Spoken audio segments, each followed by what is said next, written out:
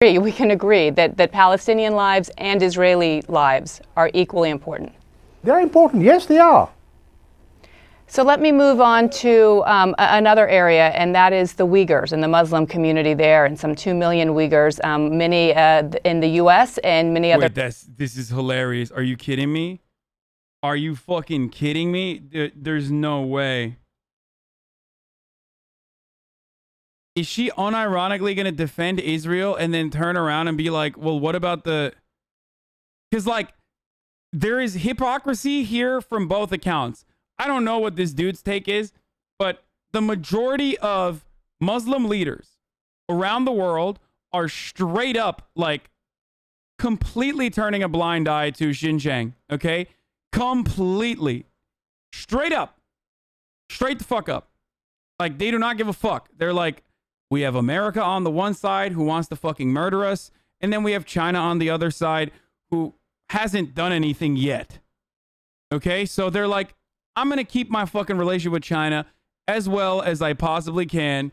Yes, of course, we do not know what you are talking about with respect to the Uyghur population in Xinjiang. Okay? So that's... You know, that's something that I expect from most Muslim leaders, straight up. And I see it from most Muslim leaders. That's why, like, a lot of fucking defenders of you know, the Chinese government with respect to Xinjiang will literally say, like, well, what about the international Muslim authorities that all have said, like, whatever. Anyway. So it's hilarious if he's like speaking out against the Palestinian oppression from an occupying force and then simultaneously denying the realities that as a Pakistani, especially Pakistan is turning a blind eye. They have so much to gain from the Belt and Road Initiative, which make Pakistan's China access to the Indian Ocean. Yeah. Okay. Here. If you want to fucking go participate in the ratio. Because it's Western propaganda law? Yeah, dude, totally. No, for real, dude. Yeah, no. China can do no wrong, dude. They're not a fucking hegemonic power that's like literally trying to fucking outdo America. Oh, no. No. Totally, bro. Totally, bro. You're so right. Like when Xi Jinping said that they had to deal with Muslim separatist terrorists with methods that they learned from the American state with respect to Guantanamo Bay. That was pretty poggers, actually, when he said that.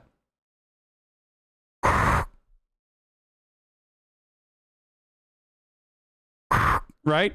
Dude, oh, God, I hate American imperialism, but fucking totally don't mind when, like, you know, mistreatment and fucking... concentration camps or true fucking work camps are created in China. I'm literally being xenophobic right now, dude. Holy shit. I am so xenophobic. Anyway. Yeah, it's all Adrian Zen's, bro. Anyway, let's keep going. Other countries around the world are calling their treatment genocide. And I'm wondering why we're not here. Oh, I forgot to mention the other side of this. So I talked about the hypocrisy of the fucking Pakistani authorities literally doing this. We're having a conversation about like Muslim oppression of Palestinians in the hands of Israel and occupying force, and then not fucking and turning a blind eye to the other thing. But like also additionally hilarious that like the person who is like defending the Israeli occupation turning the fuck around and being like, well, what about China and its mistreatment of the fucking Uyghur Muslims? That is psychotic to me. Like, you just basically say you care only about the American foreign policy and move on, okay? It's only when our enemies and countries that we feel threatened by that are engaging in human rights violations, only then do we condemn it. But like, not really, because they're still incredibly important as a trade partner as well. I mean, let's be real. Literally all of our fucking, all of our factories are there or have moved on from China to whatever Chinese subsidiary factory nation state we're talking about. Hearing the same from your government. Well, my government has always spoken with frankness. You know, China is a very good friend of Pakistan. They've stood by us through thick and thin, and we have means of communication, and we use our diplomatic channels. We do not discuss everything in public. But China being your friend aside, and I know... What? Wait, what the fuck? Your government. Well, my government has always spoken with frankness. You know, China is a very good friend of Pakistan. They've stood by us through thick and thin, and we have means of communication, and we use our diplomatic channels. We do not discuss everything in public. He's like, I can't tell you. It's a secret. It's, ooh, I'm a naughty boy. It's me and China's little secret. I can't tell you. We're very good friends. Ooh, we have these conversations in private. That's great. But China being your friend aside, and I know China provides a lot of aid, you can't just turn a blind eye to human rights abuses in one country. Wait, shut the fuck up, dude. He needs to fucking be like, okay, you say I'm turning a blind eye to Muslims being oppressed in what almost feels like is an occupying regime, right? I mean, even though it is Han Chinese territory technically, so there's a more legitimate stake of claim or ownership to Xinjiang than fucking Israel does to Israel. If Israel is the historic Palestine, like if he turned around and was like, okay, so what's up? Are you what's your take on the occupation? It's kind of wild that you are. I mean, this is just like, yeah, this is literally the Spider-Man meme. This is literally the Spider-Man meme. The anti-Semitism has cranked the fuck up, and as a Jew, I agree with your statements about the treatment of Palestinian people, but I'm beyond heartbroken with every blind eye turned towards anti-Semitism. When my people were all but extinguished in recent history, I'm out bare, working for equity every day, but when it comes to my people, you all... What? You all...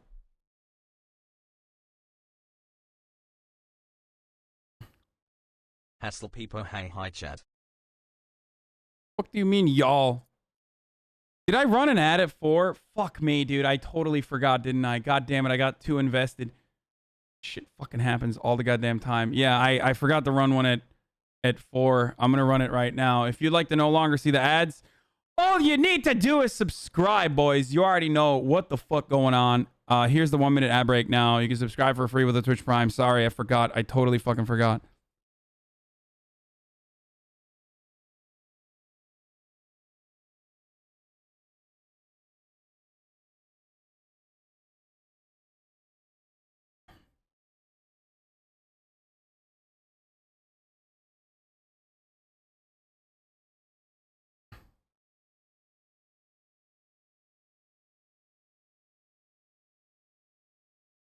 Anyway.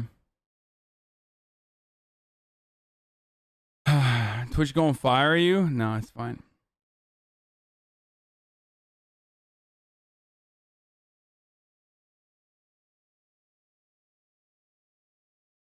Xinjiang is not Han Chinese territory? What the fuck?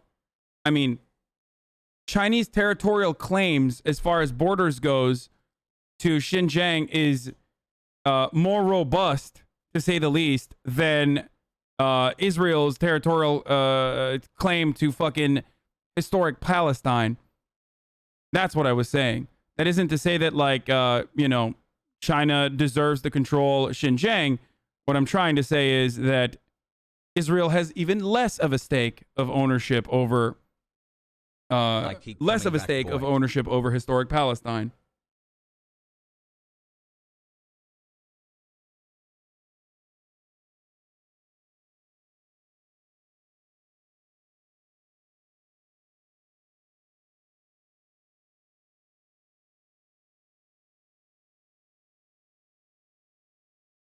Genuine Q, what's the difference between borders, UN recognition, or what? Yeah. Connecting Israel and Jew makes me question the IQ. Some people in the Jew book cannot have a law. What?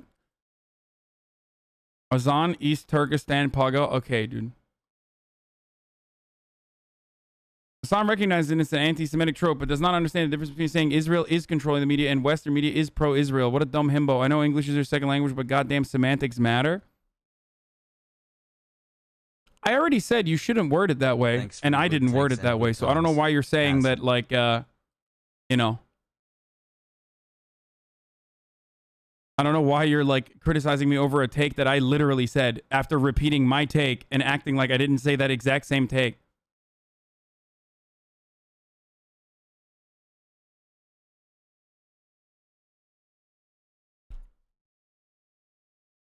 When we've spent Nobody so is. is something being are there discussions behind the scenes? Is your Prime Minister Prime Minister Khan ma'am, there's always a way of doing things, and we are not oblivious of our responsibilities.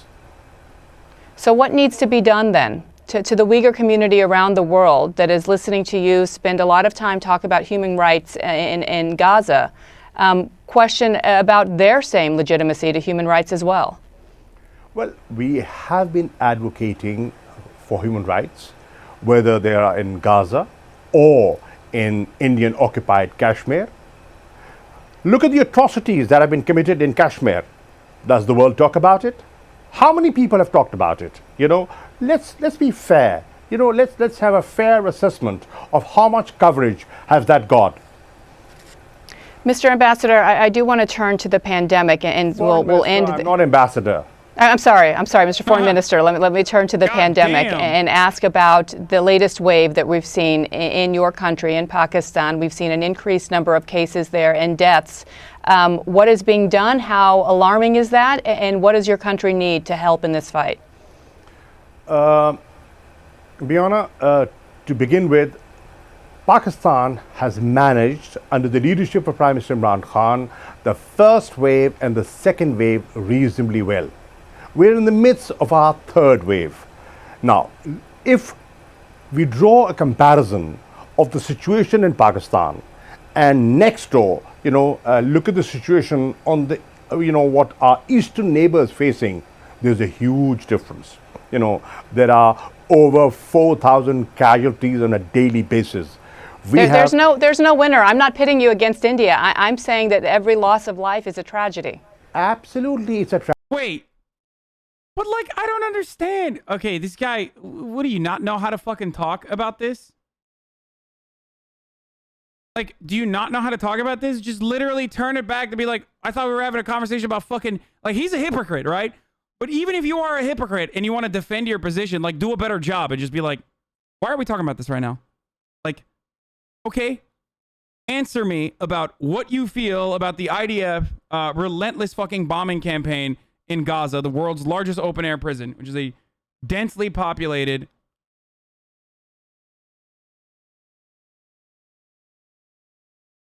which is one of the world's most densely populated locations. Like, what's up?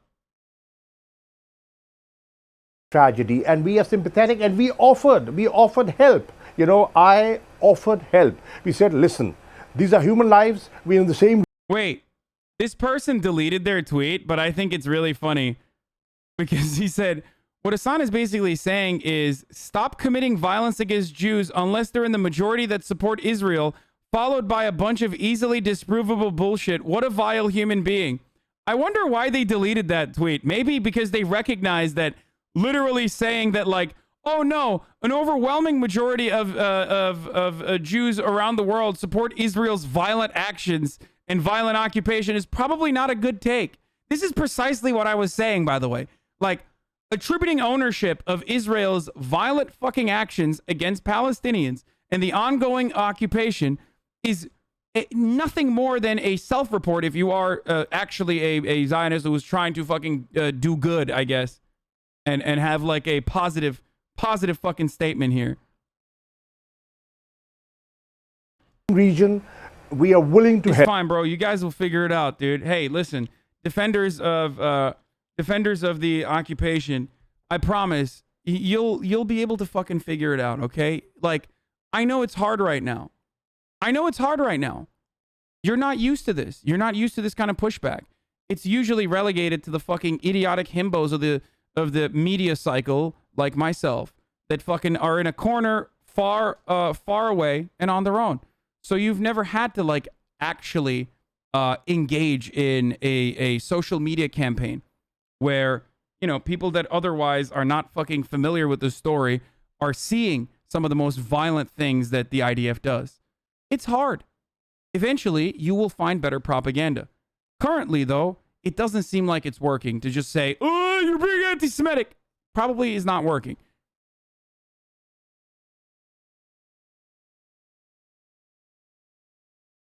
Xinjiang has been under Chinese control for almost 300 years with only temporary independence or partial conquest by Russia, so China's claim is definitely stronger than Israel's based on antiquity. That's why I said that China has a more legitimate ownership, but it doesn't matter because people still deserve autonomy in my worldview. If you want to fucking practice your own religion and your own culture, and you should not have your ethnic identity erased by a larger oppressive force, like just because it suits the needs of said governing fucking body.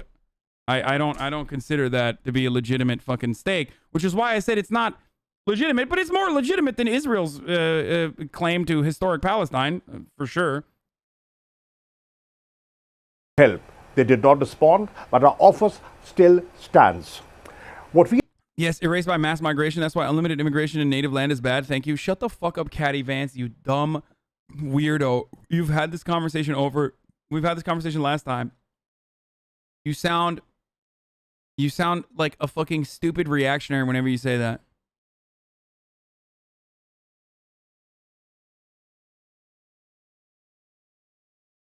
By the way, much of the trolling and abuse I've had on here for the past 24 hours has little to do with Israel Palestinians. The tweet is a reminder that it has all to do with Pakistan and a lot of nationalists not liking anyone criticizing their government. So Mehdi Hasan heard Mark Ruffalo upset about being called an anti-Semite for merely speaking on the injustice meted out the Palestinians, and then he decided to label Foreign Minister Shah Mahmoud Qureshi as an anti-Semite. This is the kind of crap I've been dealing with the past 24 hours. As a Muslim journalist, criticize Israel and you get called anti-Semitic. But also as a Muslim journalist, criticize anti-Semitic tropes, you get called a sellout and Zionist apologist.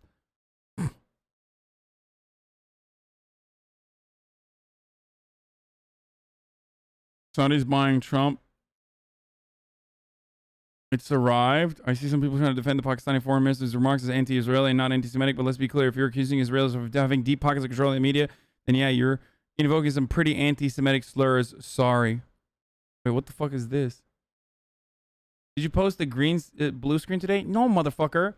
Like, no, of course not. Do you want to know why? Because I'm a fucking political commentator, you jackass. I talk about anti-Semitism on a daily fucking basis. Okay?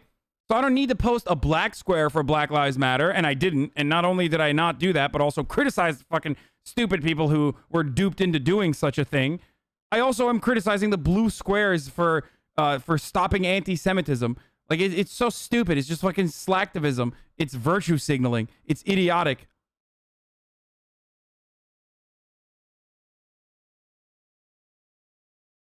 His take is yours. He should have known better. He absolutely should have known better. Forms of fascism.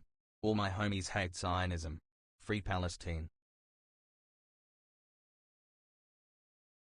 Yeah, I love that it's like all the people that posted black squares are now posting blue squares. Black and blue, you know? Back to blue, boys. Good shit, you know? Back to fucking police state.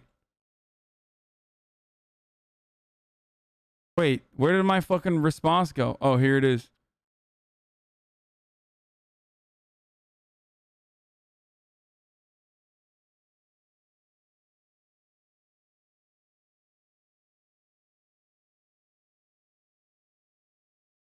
Just wait till David Guetta. Yeah, I personally am waiting until David Guetta drops a track, okay, about anti-Semitism to decide where I lie on where I fall on the issue.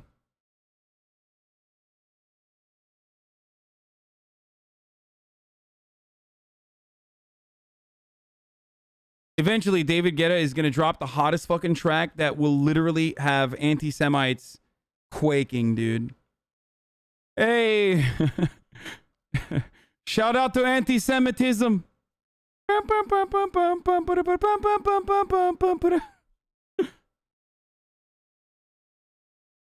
We are doing is we are doing our best to bring the positivity down, and what we need right now is vaccine. We've been gifted vaccine by China. We have bought vaccine, but the vaccine that It's like, was come on. Why are you fucking, why are you trying to get me to say doo-doo about China, dude? What's going on? They're a fucking important partner for us, okay? Listen, we are slated to gain from our Chinese relationship. This is true. He is right. So he's just not going to say anything about Muslims because, and I've said this before, most Muslim leaders in predominantly Muslim nations don't give a fuck about other Muslims that are getting oppressed by, potential trade partners that they may have. Okay? That's the reality. Shout out to fucking Bin Zayed and also Bin Salman. Both the bins. The foreign minister is not anti-Semitic? No, I don't think he's anti-Semitic.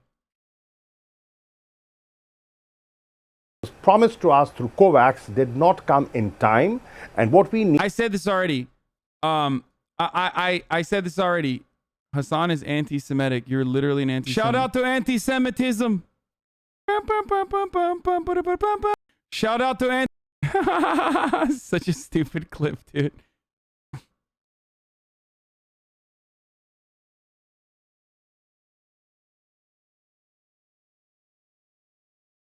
Need is inoculations to protect our people, the marginalized people, the paramedics, the doctors, the people who are on the front line.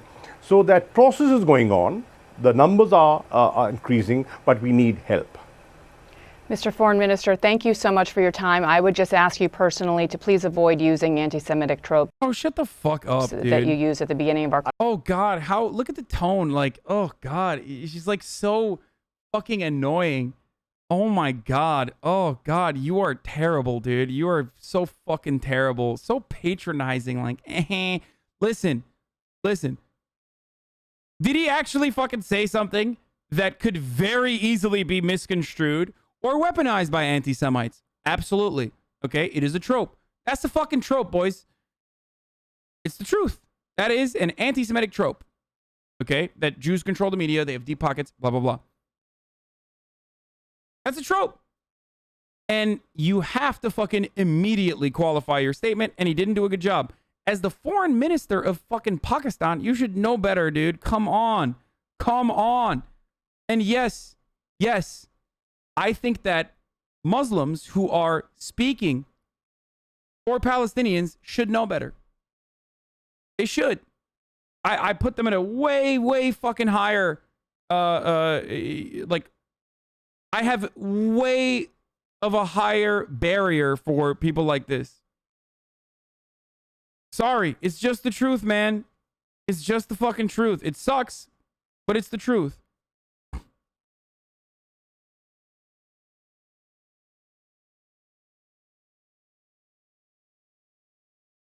Most of the Muslims aren't anti-Semitic. In fact, Jewish people always find refuge under historical Muslims' land, and we're proud of giving refuge and protection to our Jewish brothers because that's what my religion tells me to do. I mean, yeah, look at Turkey. Even though apparently Turkey turned over 800 Jews that were escaping the Nazi regime. But I did not know about that. But the Ottoman Empire is a good example of this.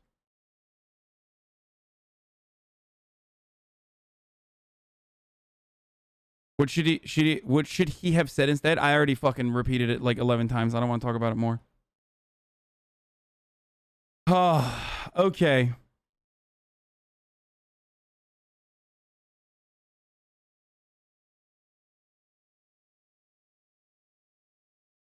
I feel like you're being more critical of him than her. No, I already fucking shit on her many times and literally responded to her on Twitter. Like, no, I criticized her plenty. She's fucking disgusting. All right, boys, who's ready for the latest fucking Joe Biden drop? Joe Biden. I don't know how many yell you have. This is Mohammed Qalaqin, full face of Kurdistan. Okay? But goddamn, dude, look at this fucking answer.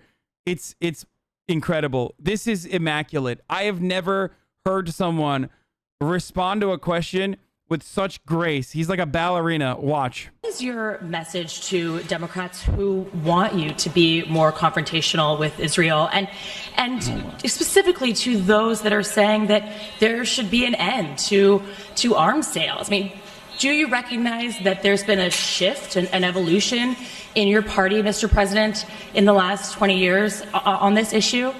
And I have a question for President Moon, but I can wait, or I can listen.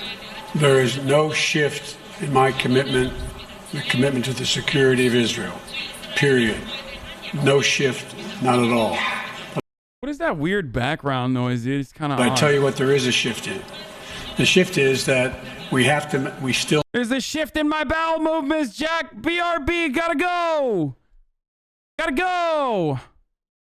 I had some Chinese food earlier. No, I know I'm in South Korea, but I know I'm meeting with a South Korea delegation, Jack, but, you know, come on, it's... Korean food is kind of like Chinese food, Jack. It shifted my bowels. It's the same thing. Still need a two-state solution. It is the only answer.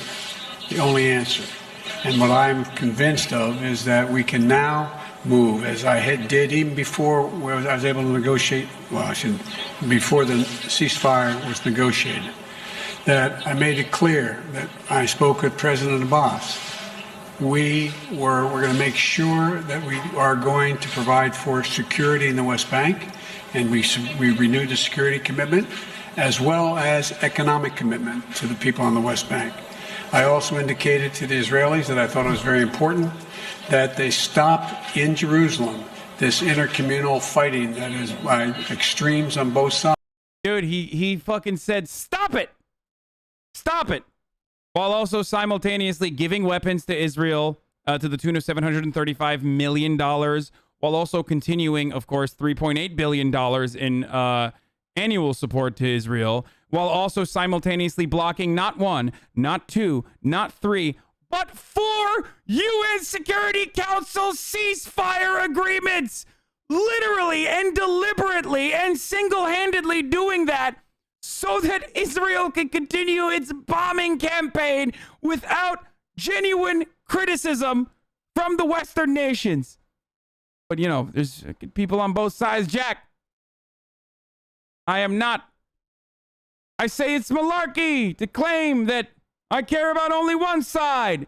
There's extremists on both sides. This is the quote, by the way. Let's wait. I want to know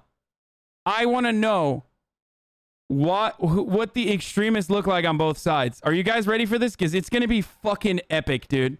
Fighting that is by extremes on both sides. It has to end. It has to end. And I'm prepared to put together, and I'm going to attempt to put together, a major package with other nations who share our view to rebuild the homes and without re-engaging, without providing. I hate the extremists on both sides, Jack. You know, like people who want to stay in their houses and the people that want to forcibly evict them from their houses deliberately to maintain a certain percentage of Jews in occupied Jerusalem, Jack.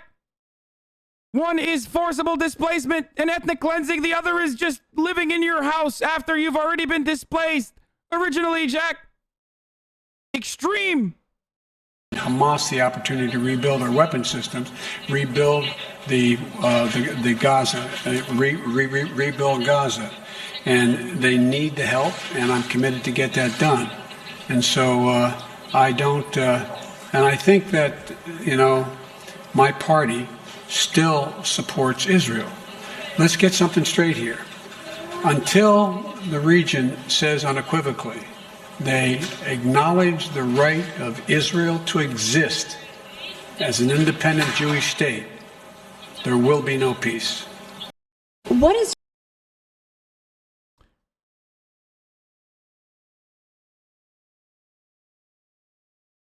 Good shit, dude. He said, no. At least he is helping Palestine? No, the fuck he's not, dude. You're fucking crazy.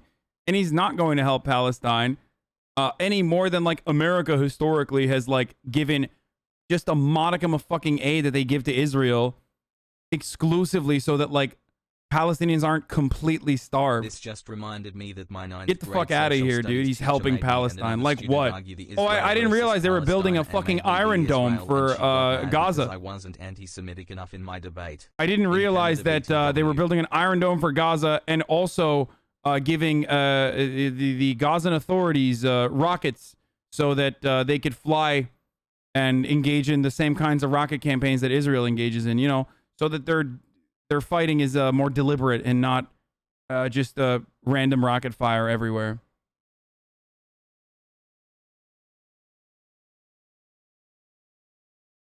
I'm Canadian, so I don't know much, but do you think Biden did a better job in this situation than Trump would? Yes, he did.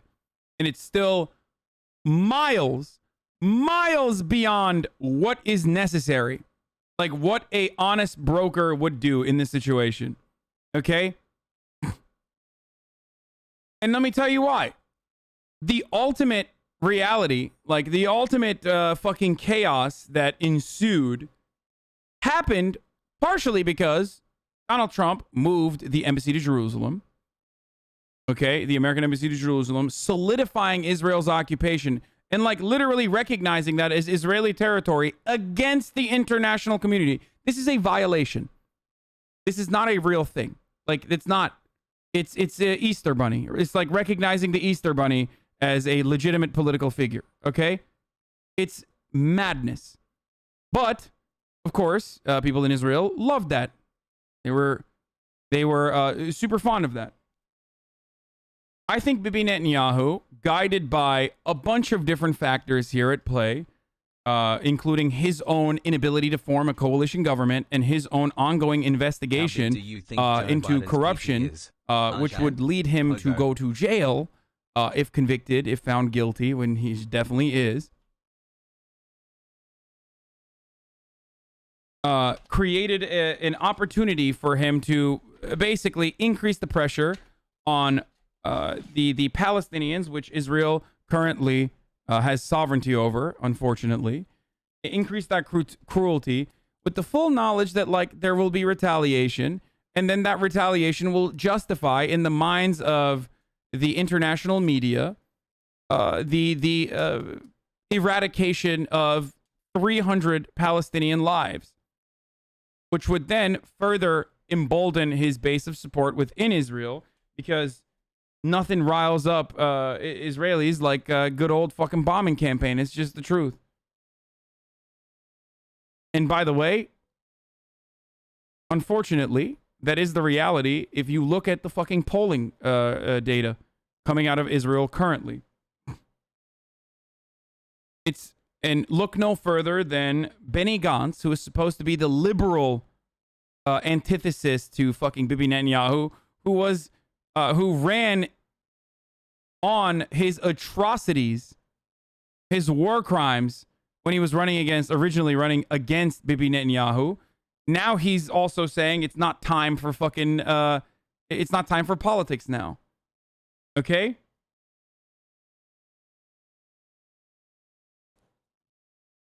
What's your message to Democrats who... Anyway. And because when you...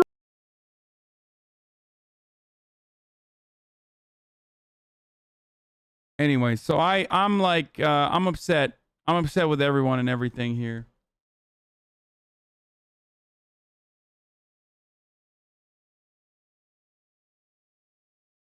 It's fine by me if they want. So I don't know who Corey Gill Schuster, I don't know how you say it. Ask an Israeli / ask a Palestinian project. Questions are sent to you by viewers. I've seen his videos come up all over my fucking timeline. Is he chill? Is he pog? I don't know what the deal is. But I did want to watch this. I'm a Hebrew teacher for new immigrants. Oh, very nice. Yeah. Yes, I had people like you when I first came here. Okay. Why do you steal more and more Palestinian land? Why what? Do you steal more and more Palestinian land. What the fuck? Yo, that's crazy. Wait, he's a Zionist? How is he a fucking Zionist if he's saying this, bro? Are you crazy? I've never heard a Zionist Jewish person literally... He's asking suggested questions. Oh, okay. I was about to say, like, it said in the beginning that the questions are submitted by viewers, didn't it? Okay, well, let's see. They steal our life. But you came here, they were living here, and you came here and took land. In the history, we lived here before that. Look at the history, not 100 years. A lot of years. Oh, man, said this was filmed before COVID. Very clearly not filmed before COVID. Why the fuck does she have a face mask, dude? Give us Israel. God give us this area. Oh, shit, dude. I didn't realize. Oh, fuck. God gave you Israel. Never mind, dude. Shit, dude. My bad. Forgot about fucking God mode, dude. God damn, dude. How could I have forgotten about God? Shit. We didn't steal them. We didn't hate them. They hate us. Really, I appreciate them. We let them. So I'm gonna say something here, okay?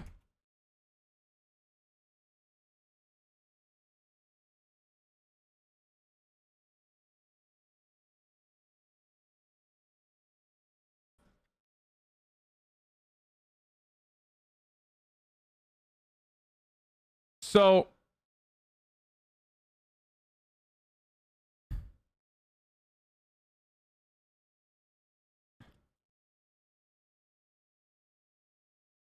actually, never mind. I'm not gonna show it. No, I was gonna talk about fucking. I was gonna talk about the red rooftops, which is a signature for, like settler houses, settler homes in Jerusalem, but there's also like red rooftops in Palestinian homes as well. So I was gonna mention, like, I wonder what the rooftop colors look like, but I don't know if this is actually Jerusalem. But Jewish settlers, why do you steal Palestinian land? Live here, but they want to kill us. It's from the Bible, you know. My grandma's roof was red, Monka W.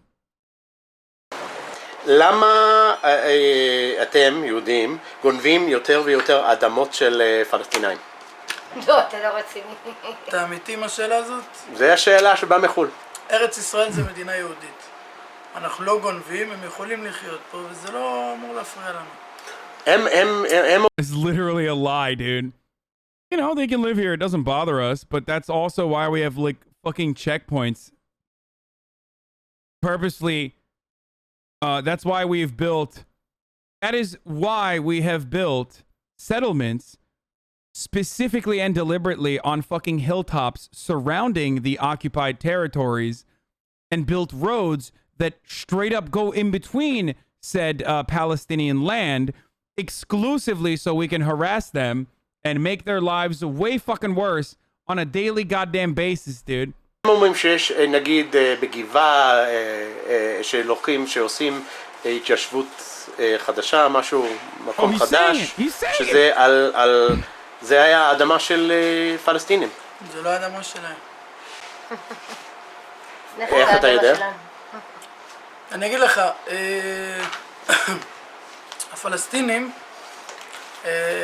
Felix Biederman of Chapo Trap House made a really funny analogy on one of the fucking shows that I was watching, where he was like, the territorial claim that, like, people like Bibi Netanyahu routinely stake on historic Palestine by looking at, like, fucking old Hebrew coins and claiming that it says Netanyahu, for example, which is not even a fucking word that was real back then. It wasn't like Netanyahu is, I think, like a Hungarian name or some shit. Is kind of like if Germany took claim and ownership over like fucking, or was it? It's Netanyahu. I think it's like I thought it was like a Polish or is a Hungarian name, whatever.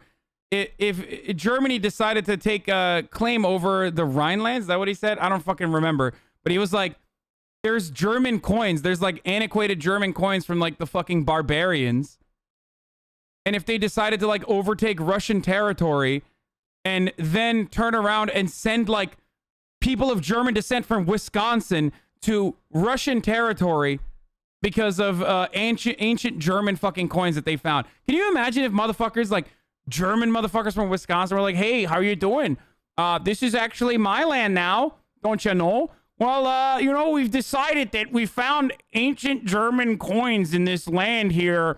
So I'm afraid I'm going to have to take you out of your ancestral home right here. I know you've been living here for around, I don't know, like 200 years or whatever, but it's time that I take ownership over this this land here for my ancestral claim, because I'm German myself, you know?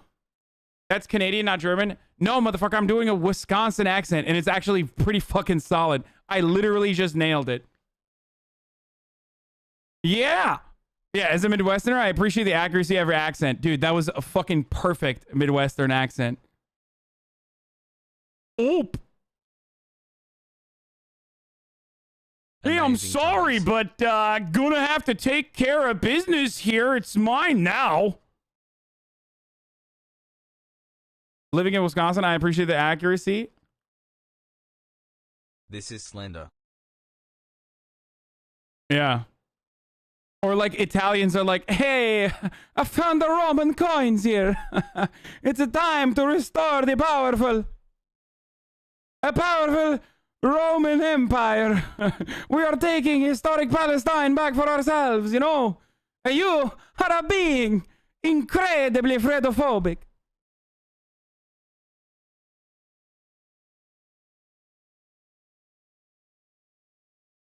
You betcha.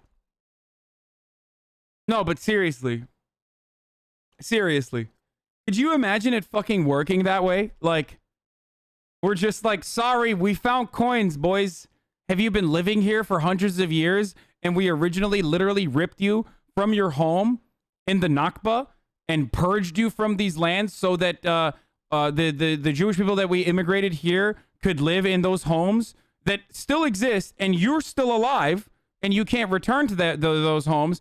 But now, in order to revoke your refugee status by the United Nations Refugee Agency, we're going to give you other homes in this other territory that you've been living in for 50 years. Haha! Sorry, can't do it anymore because we decided that it's no longer yours. That's insane, dude, because that's exactly what's happening. Okay, give them the homes back in Haifa then, motherfucker. How about that? How about restore all of the fucking homes of the Palestinian families living in East Jerusalem? Give them their homes back.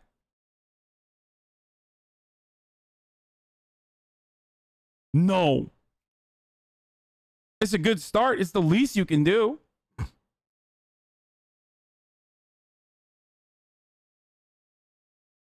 By the way, people say like give Mexico Texas back, give California back to Mexico, except like the reality there is the territorial claims that like another fucking not comparable world power or a nation state go back way further in time, whereas these motherfuckers are living in a new land or in Jerusalem, okay? They're living in Jerusalem for 50 years and they're being removed from their homes. And if you go before 50 years, they were living in fucking Haifa.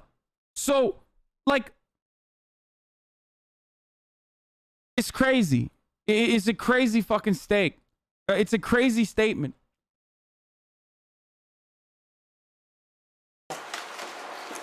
הם הורגים, שוחטים, עושים מה הם רוצים. הם לא אמורים להיות פה במדינה הזאת. חד וחלק, זהו. איפה הם אמורים להיות?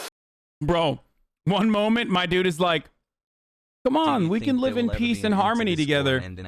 Literally seconds later, They murder people, they should go away. We should fucking purge them. במקום שמתאים להם, לא פה. פה הם באים, עושים מה הם רוצים. יבואו, יחיו איתנו כמו בני אדם, תפדל. לא יחיו איתנו כמו בני אדם, שילכו, חפשו את החברים שלהם. אתה מבין? Hayvan ola hayvan. Yeah, dude, you're definitely a human being. אתם רוצים לחיות פה, מה אתם באים עושים מה שאתם רוצים? תבואו, תחיו כמו כולם. So the question is, why do you steal more and more Palestinian land? Why what? You, Israelis, or Jews, steal more and more Palestinian land. Okay, because we're not stealing, it's ours. It was our birthright in the Torah. Oh shit, never mind, my bad. Walking away. Good answer. Gave it to us and it's our land and we were here. And the fact that we were thrown out doesn't mean it wasn't... Again, the Wisconsin example is so powerful. I fucking love Felix. He's so funny, dude. Like, the Wisconsin example is so powerful because, like, it is so psychotic. Like, can you imagine some fucking dude who's literally been living in Wisconsin for, like, 11 generations, okay? Is like, I'm German descent. This is my land now. And just decides to fucking take, like, someone's house. It's fucking nuts, dude. It's fucking nuts. Because that's what's happening here. It blows my mind. Ours, and it's ours because it's our given God right. Okay, so let's take that to let's pretend there's a situation where there's a Palestinian living on some hill or there's a village here. Is it your right to go just take it away from him and you live there? I don't think so. We don't take...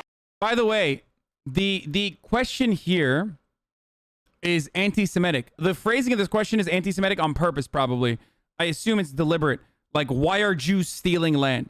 It's not Jews stealing land. It's settlers stealing land. It's the Israeli government stealing land, okay?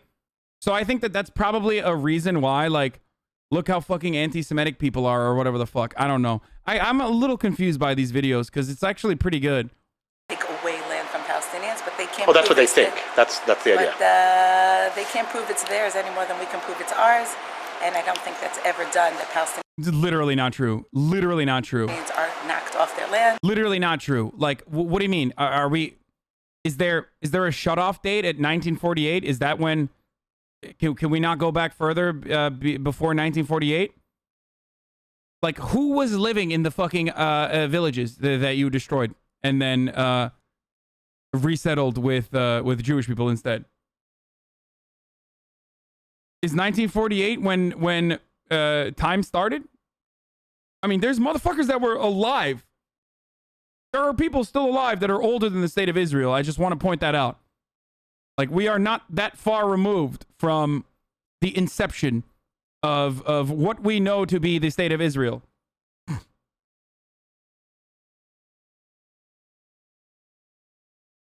What the fuck? The opposite is done. Jews are taken off of their home right land more often. Can you give me an example of that part? Well, Gush Katif. Oh, in Gaza. Right. Okay, that's one. And in our backyard, there's different areas that keep being built and being knocked down. Jewish areas. Jewish areas. Yo, dude, come on, bro. I thought Gaza was like... I thought the settlements in Gaza was such a fucking lost cause that it was easier to just keep bombing Gaza rather than, like, try to defend, like, the handful of Jewish people that were like, no, we are literally gonna live here. I don't give a fuck, dude. Like, even the Israeli government is not so fucking psychotic that they were like, no, we're just gonna keep, like, we're gonna keep our military in Gaza instead of just pull out and just bomb it all the fucking time over and over again. That's crazy. That is crazy. Her position is further to the right than Netanyahu in that with that respect. Monthly. I'm done. למה אתם, מתנחלים, גונבים יותר ויותר אדמה פלסטינית? אני לא חושב שאנחנו גונבים אדמה פלסטינית. זו אדמה שזה שלנו עוד מלפני 3,000 4,000 שנה שהובטח לנו, לא באיזה שום גנב, העובדה שהם הלכו ולא קמו ומנסים לקחת לנו את האדמה הזאת, העובדה שהם קמו והלכו, זה גם מי קם והלכו?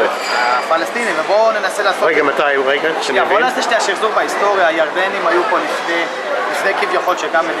What the fuck? Wait, what? My man said, hold on, let me reconstruct history. הפלסטינים, ובואו ננסה לעשות... רגע, מתי? רגע, שנייה, בואו נעשה שתי השחזור בהיסטוריה, הירדנים היו פה לפני כביכול שקם מדינת ישראל, קמו הירדנים היו פה, והיה פה מלחמות, זה לא שהם היו פה...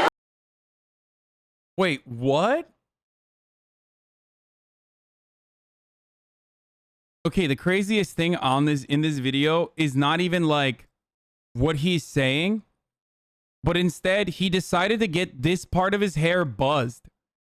Like, why was he like, I want you to do a fade, but like I want the front to be a part of the fade. I've never seen that before. That is a new move, and I respect, actually much respect to this guy.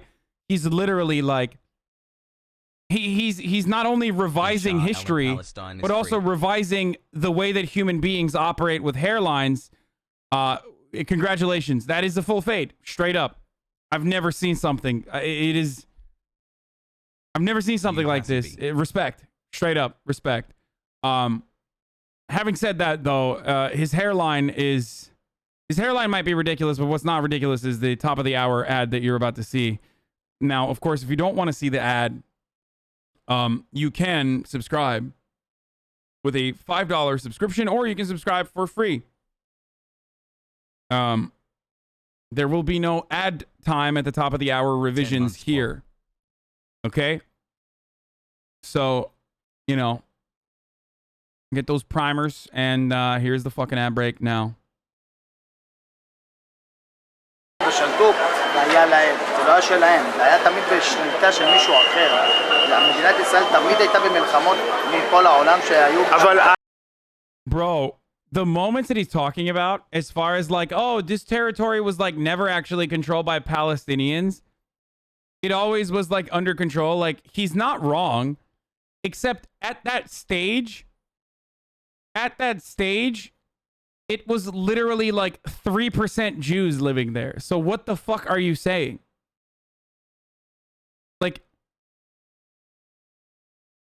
that's not an argument that helps his position. You know what I mean? He's not saying 5,000 years ago, shut up, shut up. He's talking about like Jordanian control, or before that he's talking about like Ottoman control. And again, in situations like that, no, he said 5,000 years ago, that was psychotic. That's like the psychotic, like, oh, well, they were purged from this area. Poggy's 360 fade. But the irony, of course, is that like Israel did not exist at that point.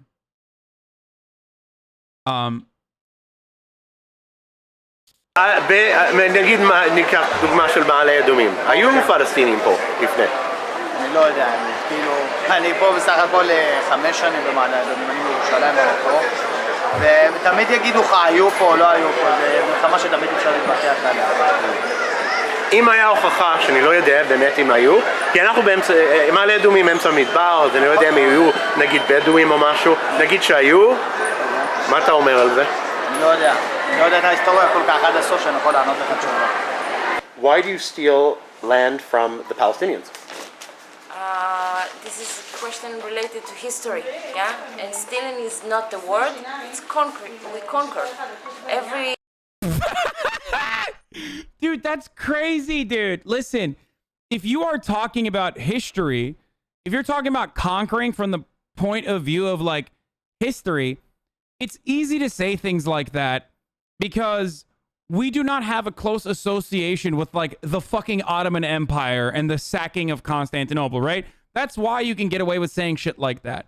You don't ascribe, oftentimes you don't ascribe normative values to to things that happen throughout history, right? Because we are far removed from that. Dan Carlin actually had a really interesting podcast about this with respect to, or while he was talking about the Nazis, okay? So you don't do that because it's like far removed from our everyday existence. Okay? But Nazis can't fucking do that because that would be insane. Like, that would be insane if Nazis talked about, or if Germans, sorry, talked about Nazi history like that, with similar positions as though it's like very far removed, right? You're currently doing the occupation. You can't say, oh, we are just conquering when you're in the process of doing it. We're not 300 years in the future when you are looking back at the genocide of Palestinians on what is now, I assume, super Israel, okay? If we're 300 years in the future. Like, it's happening right now and you're justifying it. We are in today. It's not in past tense. You can't say we're conquering while you're in the middle of conquering it. Unless you want to come across like a fucking fascist, which to most normal people, I hope that this does come across as fascist. Every state, every nation in the history conquered. Yeah, it's like fucking saying, well, the Germans were conquering territory. The Nazis were just conquering territory. That's crazy. Like, it's such a fucking insane, like, might is right argument, dude.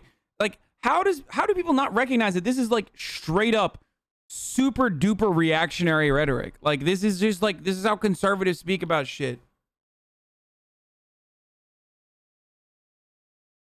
It's like, it's not genocide, it's ethnic displacement and cleansing.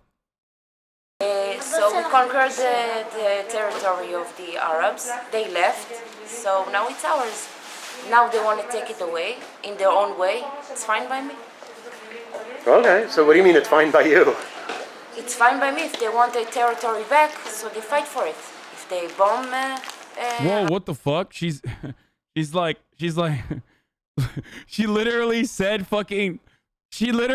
unconditional support to Hamas, bro.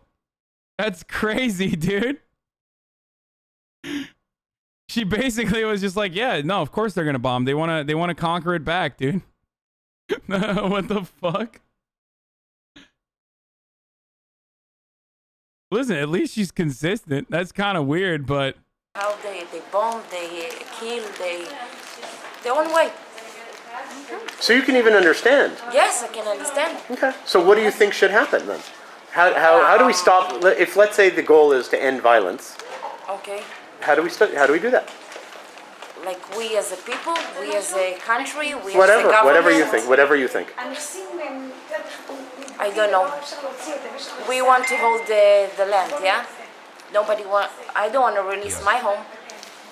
So I think the fight will never end. You're a settler. Okay. Why do you steal more and more Palestinian land? Harsh question. Yes. I don't know what to say. Probably just God wants. God wants you to steal land? We don't steal. According to Palestinians, they feel you stole this area. You took it by force. Okay. So we can think like that. If we're gonna go last when we get the Bible, and the Bible right, Israel is the Jews. So we have few things we can talk about. Wait, what? He said if we're gonna go with lies and then said the Bible lies? Like, why is he implying that the Bible lies about birthright? Wait, he accidentally said that the entire basis for his stake in this territory that he currently occupies is a lie. If we're gonna lie, well, the Bible is a lie, and the Torah is lying. So it's mine now. If them say it's Palestine or if them say it's Israel, everybody's come from different ways. Okay. So let's say you say God gave you the land, but what about the Palestinians who already live here? We don't have choices to live in peace with them. That's it. It's not who is right, who is wrong. This is the situation. We don't have chances. It's like the Indian in America. same thing. So you just have to deal with the situation? What? Wait. Does he think he's the Native American in that situation? Or does he think he's the America in that situation? Because, like,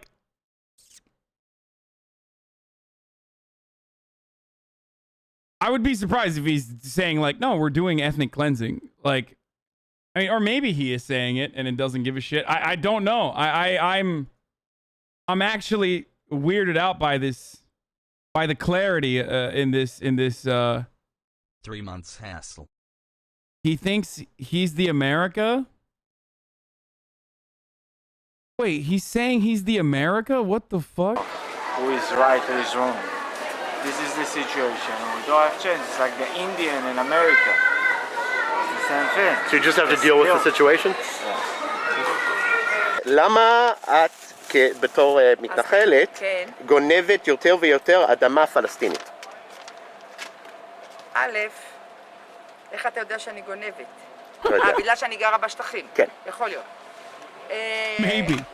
בן אדם יהודי, יש לו את התנ"ך. It's funny. Like, so liberal defenders of Israel will always say, like, oh, that's so anti-Semitic. Like, I can't believe you're saying Jews steal, right?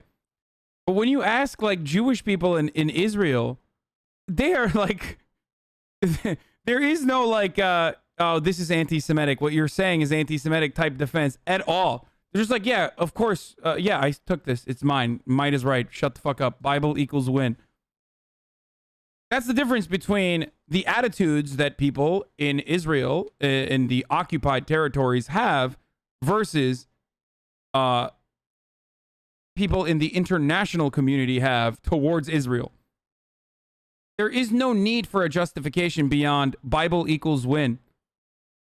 There isn't. I always find it funny when Like, Jew references the Bible they're because it just states like, they get the land instead they're not of even Israel, hiding which it. is Like, their it's just like, holy no, book that this is states mine. they are Like, no what the man's fuck? lamouth. No, get the fuck out of here. ספר בראשית, בהתחלה, השם הבטיח את הארץ לאברהם אבינו, לאורכה ולרוחבה. אנחנו חזרנו אחרי 2000 שנה, ההיסטוריה, יעשו חפירות בכל הארץ, כן? יגלו שהיו שרידים של יהודים. יהודים תמיד גרו פה, חיו פה. פה נבנה בית שנה. ההיסטוריה, לאברהם אבינו. Oh, 2000 years. לאורכה ולרוחבה. אנחנו חזרנו אחרי 2000 שנה, ההיסטוריה, יעשו חפירות בכל הארץ, כן? יגלו שהיו שרידים של יהודים. יהודים תמיד גרו פה, חיו פה. פה נבנה בית המקדש הראשון והשני, ולכאן אתה רואה שכל עם ישראל חוזר לארץ שלנו. זו הארץ שלנו, אין מה לעשות. איפה כתוב שזה של המוסלמים? המוסלמים היו, או מי היה ראשון? אברהם אבינו. מאברהם אבינו נולד עשיו, ונולד ישמעאל. Bro, this shit makes me, like, when I hear fucking this sort of sentiment, I turn into a cringe-ass, like, r/atheist, dude. I swear to God. Nothing makes me more of a tip, milady, cringe-ass, like, anti-religion atheist than hearing motherfuckers just be like, no, sorry, I'm a chosen son and daughter of Abraham. This is my land. 3,000 years ago, we lived here. It's like, dude, you are so fucking delusional, dude. Like, you're such a, first of all, you're such a bastard for, like, using something like religion that is supposed to be, like, for good and that there could be good lessons derived out of that for such horrific and inhumane and otherwise unjustifiable actions. Like, it's so disgusting, dude. Yeah, God said I'm special. This is my land. אנחנו כאן בעלי הבית. אנחנו רוצים לחיות בשלום. אנחנו מקבלים שלום עם הערבים פה, עם הפלסטינים. עם כולם. הם לא רוצים. גם אם תיתן להם את כל המדינה, כן? הם ירצו לזרוק אותך לים. תמיד יש רדיפות. הם חיים יפה וטוב פה. אתה יודע שהיום גם הנשים שלהם נוהגות במכוניות. כל הפטמות יש להם אוטו. הם חיים, תגיד להם לחזור לרשות. What? What did you? Why is she acting like she gave every fucking Arab woman a car like Israel did? Did you know today that even their women drive cars? Like, what the fuck? First of all, the thing is, like, Palestinians are, as a consequence of their oppression and struggle, and a gigantic percentage of them living in diaspora and like Western nations and shit, they're closer to like Western liberalism. A lot of Palestinians are closer to Western liberalism, also because they're like a diverse, or used to be a much more diverse group of people with their religious beliefs than other religious countries, or like other Muslim countries, I guess. So it's kind of Islamophobic, or not kind of, it's like pretty fucking Islamophobic to be like, oh, look, their women are able to fucking drive cars and shit. Like, have you never seen like Palestinian women? Like, are you fucking stupid? Motherfucker, they speak better English than you do. Like, what the fuck are you talking about? Straight up. Like, literally. The fuck? It's like, wow, they're not like Saudi Arabia. Like, yeah, no shit.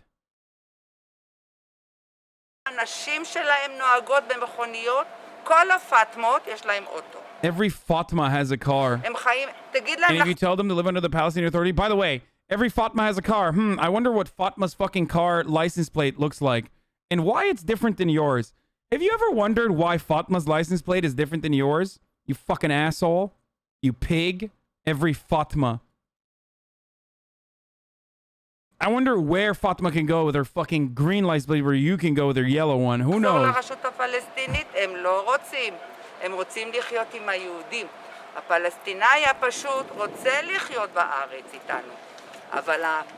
Fatma is a common Arabic name and Turkish name as well. So that's why she's saying like every Fatma. It's like saying when you're taught, it's a dismissive way to refer to every Palestinian woman. It's like saying,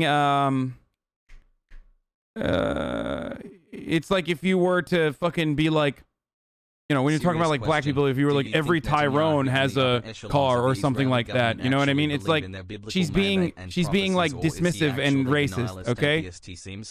I get major religionist the excuse vibes. No, she's not. She's being dismissive and racist. No, she's not saying Joe Schmo. There's a difference between saying Joe Schmo and every Fatma.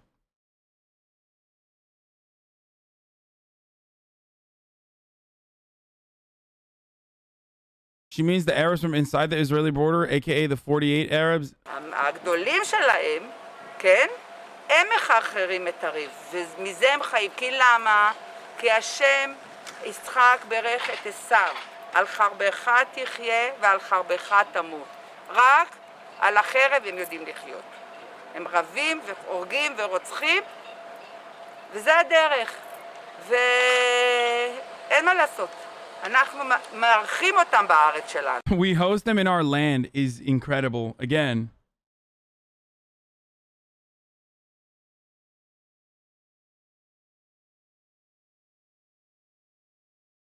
What the fuck is this?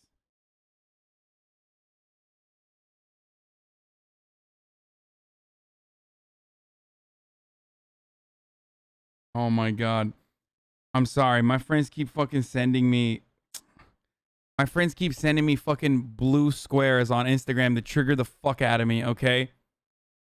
Someone wrote like a fucking 11-page like blue square thing talking about how like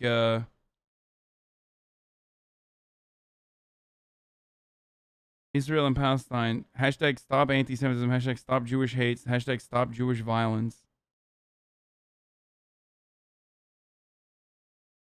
Did you know that women of Palestine fear honor killings? Oh my fucking lord, dude. Bitch, if your fucking hashtag stop anti-Semitism post is literally just Israeli reactionary propaganda, then you're giving the fucking game away, dog. You're not doing a hashtag stop anti-Semitism, you're doing a hashtag I'm deflecting away from Israel's war crimes, okay? By using anti-Semitism, which is a legitimate problem, okay?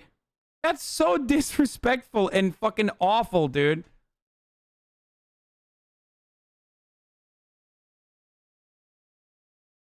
Anyway, you want to know what Palestinian women are fearful of? Getting murdered by Israel, okay? אבל הם כפויי טובה, הם הורגים אותנו. למה אתם גונבים יותר ויותר אדמות מהפלסטינים?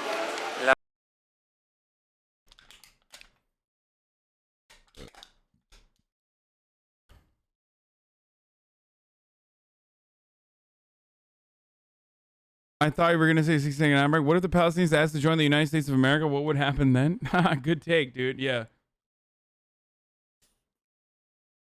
That would totally happen. Okay. Israel is not war crime. Israel, in the way that it currently exists, is literally a fucking war crime. And that's not my take. That's the take of like every fucking international authority, okay? With the exception of Israel and also, I guess like Guatemala and the United States of America. There's like 2 other countries or 3 other countries that like.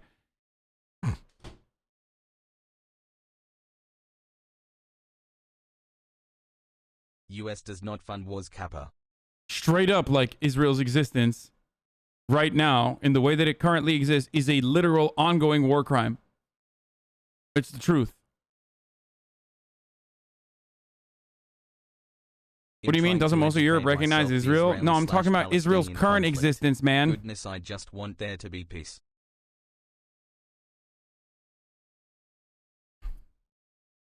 The occupation of the West Bank is a war crime. Expanding on that territory through settler terrorism is a war crime. It is illegal. It's not just a war crime, it's a crime against humanity, but war crimes are crimes against humanity, so...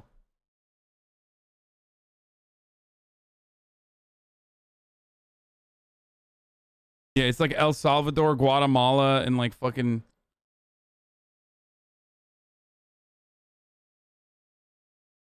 I watch it constantly all day and I still don't know who is the bad guy. I'm so lost. Are you fucking serious? Alright, there's no fucking way that you've watched my ongoing Palestine coverage and you still are like, I'm confused. There's no shot. Okay, I gotta look at this fucking... I gotta look at this post, dude. This shit's crazy. I don't want to show you. I'm just gonna read the post. Because I don't want to show you who it's from, because some of you can't control yourselves and you're going to go and like fucking say idiotic shit. And I think it's unacceptable. Okay. I'm just going to read it. Okay, this is a blue square post, boys. Okay.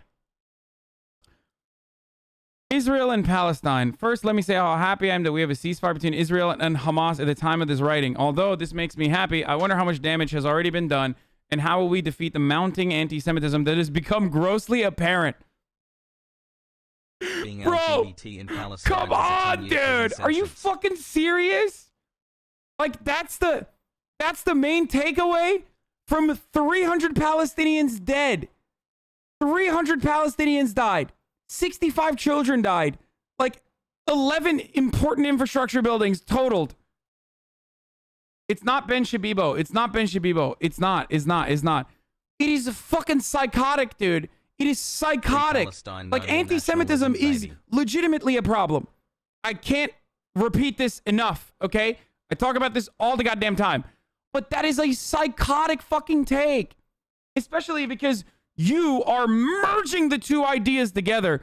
You are saying that Israel's actions are causing anti-Semitism in the West, and that's a much worse problem than fucking the actions, the original actions that Israel engaged in.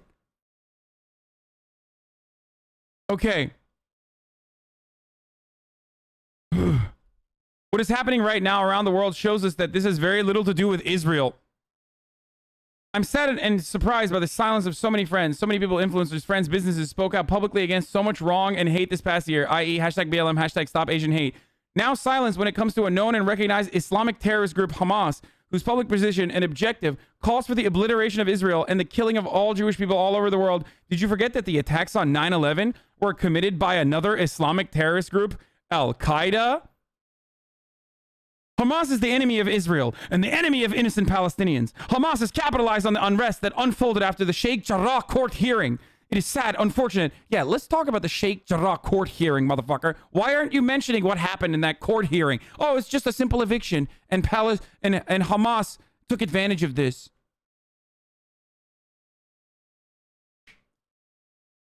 Motherfucker really said, listen, I know we're bombing the fuck out of Palestinians, but like also, remember 9/11? Like, straight up, dude. Straight up. Remember 9/11? Remember how angry you were towards the dog Arabs who were violent and bloodthirsty. Remember that anger you have inside of you. Capture it. Capture that essence. Do Islamophobia. Never forget. Great. Yeah. Great. Now, release that anger towards the Palestinian people. Okay.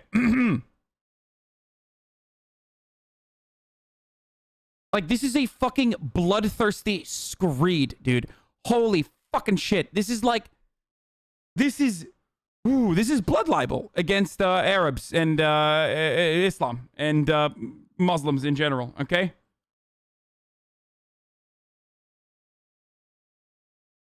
Okay. The media has influenced so many opinions strongly in any other way. Oh, sorry. Hold on. Jarrah, it's sad, unfortunate, and scary that the media has influenced so many opinions strongly in any other way.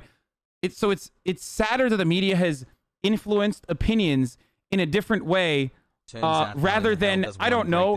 It's fucking sad that these people are being forcibly removed from their homes that they've lived in for 50 fucking years. Hold on. I'm not going to tell you who said it. I'm not going to tell you who originally said it, and I'm not going to show you the fucking post. Because again, you can't fucking control yourselves, okay? So I'm just gonna put the post out here. Let me see if I can like. I just want to show it with like. If there was only a way to cover everything, you know what I mean?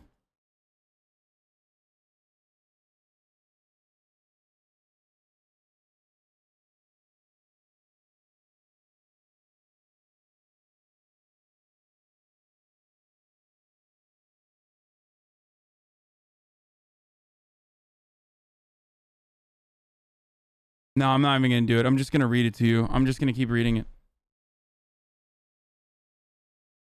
Just copy the text in a notepad. I can't.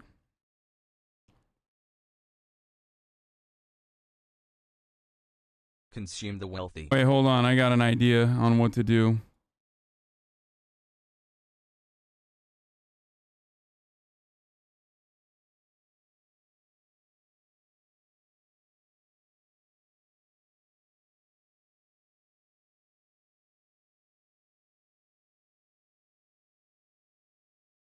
Pepe La.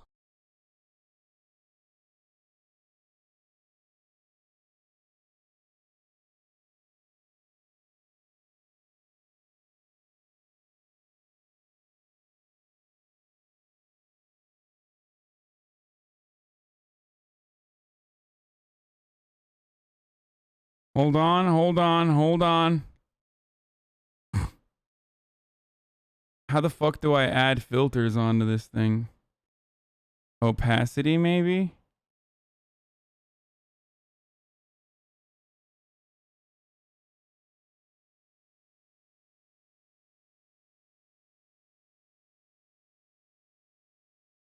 Oh, wait, I know what to do. Hold on. I know what to do. I'm gonna do a fucking...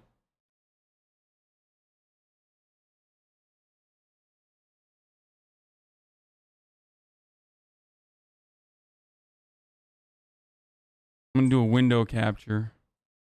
I have to pee so bad, boys. I can't take a snippet of it because there's too many. I have to pee so bad. Oh my god.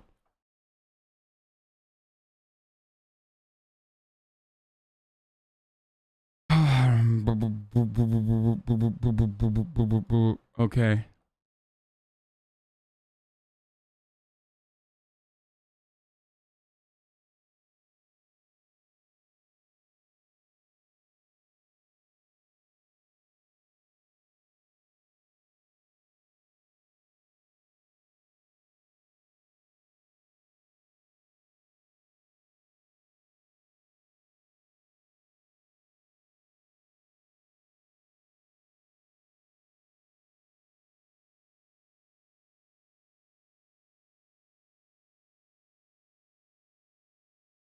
Okay, I think I did a good job here.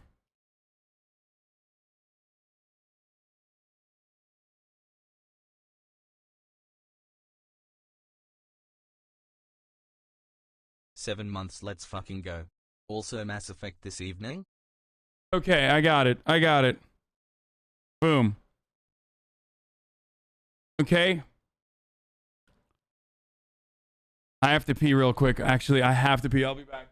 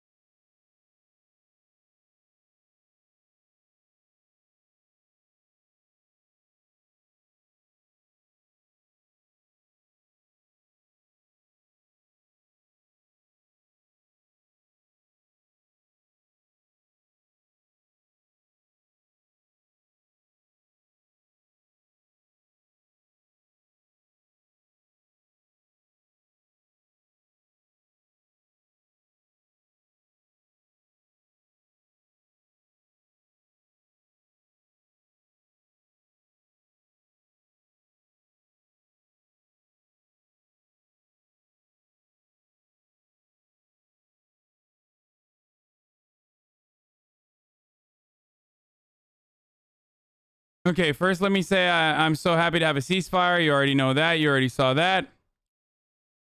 Hamas is the enemy of Israel and the enemy of innocent Palestinians. We already talked about that. Thanks for keeping me informed. God, that was a fucking nice ass pee. I really had to. Hassle. Palestinian Authority and Hamas are oppressors of their own people. Gaza is militarily controlled by Hamas. How people are ignoring the humanitarian and war crimes against the Palestinians in Gaza by Hamas is unfathomable. Did you know there hasn't been an election in Gaza since 2006? I wonder why there hasn't been an election in Gaza since 2006, dude. Like I wonder if there's like something else going on that is like, I don't know, preventing them from doing so. Who knows? It's probably because they just, you know, these guys hate democracy. That's what it is. I mean, they do.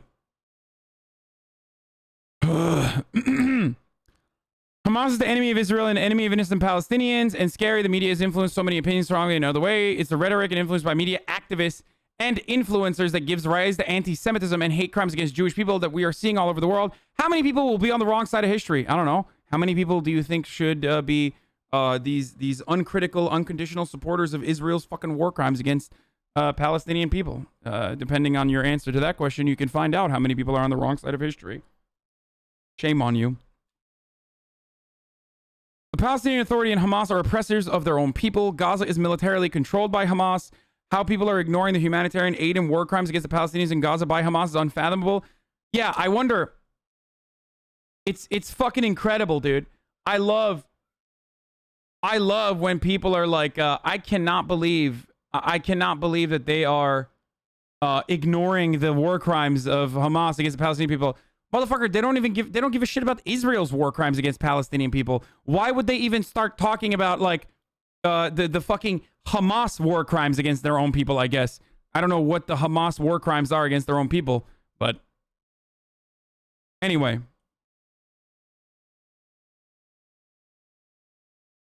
The Palestinian Authority? Wait, what the fuck? The Palestinian Authority and I didn't even realize they were saying the Palestinian Authority are oppressors of their own people, which is, yeah, you know. No. It's not that person. That person is just like fucking responding saying, what does this have to do with innocent children? The person that popped up on accident is actually literally attacking the other person. Anyway, guys, let me just say something. If you're going to be fucking cringe and try to find this post, I'm not going to do it. Seriously, like, you're being really fucking annoying. Like, you, Hasan, everything turns into a game for you guys. Like, everything turns into a game. And I've already asked you, to, like, stop fucking trying to find this. And if I actually find you looking for it or saying something or doing some shit, I'm gonna fucking ban you from this community. It's really, really annoying. And you are the reason why, like, some of you chatters are the reason why it's, like, incredibly difficult for me to ever criticize anyone. Because you go and you can't fucking hold yourself back and you turn around and you start, like, fucking railing against that person. And then you make me look bad too. Like, you vilify, you automatically shut people off from hearing whatever the fuck I have to say too. If you don't give a fuck about it from the point of view of, like, you know, don't harass motherfuckers that you don't know on the internet, then you have to think about it from the point of view of, like, just like you're vilifying everything I have done. Like, I'm literally going out of my fucking way not to show you something. And if you think that, like, oh, this is a good opportunity to, like, who gives a shit, and I'm still gonna do what I want to do, then you're a piece of shit. You're a fucking asshole. I don't care how many months you've subscribed to me, but I fucking despise you with an endless passion. Okay? It really fucking pisses me off when you do shit like this. Don't ask for fucking DMs either.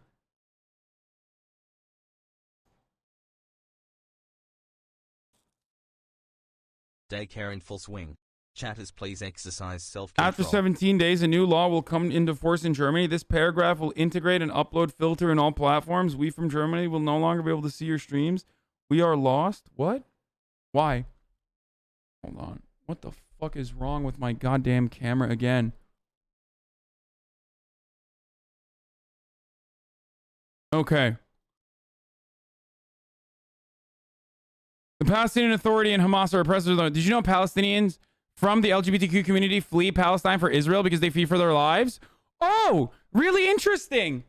Did you know that Israel will literally find gay Palestinians and tell them that they're going to out them or throw them in jail if they don't fucking spy on other Palestinians for them?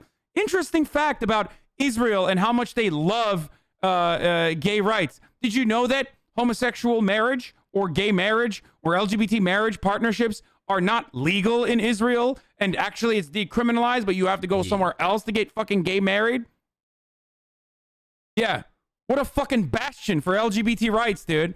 Did you know that even the same concept exists not only for LGBT relationships, but also for interfaith marriages as well? Also, having said that, you know what's worse for Palestinian LGBT communities? Getting fucking murdered by Israel. It makes me so mad that nobody is speaking out about this in the UK, even though we started this whole mess. Corbyn was one of the few people to speak up for hundreds of thousands of humans in the LGBTQ plus community gather in Israel every year from all over the world for Tel Aviv Pride, one of the biggest Pride celebrations. Yeah, I know. It's so fucking sick, dude. I'm glad that, like, it's your fucking favorite, you know, resort or holiday destination. So I guess it's okay to fucking ethnically cleanse Palestinians, including gay ones as well.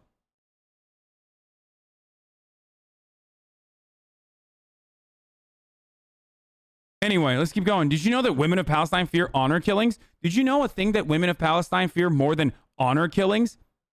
The IDF.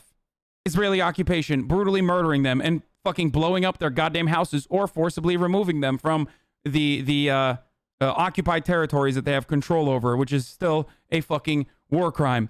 Honor killings, dishonoring their the fear of being murdered for dishonoring their families. Look up Isra Gaida. Women's rights groups have pushed for comprehensive domestic violence law since 2007. Domestic violence continues because there are no legal or social deterrents. Abusers can get away with it, which is why we should fucking murder all of them. That is insane. That is insane. What is this liberal garbage, dude? Liberals are so fucking brain dead. Liberal Zionism is like the next level of mind breaking for me. Okay, because he's literally like in the end just saying this to be like, so that's why the mass displacement and ethnic cleansing and the endless occupation, along with the bombing campaigns of Palestinians, 6 million plus of them that have been already displaced in the diaspora, is actually justifiable in the hands of Israel.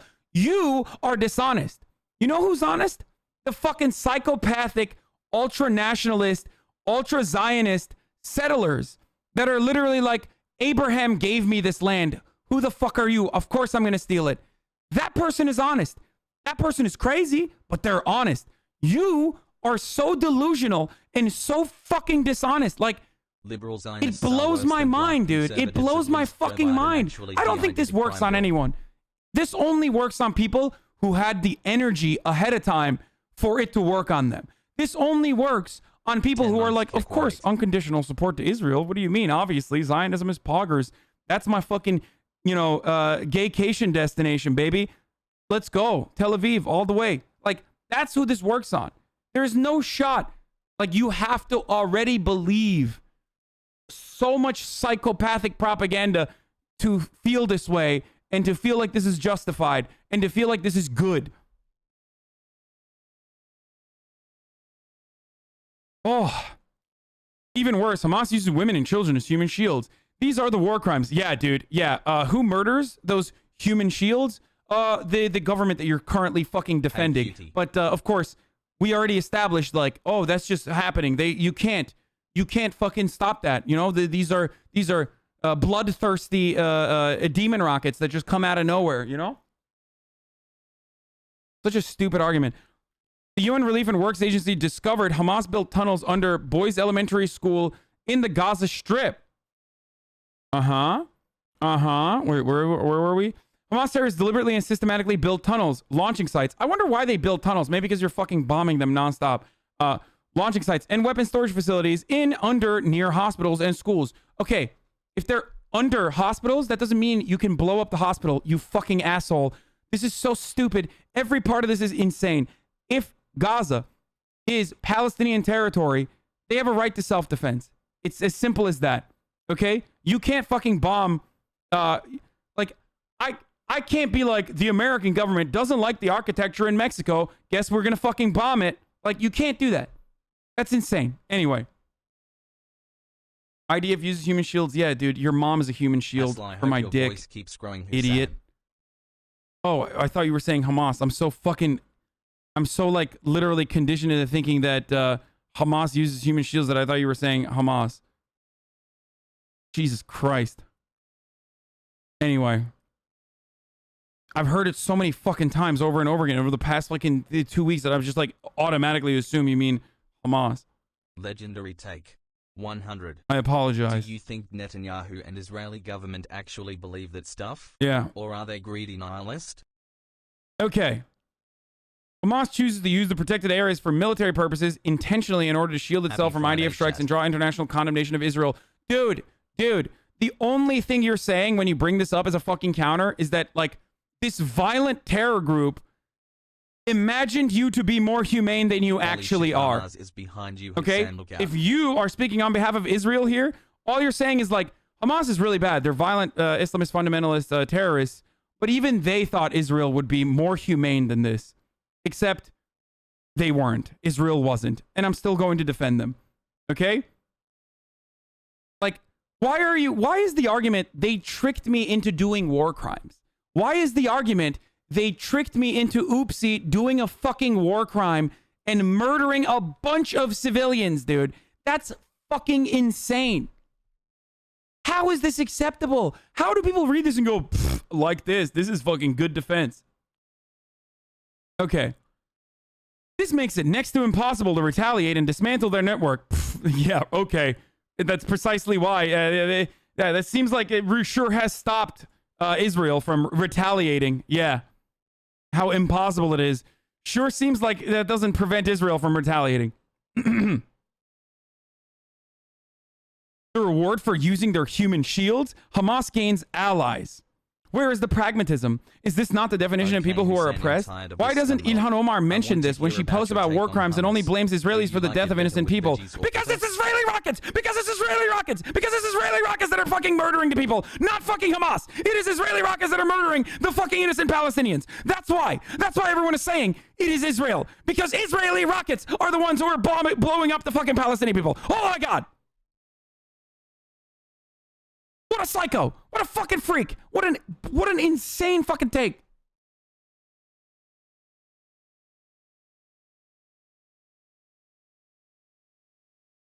Sorry, baby. You shouldn't have been a baby in the Gaza Strip. In an area where we have decided to bomb. Where can the baby go? Nowhere, because it's the world's largest open-air prison. Deaths of innocent people? No human life is unimportant. Israel wants peace. Yeah, right. Why doesn't Ilhan or the media talk about the roof knocking the IDF provides prior to warning? Because you sound like a bloodthirsty psycho. The roof knocking thing for a normal human is like, are you fucking insane? Like, what I don't know what to say to this. Like, why doesn't Ilhan Omar talk about the roof knocking? Motherfucker, that's not a positive for you. The roof knocking, for those of you who don't know, is when Israel drops a dud or like one first mortar strike to let people know, to let the civilians know that like the house that you live in, the 15-story apartment complex that you live in, it's about to be fucking bombed by an F-16 fighter jet. How generous of them. Hey, I know you have all of your, belongings inside of this apartment, but we are going to bomb this apartment now. And there's nothing you can do. In the next 5 minutes, by the way, sometimes 60 seconds. Before it drops bombs to destroy Hamas terrorist infrastructure, yeah, like the fucking Palestinian Children's Relief Fund, or Hamas infrastructure like the hospital that they fucking blew up, or Hamas infrastructure like the only fucking COVID clinic in Gaza, or Hamas infrastructure like the not one, but 2 UN refugee camps that they bombed. Hamas infrastructure like the media fucking building in Gaza where the Associated Press resided for 15 fucking years. Stop using manipulation to invoke violence and divisiveness. We're asking for peace. Like, it's like, dude, I know I'm murdering your family and fucking blowing up your house, but like, I'm asking for peace. Like, can you just fucking shut the fuck up and die? This is what this is. Shut the fuck up and die. That's all you're saying. Gaza is a police state. Yeah, because of Israel. There is no freedom of religion. Okay. There's no freedom of press. Yeah, because of Israel. Because of Israel. There is no freedom of press because the Associated Press building just got bombed. This motherfucker wrote this article or wrote this fucking Instagram post literally 4 days after Israel blew up the Al Jazeera and Associated Press building. What the fuck? Meanwhile, the Jews and Arabs hold hands together in Jerusalem and ask for peace together. Again, if you're a humanitarian, how do you not recognize that the humanitarian issue is perpetuated by Hamas? Yeah, that's why in 1948, Hamas did the Nakba. Oh, wait, they were fucking formed in 1987 and backed by Israel at the time as an Islamist counterweight to the Palestinian Liberation Organization. You know, more Marxist and more revolutionary Palestinian organizations were squashed violently so that Hamas could fucking take that. What a fucking psycho. Okay. It's a women's rights humanitarian issue. That's why we have to murder every mother in Gaza, okay? Because it's a women's rights issue. It's a children's rights humanitarian issue, which is why we have to murder every child in Gaza, 65 of them to be exact, in the past 12 days of the bombing campaign. It's an LGBTQ rights humanitarian issue, which is why we have to murder all of the Palestinian gays. Again, all of this in addition to calls for the destruction of Israel and the murder of Jews around the world, not just Israel. Yes, free Palestine from Hamas and the PA. Are you aware of the Martyrs Fund provided by both the PA and Hamas, the Palestinians? The Martyrs Fund pays monthly cash to stipends of the families of the Palestinians killed, injured, or imprisoned while carrying out politically motivated violence against Israel.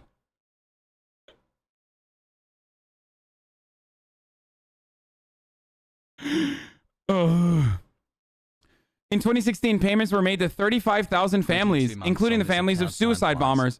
Wow, that's crazy. 35,000 terrorists were martyrs.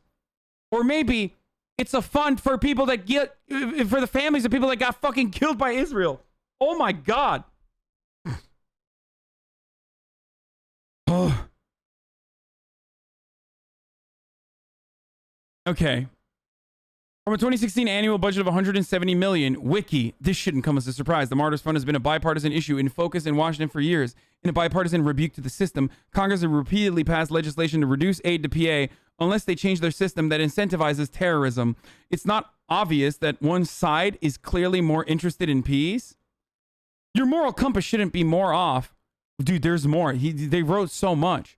If you continue to compare Israel to Hamas, media is part of the problem, and this needs to be recognized. Malcolm X said, motherfucker brought up Malcolm X, dude. Are you fucking kidding me? Bro, brain power, dude. Brain power, alpha brain, S.A. Andy. Imagine bringing up Malcolm fucking X while talking about the Palestinian struggle from the other side. The media is the most powerful entity on earth. They have the power to make the innocent guilty and make the guilty innocent. And that's power because they control the minds of the masses. Do your own research and stop looking for information bias. Otherwise, the spreading of misinformation intended to make Israel look like the enemy is irresponsible, damaging the Jewish people all around the world, and is inciting, enabling anti-Semitism. No one should be blindly listening to or following anyone, whether it be John Oliver, Sean King, AOC, BLM, or people on the other side. You can be a progressive, activist, conservative, or liberal and not agree with everything said by someone you typically agree with. We are free. Please don't watch the HasanAbi broadcast. Please. Dude, I'm telling you, like, please, you're going to fucking see the war crimes that we are doing. And that's fucking really bad because it doesn't feel good when I have to defend them on Instagram. Literally, no one asked me to do this, but it doesn't feel good when I do that. Why are you protecting person? It's a repost.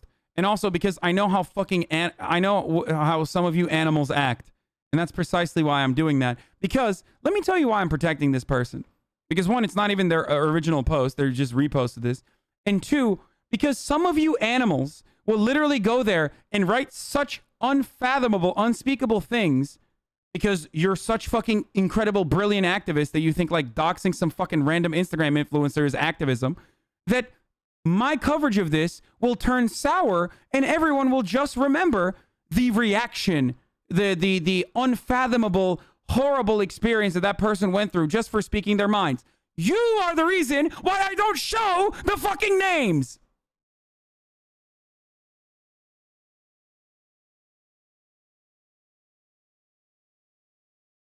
Because some of you cannot help yourself. Palestinian territories. See, there you go. Fascism ends. CEO de Antifa says, fascism ends when fascists are too scared to leave their homes, dude. Yeah, dude, you're ending fascism by fucking shitting on some random delusional IG influencer.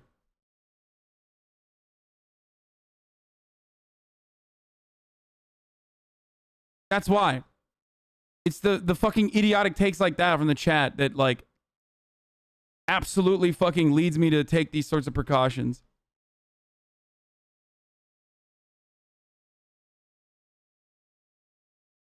We are free to think, question, learn, change. When we stop questioning, learning, yeah, dude, literally fucking learn and challenge the fucking psychotic Zionist programming that you've been fed. You've been force-fed since birth, I guess. Read the history, understand the history. Yeah, like Jews controlled it for 3,000 years, right? That territory. We know the results for the Jews. This is anti-Semitism hiding in many forms as it presents itself with Hitler and Nazi Germany. Yeah, I know, exactly. As it presented itself with Hitler and Nazi Germany, it became political.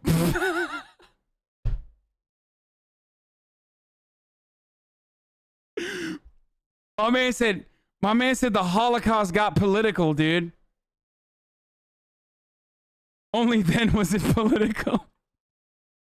Dude, this is so good, dude. I love baby-brained Los Angelinos trying to fucking have like political takes. It's fucking great. I could dedicate an entire goddamn show to this.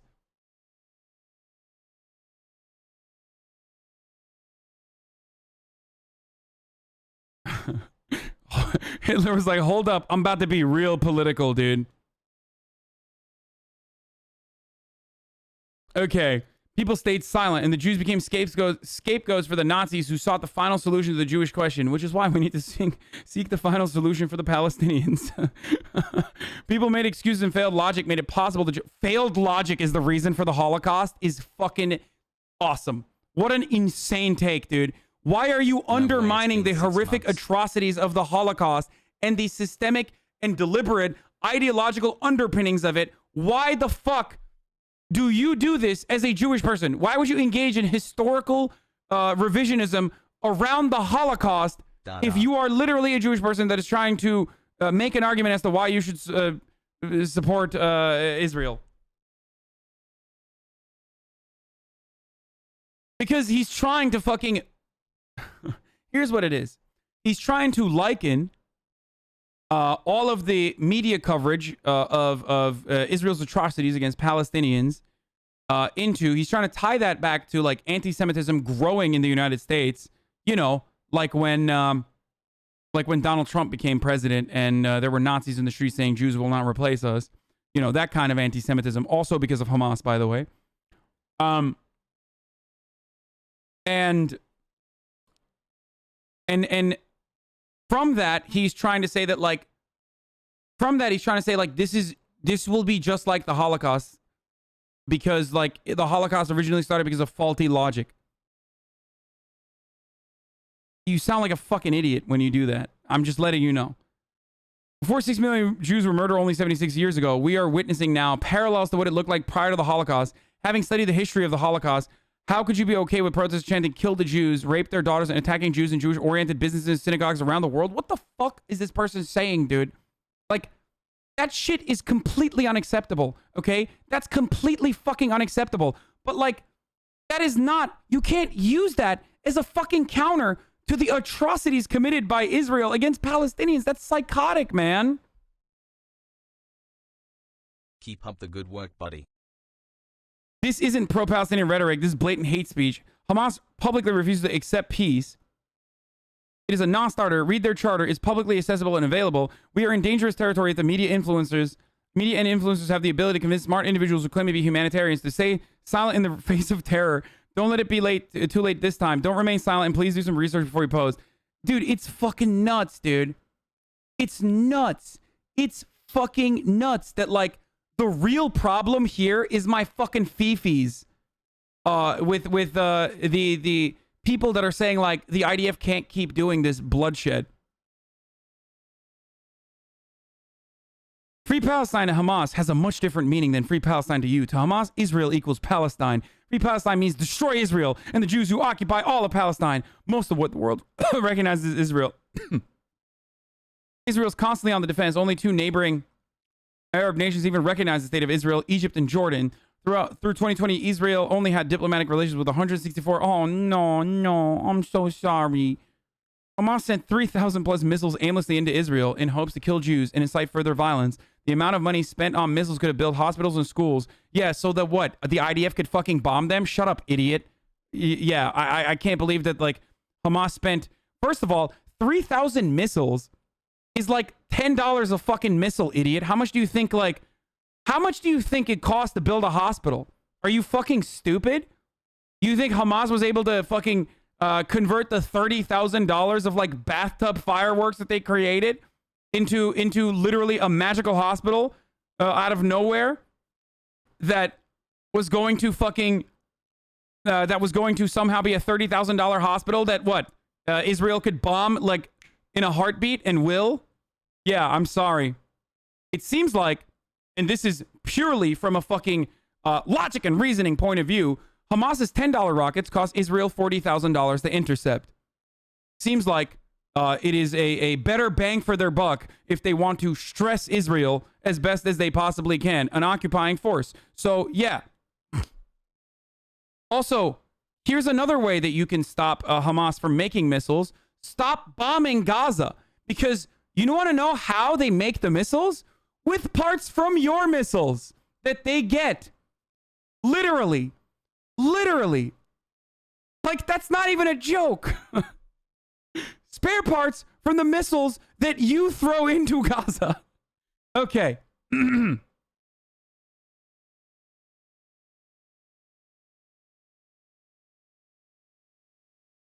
Anyway. Israel's constantly on the defense, only to aimlessly into Israel to kill Jews and incite further violence. Again, whenever someone says aimlessly kill Jews in Israel, that's what Hamas is doing. I'm just going to respond with, so you want to give them F-18s and airspace so they can deliberately target military positions. Is that what you're saying? Like, do you want to give them F-18s so they can target, instead of firing indiscriminately, you want them to target military positions? I mean, it's a war after all, right? You replace the word Hamas with the word Nazi. Does it change your opinion? Try it. Nazis sent 3,000 missiles into Israel. Are you for and against the defense of Israel? Okay, change the word IDF with Nazi. Nazis engaged in an endless bombing campaign on Gaza, which ended up killing 65 children, and 300 Palestinians in total. Does that change your mind now? This is like a baby brain, childish fucking way of trying to do propaganda where it's like, what if I take one thing and change the word into something else, and then you will feel bad about it? Okay, great take, dude. Change the word. Our American privilege allows us the convenience to not worry about 1,000 missiles above us. Our American privilege allows us to go to college at the age of 18, while all Israeli citizens, although Arab but not Druze citizens, are exempted over the age of 18, must join the military service. Friends in Israel have been sending me updates all week. The sirens went off all day and all night, with 10 to 45 seconds to get to a bomb shelter if one is available. Yeah, our friends in Gaza have been, keeping us posted all night. Well, guess what? Not all night, because they got fucking murdered because they don't have bomb shelters. And all they have are their homes that blow up by Israeli rockets. Okay. They pray that they would make it quickly enough that hopefully Iron... Dude, 14 to 300. 14 Israelis died. Some of them were Israeli Arabs, by the way. They could not make it to the bomb shelter. But listen, or Palestinians living within the boundaries of Israel. Let me just say something. Okay? That's horrifying. 14 people that died. That's terrible. Straight up. I'm 100% absolutely agreeing with that. Okay? But the feelings that I have for 14 people dying are obviously going to be multiplied when I hear 300 people dying on the other side that is also the recipient of a brutal occupation.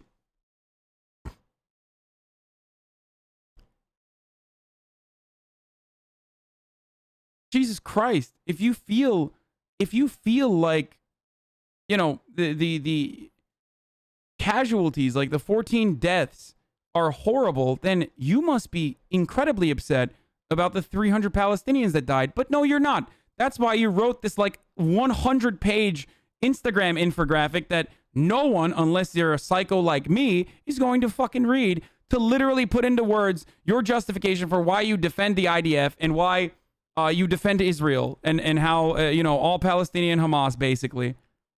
But, like, they're not Hamas, but they're Hamas adjacent, so they kind of deserve it. While Israel builds rockets to shoot down other rockets, the Iron Dome was the only thing preventing another Jewish genocide from happening. This is what people in Israel have been dealing with. Jews, Muslims, Christians, Armenians, Catholics, all Israelis. Dude, wait. Hamas builds rockets to fire at Israel, while Israel builds rockets to shoot down other rockets? Wait. So how did the Gaza Strip get bombed for the past 12 days then, if Israel only builds self-defensive rockets? Psycho. Sick freak. Israel has every right to defend itself against terror. How would you expect or want the U.S. to respond if thousands of rockets or missiles were raining down over your city? How would I want or expect the United States to fucking respond if China decided to flex their superior military power by forcibly removing people from their fucking homes in an occupied territory in Texas, and then literally beating the shit out of them endlessly as they went to, Easter Sunday gatherings? How would you do? How would you respond? How would America respond in that situation? Still, the Jewish people have advocated for peace over war every step of the way. Literally lie. Jews have been exiled 6 times over the 1,000 years. You don't get a fucking subway punch card for doing a genocide because it happened to your people. That's fucking ridiculous. Originally from Samaria, the central region of blah, blah, blah. Like, literally fucking insane. oh, look at the history of this takes. Okay, doesn't matter. You know, you can't. Okay, give the territory back to me. Then I'm fucking Ottoman, and the Ottoman Empire ruled those lands until 1917. Okay, that's ridiculous. 2005, Israel's completely evacuated Gaza. There were 7,000 Jews, not 9,000, and they evacuated because it was too costly to try to defend the psychopathic settlers in Gaza, than to just remove them from Gaza and endlessly bomb it, which is what they've been doing.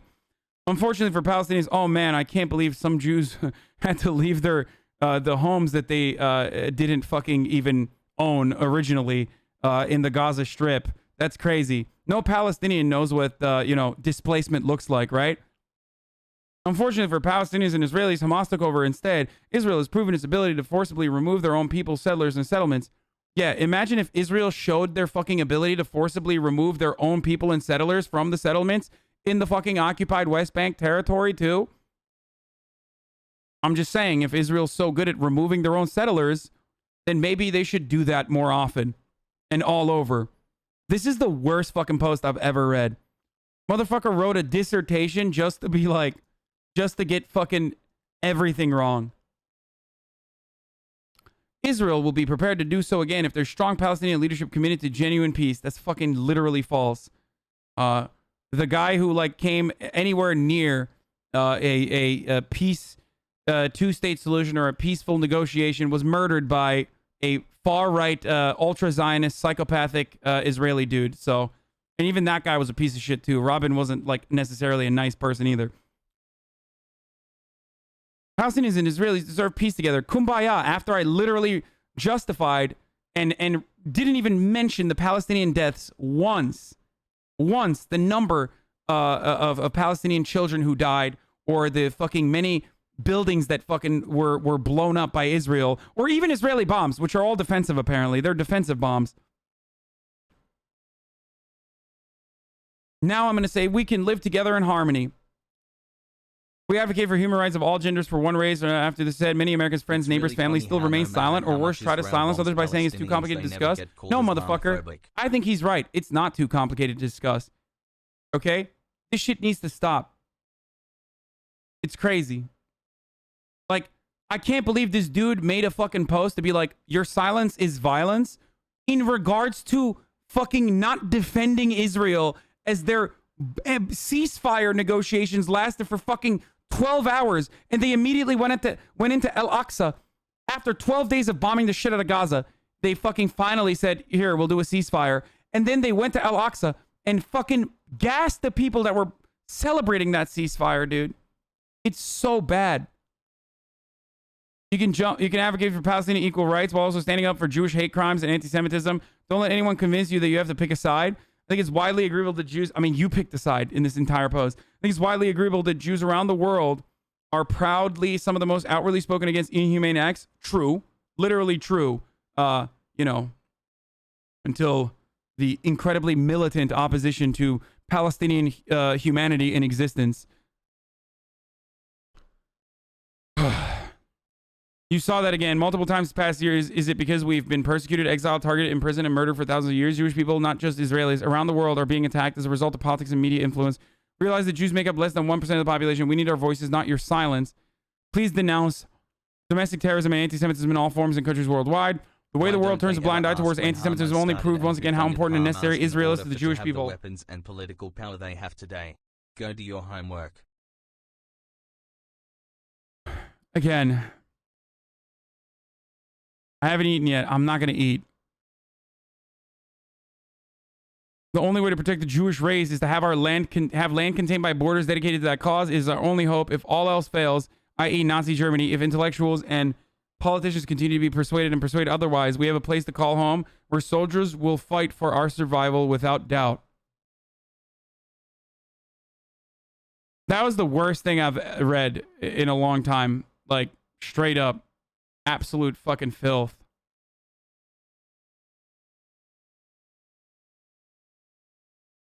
Terrible.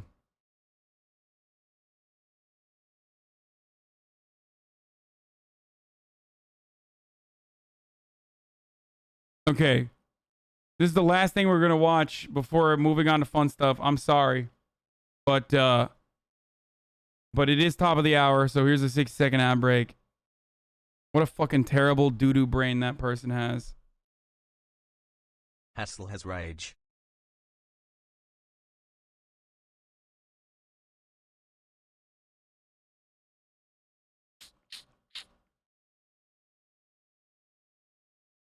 Please go eat some food, mate. You're doing a great job and your brain and body need fuel.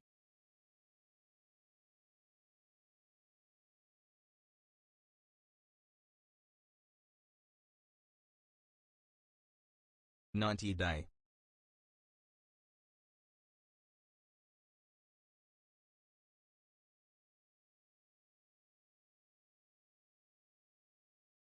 Fuck. Okay.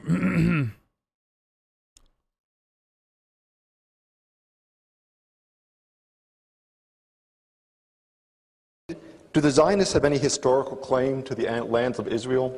Of course, but I would not say that the Jewish claim or the Zionist claim is the only claim or the main claim. I say that it is a claim among many others. Certainly the Arabs have a much greater claim because they've had a longer history of inhabitants, of actual residents in Palestine, than the Jews did. If you look at the history of Palestine, there's been some quite interesting work. Can you not reach out to this person to let them know they're spreading hate and misinfo since you said they have a following? No, they don't have that big of a following. If they had a big following, I would have fucking blasted them. Done by biblical archaeologists, you'll see that the period of actual Israelite, as it was called in the Old Testament, dominance in Palestine amounts to about 200 to 250 years. But there were Moabites, there were Jebusites, there were Canaanites, there were Philistines, there were... Yes, give Palestine back to the Canaanites, dude. Straight up. That's what I've been saying, dude. I've been saying this. True. Their fucking land, brother. Sorry. Sucks to suck, boys. It is what it is, but that is what it is. Many other people in Palestine at the time and before and after. And to isolate one of them and say that's the real owner of the land, I mean, that is fundamentalism. Because the only way you could back it up is say, well, God gave it to us.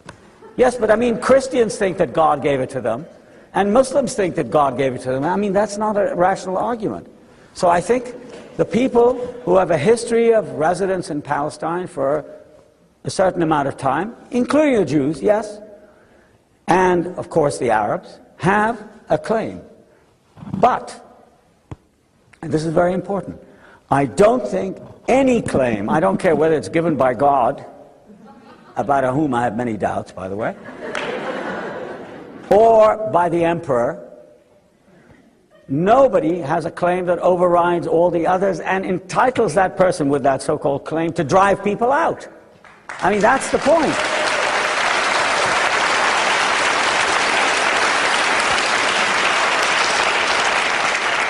This is a very, very important point. I mean, Jews have a claim, and I've never denied that. Of course they do. But is it a claim that can tell a Palestinian, well, you've got to leave this house because I mean, I got it. This is literally the exact same take that I've had as well on this exact same issue. Like 3,000 years ago.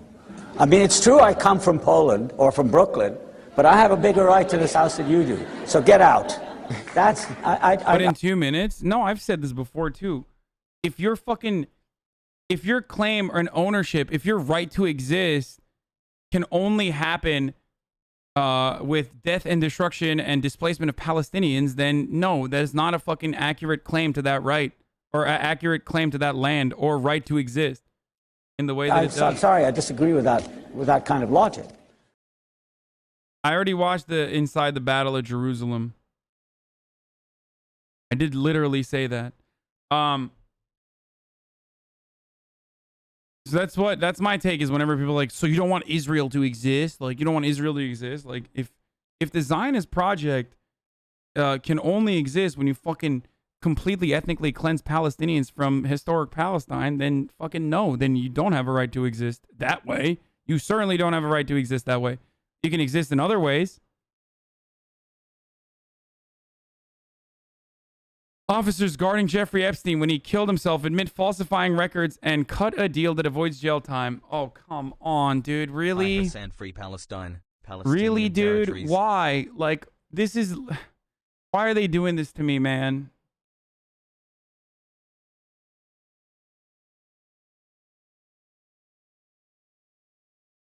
I mean, straight up, dude. This is like...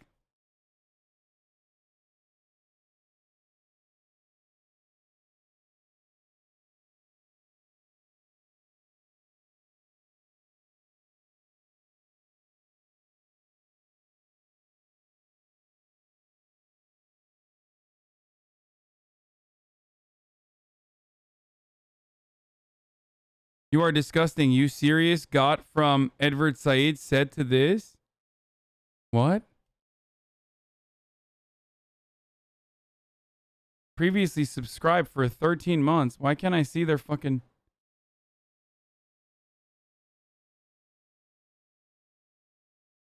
What? Why did he say you are disgusting? You serious? Go from Edward Said to this?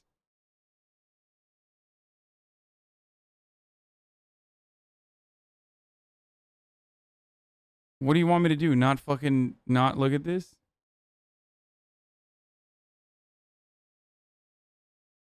Okay, at first I thought like...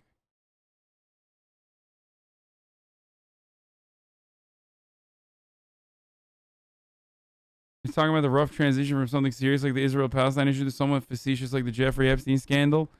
Yeah, motherfucker, guess what? This is how I do my broadcast.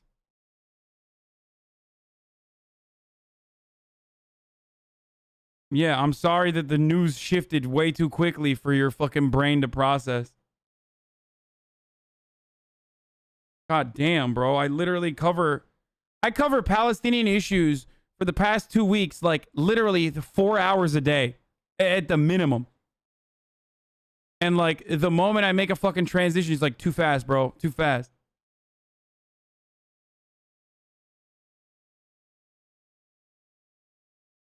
Can't take a goddamn joke. All these people love you in here. Calm down, geek. I mean, some of them do. There's...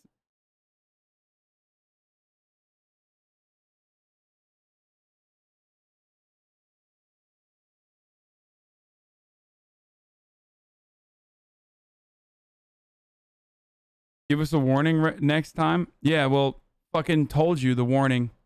We're moving on from hard news to more fun reacts, okay?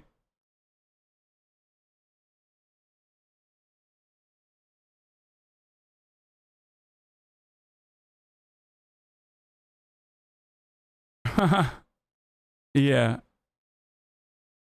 An old Palestinian couple in front of their stolen house now inhabited by Jewish settlers from Brooklyn, New York, USA. Most of Palestine is stolen. Come on, bro. They have a holy right to that land. I don't know why you're like... I don't know why you're fucking making a big deal out of it. It's Hamas. Have I brought up Hamas yet?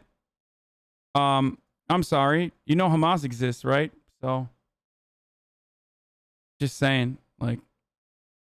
You failed to consider that Hamas?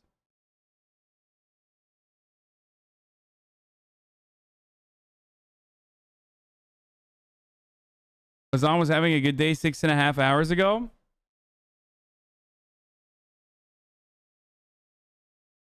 No, I actually have a good ass, like, I have some good ass fucking videos that I lined up. I don't know where to find my, like, watch next. Watch later tab. Here it is.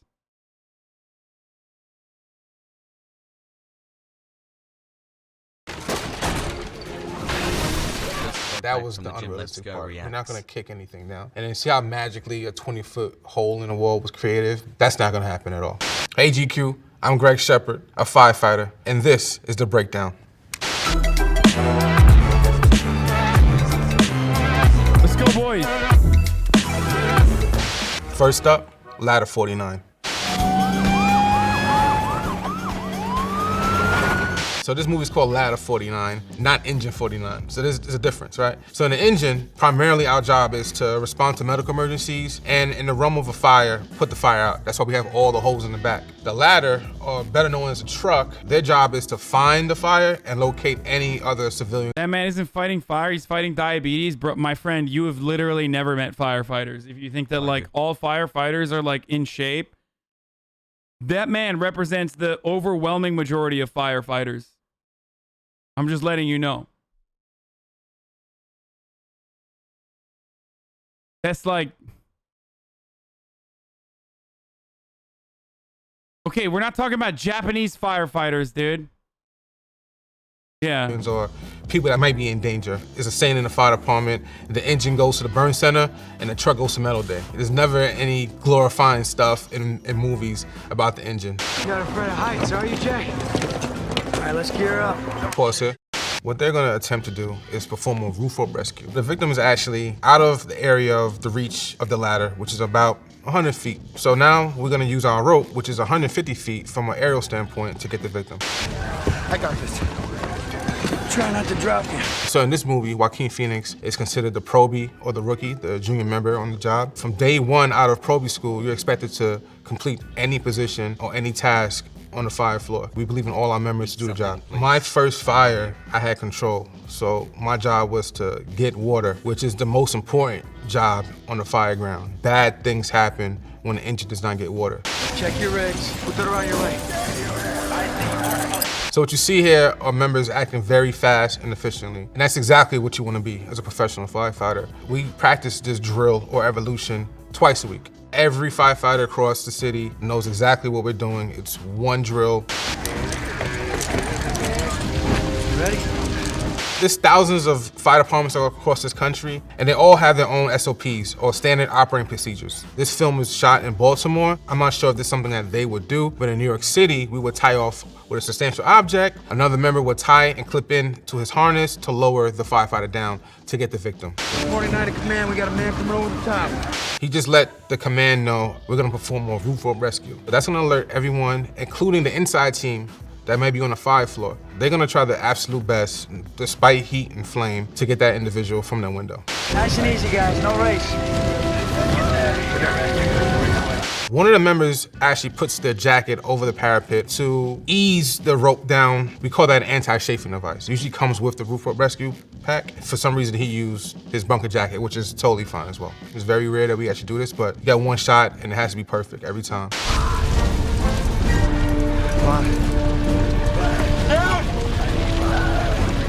We are trained to let the guys up above, hey, I'm 2 feet away, I'm 3 feet, stop here, and then recalibrate and talk to the victim and let them know that, hey, I'm here, I'm coming, don't do anything, I'm right here, just hold on tight.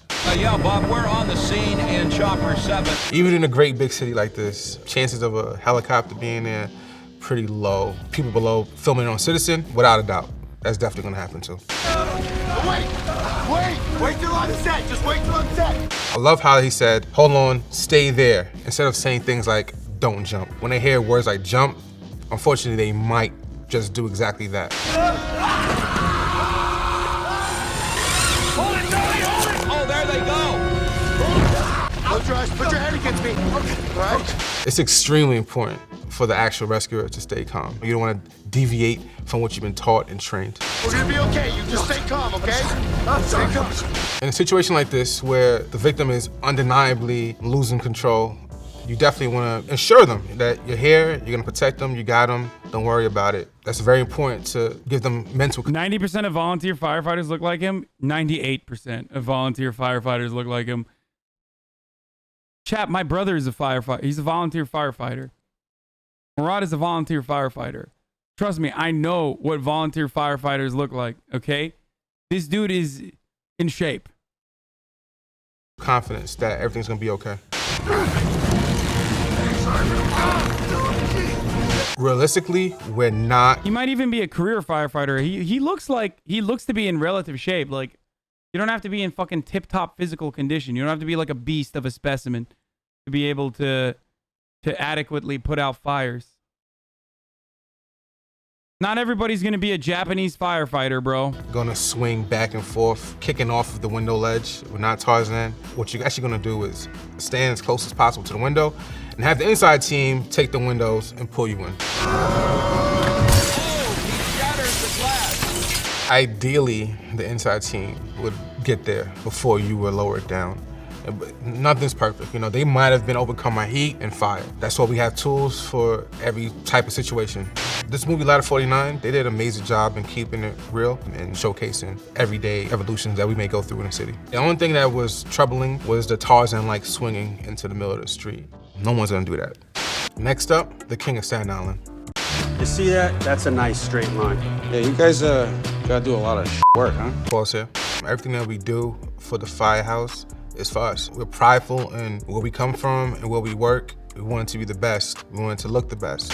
The tasks in the firehouse are usually divided in between the company, the engine or the truck. 1 month, the engine may have upstairs, so we're in charge of all the beds, all the sheets, cleaning up the officers' rooms and whatnot. This is all called committee work, and we do this every day.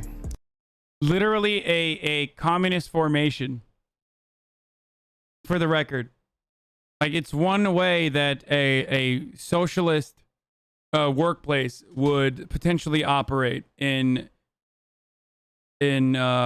constantly cycling through the unfulfilling and shittier jobs. It's one way that you can do it. 7 days a week. I don't even know why you gotta clean the truck when you're trying to show up. Motherfucker said, except they get paid. Like, how are you a 4-month subscriber in my chat and you're like, communism is when you don't get paid, dude? All sexy to a fire? Committee work is a great way to build bonding moments with the other members. Some examples of committee work could be changing the sheets, taping up tools, cleaning tools, and taking care of the cat's litter box. So, no Dalmatian? No Dalmatian. Contrary to popular belief, most firehouses don't have Dalmatians.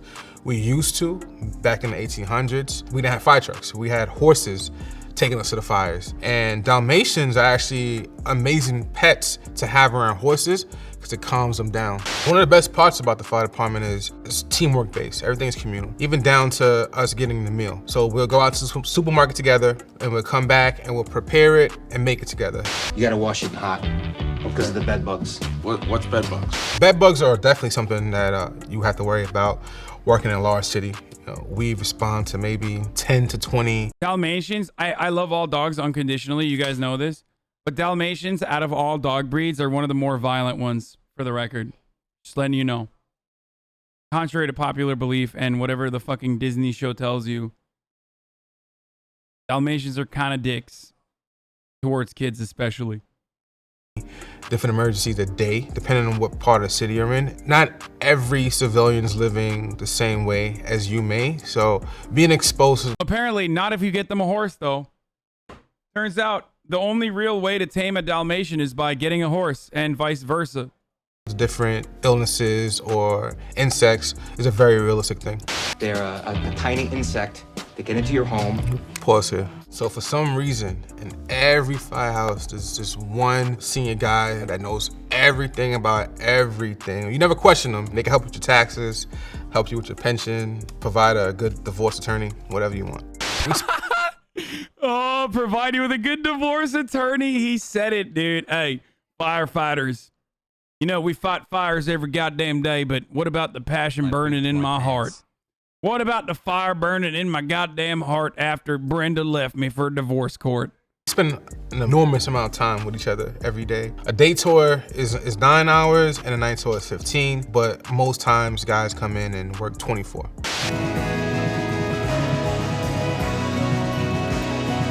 We, have fun with each other sometimes. Sometimes there's lessons involved with this. Hazing and things of that nature is not something that we do. You don't want to make someone feel uncomfortable or... Sure. More importantly, you don't want to harm anyone. Were you on the job when Stan was killed? What's the first thing you thought of when you heard? I wonder if he had kids. Being a firefighter, unfortunately, can affect your family life as well. You're not at home as much as someone in a traditional 9-to-5. And also there's the risk factor. It's a very dangerous job. At first, I think my family was pretty worried. It was a little stressful for them, more for them than for me. This is something that I always wanted to do since I was 5. That's all I ever truly wanted to do in my life. This is cute as fuck, to be dude. a firefighter. So let's skip ahead to later on in the movie. Listen up, we're getting multiple calls on this box. Going to a fire. Suit up. We don't allow civilians to ride with us in the fire trucks, especially going to emergencies. It's a safety protocol for us. Sometimes we get into accidents, and we wouldn't want anything to happen to someone that's off duty or not a member of the department. So that tan cloth that he's putting around his head and neck is actually called a hood. That's gonna protect your neck and your face and your forehead area. Parts that may be exposed from the face piece and the helmet. Transmit a second alarm. Box 118. Fire on the first and second floor of a 5-story multiple dwelling. Box 118 means the address you're going to, pretty much.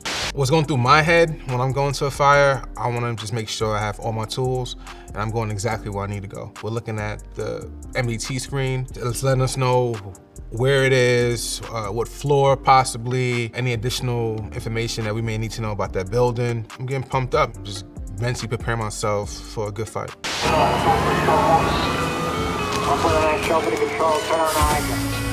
What you see here is an indication of one of our larger fires that we may face in the city. Every fire scene is different. Some are more hairier than others. It just depends on the combustible material that someone may have in their residence or apartment. You saw the hose being flaked out by itself as the engine proceeded to the fire building. That is something we would do.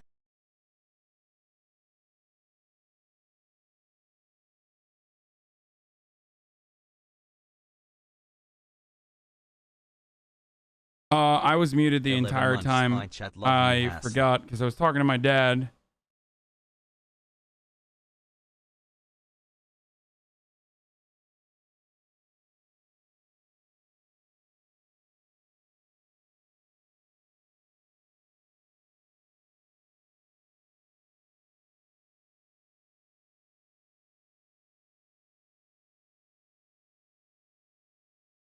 Three-year streamer, by the way.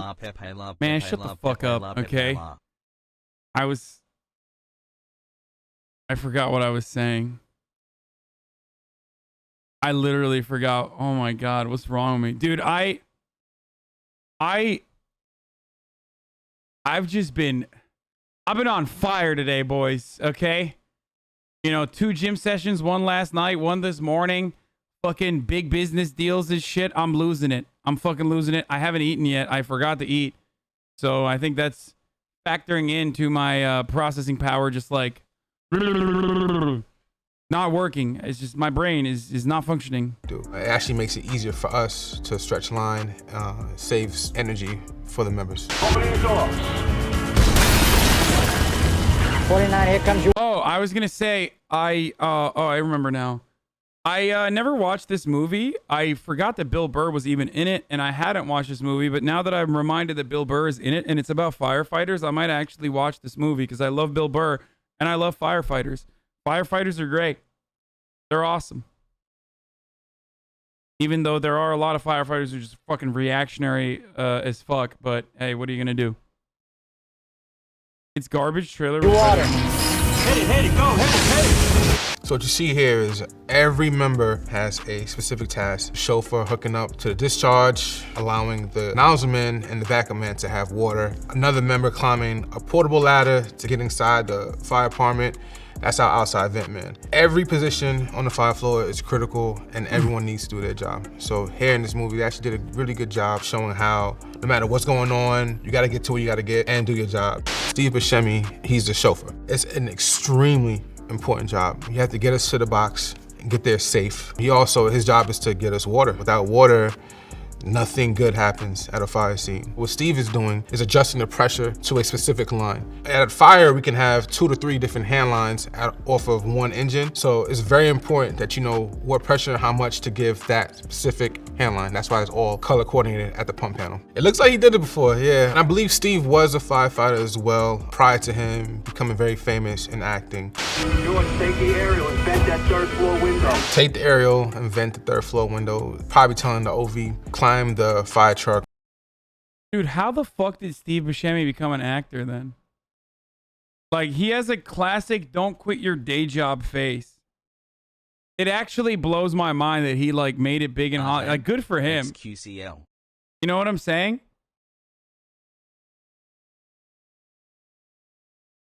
Rude? Oh, come on, dude. He literally looks like a character. Like, he looks like a creature, dude. Come on.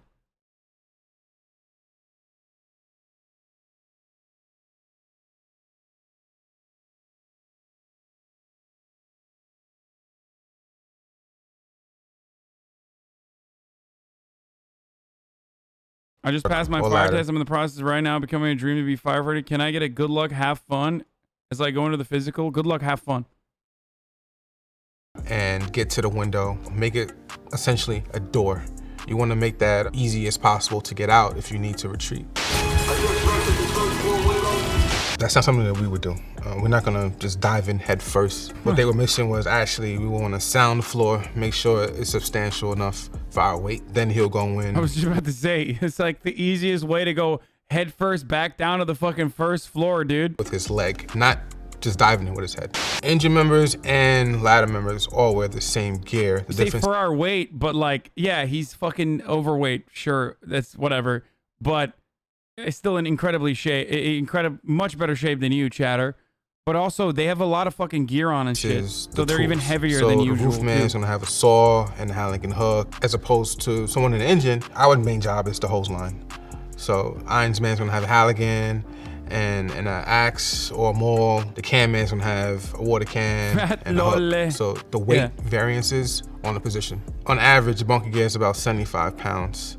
And, you know, working in a very vertical city like New York, it can be very difficult at times. I got a 1045 on the second floor. Terminology in this film was pretty accurate. They used things like 1045, which means civilian that was in or around the IDLH, which means inherently dangerous to life and health. You see here how the portable ladder is at the window with the fire. In real life, you might have put it to the window that is just smoky. You're not gonna wanna go into part of the apartment where it's completely engulfed in flames when you can easily move it over 2 feet and go into the one where it's just smoky. So the bunker gear in this film does look pretty accurate. They probably use models that were maybe 2 or 3 years older than what we currently have, but it was pretty spot on. I seen guys with that gear on.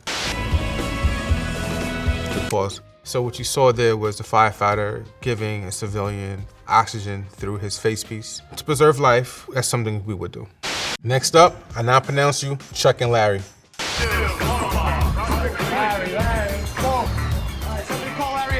We pride ourselves on getting there very efficiently and fast. From the time you get the alarm from the house watch person. Wait, wasn't that a movie about like 2 straight dudes getting gay married or something? What is this? Clip missing. Oh God, Lil Krish always has like the dumbest fucking clips, dude. Like literally the dumbest clips. I can't wait for how stupid this one is. I bet it's so bad. Like he always has like the dumbest fucking drama baiting ass clips, dude. It's wild. Letting us know what it is till we're actually on the rig. I would say within about... He also is known to routinely spam, bro, come on, watch LSF in the chat. Let's see. LSF Pepela. What is this? Psychopath? Pepela Tea Time? Psychopath? Hyperpago Italian Hands.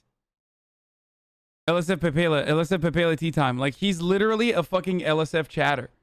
Like he comes in here, he loves live stream fails. Like he wants me to fucking cover live stream fails.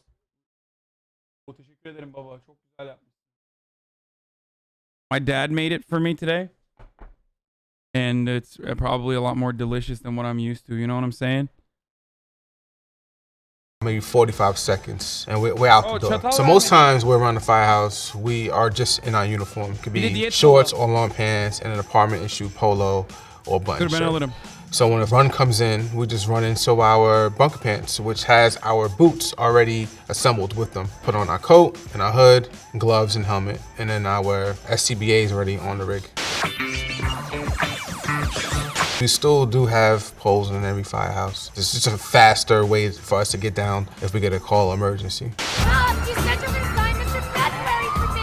I will, I just gotta go save the city first. The calendar is a very real thing. We do have calendar for firefighters in the city. I'm not part of that. I might be part of like the dad bod edition or something like that. But no. We host a lot of fundraisers, whether it's for our members or someone in the community. We always love helping people. You know, as firefighters, that's what we pride ourselves on. There's a pause right here. We don't ride on the outside of the apparatuses anymore. That was in the 70s. Members have gotten injured by holding on to the outside of a fire truck.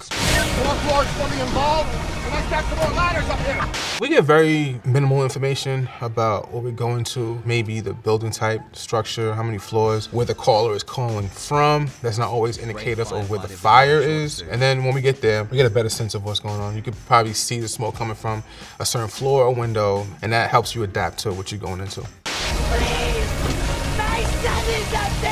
That is something very real. You know, you're gonna get civilians running to you with all kinds of information. You always want to be in a good headspace. You wanna know what the job is, what you're doing, where you're going, and what you need when you get there. There's gonna be all types of distractions. Cars parked on the hydrant, people yelling, saying my baby's up there, my friend member's up there. It's a lot going on. You got other companies coming in from all different directions. It's very imperative that you just stay focused and worry about the task at hand. All of the bunker gear has been fitted for our name to be at the bottom. This help identify you and which company you're from.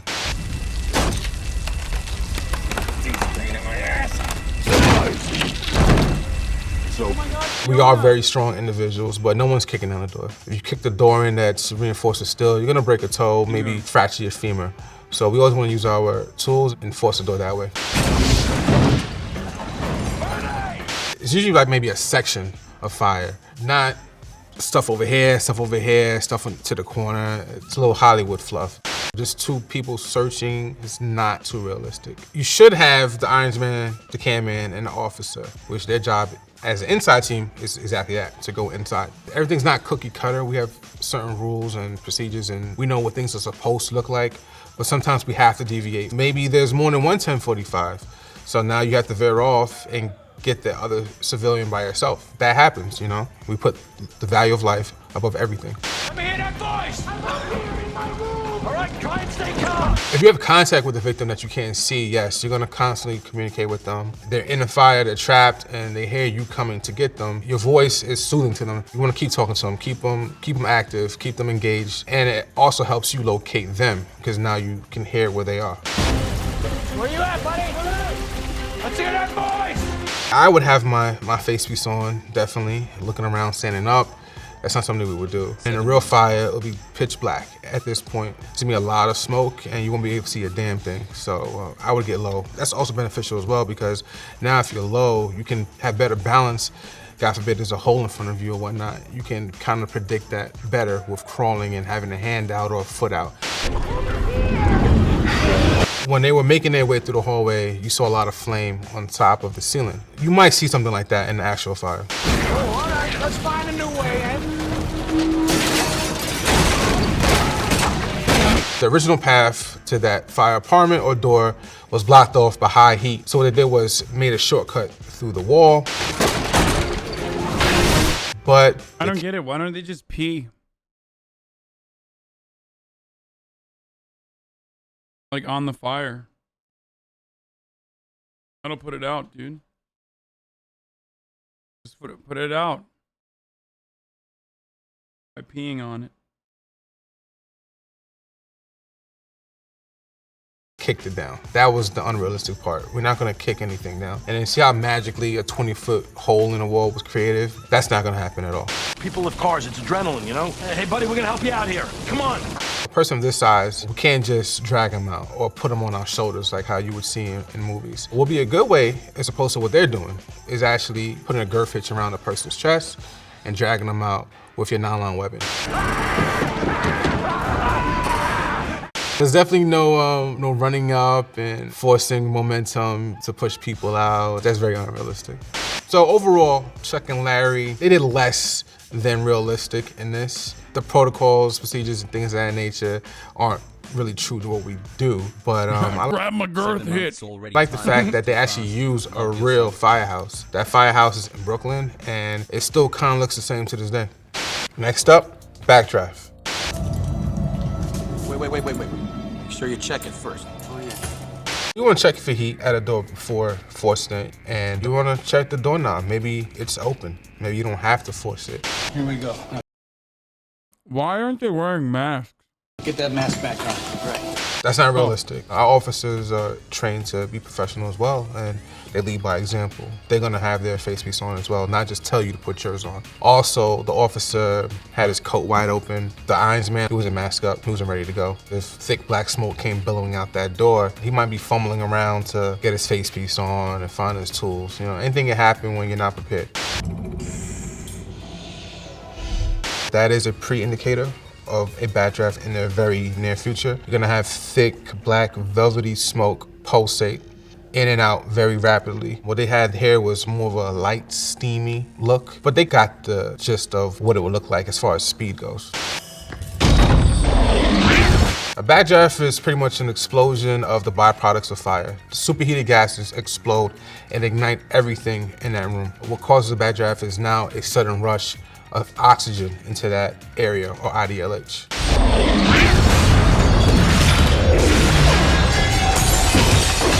To be honest, I've never been in a bad draft. Thank God that I haven't. But to the science, it wasn't that accurate because everything in that room would be on fire as the superheated gases are. Wait. You die, right? Do you even fucking survive a backdraft? Exploding. That was a little Hollywoodish, where it was more of like a fireball or dragon breath coming at that firefighter. It's not gonna just be pinpointed to one person or one object in a fire room. It's gonna spread out from a place of high pressure to low pressure. Your skin starts to burn at about 150 degrees. Your lungs can sear at anywhere from 300 degrees on upward. In the bad drafts, probably about maybe 2,000 degrees. So unfortunately, with his face piece compromised and his lungs definitely for sure seared, his chances of surviving are very low.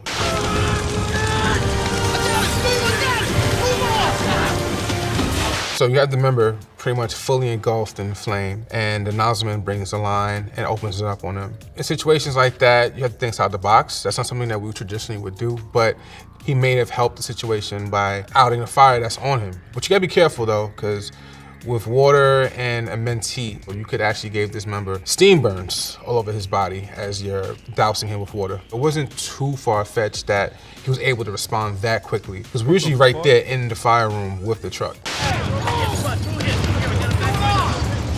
I think most firefighters have seen this film, whether they like to admit it or not. I wouldn't necessarily say they all think that it's realistic, but for the simple fact that it was like one of the first big budget Hollywood films that portrayed our profession, that's what made it pretty popular within our community. Next up, The Towering Inferno. Pull out the floor plans on 82, we got problems. Fire lapping us? Yeah.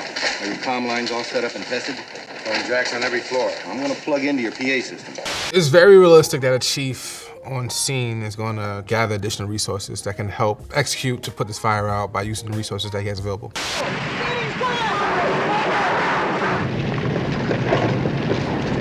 I like the fact that despite there being a collapse and members injured, the nozzle person stood his ground and he kept attacking the fire. There's gonna be other people right there to help those members that were in need or ceiling collapsed on them. But it's very important to continue to aggressively knock that fire out. Fire's moving toward the main shaft.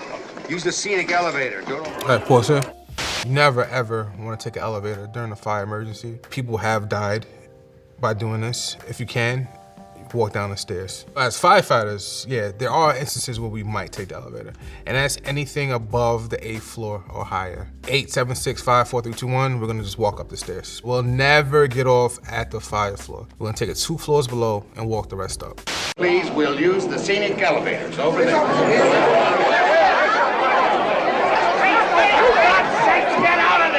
This is why we have fire codes where we have capacity limit for many occupants that could be in one place at one time. You know, it reduces the risk of hysteria and people panicking and doing things like overcrowding an elevator during a fire. Since this movie's been made, we've had a lot of technical advances for firefighting. In tall commercial buildings like this, we would have automatic doors that close as soon as sensors went off that there might be a fire or smoke condition. Also, automatic sprinklers save lives. It gives us water right there where that incident is, and a lot of times, fires put out. Wait, you didn't know the occupancy limits are for fires? That's why the fire marshal inspects it, dude. Yeah, motherfuckers in the chat were like, fire codes are just government bureaucracy. It's the goddamn nanny state, brother. Out before we even get there in those situations. And his standpipe. We're able to get water from every floor, and we're able to access that from multiple locations. Take it down! Empty all the water out! It's the goddamn nanny state. What you see there is a firefighter pulling ceiling down. We do that primarily to check for extension, to see where the fire has traveled to. Generally, we don't do that while we're operating the hose line. That can cause the ceiling to collapse on the members below that are operating to put the fire out. I'm assuming that ringing you heard was conservatives. Conservatives, once again, finding themselves siding with fire in an instance where it's humanity versus a ball of heat that can murder you. Was an indication that that member had a quarter or less of oxygen left to breathe in his cylinder. Get another tank! When we hear that, we start to make our way out. What I didn't like was he gave up the nozzle. We don't do that ever, ever. Especially not to a chief. Not only is it written that you have a position and you should fulfill it, you know, we have too much pride to give up the nozzle. And if we have to give it up, we'll give it up to somebody behind us in our own company. Tire Inferno, it seems semi-realistic. I like how the vibrator alert went off and it alerted the member that he was low on breathing air. Some things weren't as accurate, like pulling ceilings while you're advancing. And obviously, the chief taking the line. Oh my God, Black Hammer never actually purchased the land. When deputies arrived, they advised a group of the trespass and they left the area without incident. Deputies find some individuals who were illegally armed and posing no threat to public safety. They've been... Okay. Bro, let me say something. There's no better indication that this is a fucking CIA op. Okay?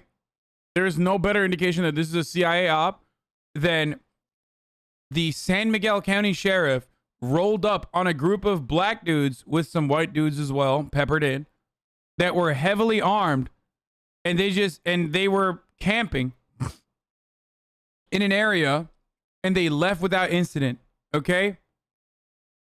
Straight up. That's how you know that this is some fucking CIA shit right there, dude. No shot. Salted in, not peppered in. Okay, whatever. Salted in.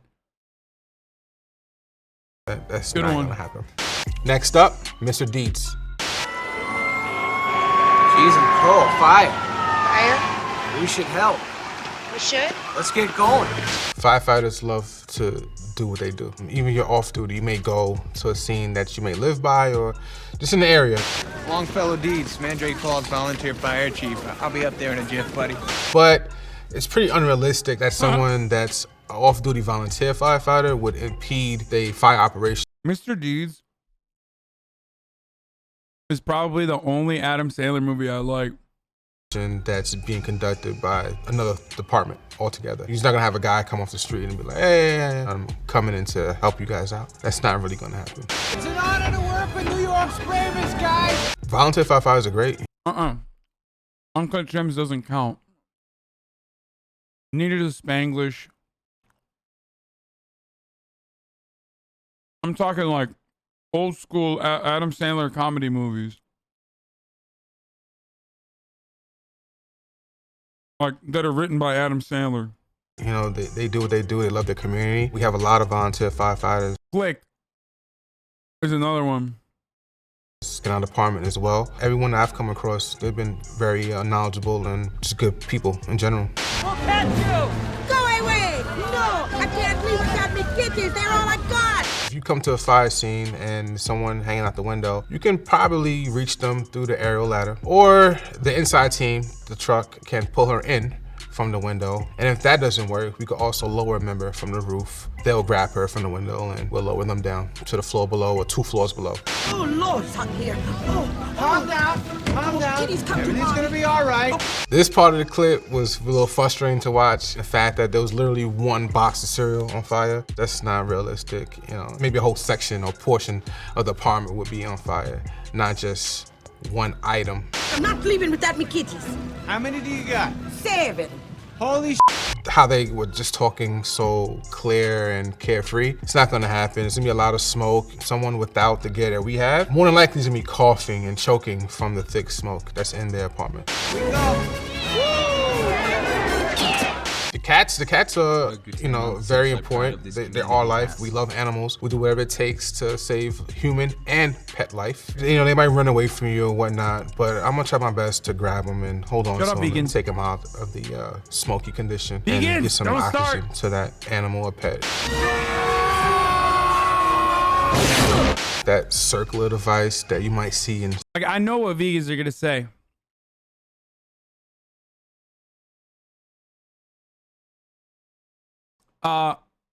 Yeah, you act like you care about animal life, yet I bet you eat animals. Hypocritical. Circuses and whatnot. That's not something that we actually use. It's called a Browder Life Net. It was introduced to fire departments in the 1800s, but was taken out of service in our department in the 70s. We took it out of service because people have gotten severely hurt from missing the net or bouncing off of it or falling through it. So we no longer use that at all whatsoever. Are you okay? Yes, I am. Thanks to you. Mr. Deeds was a bit far-fetched just because it was an off-duty volunteer guy going in and threw like 40 Yeah, that's why it was far-fetched, bro. cats out the window and the one box of cereal that was on fire. Yeah, that got to me. Next up, Rescue Me. Yo, dudes. Hey, nice and cool, asshole. Yeah, it's great. We all go to fires in the middle of the summer. We'll be at the top floor. Oh, I'm watching a Come back, firefighter drink. review firefighter movies. Oh my God, are you wearing a firefighter shirt right now? Oh, come show your shirt. Show the titty. Look at that. He's wearing a firefighter shirt right now, boys. Yeah, this guy's like, he's just saying like all these movies are pretty realistic and, you know, firefighters have a really easy job and they're fucking lame. Yeah, he was saying that firefighters are fucking lame, dude, especially volunteer firefighters in New Jersey. 17 months, Pog. Wow. Murat dropped the Departed quote here.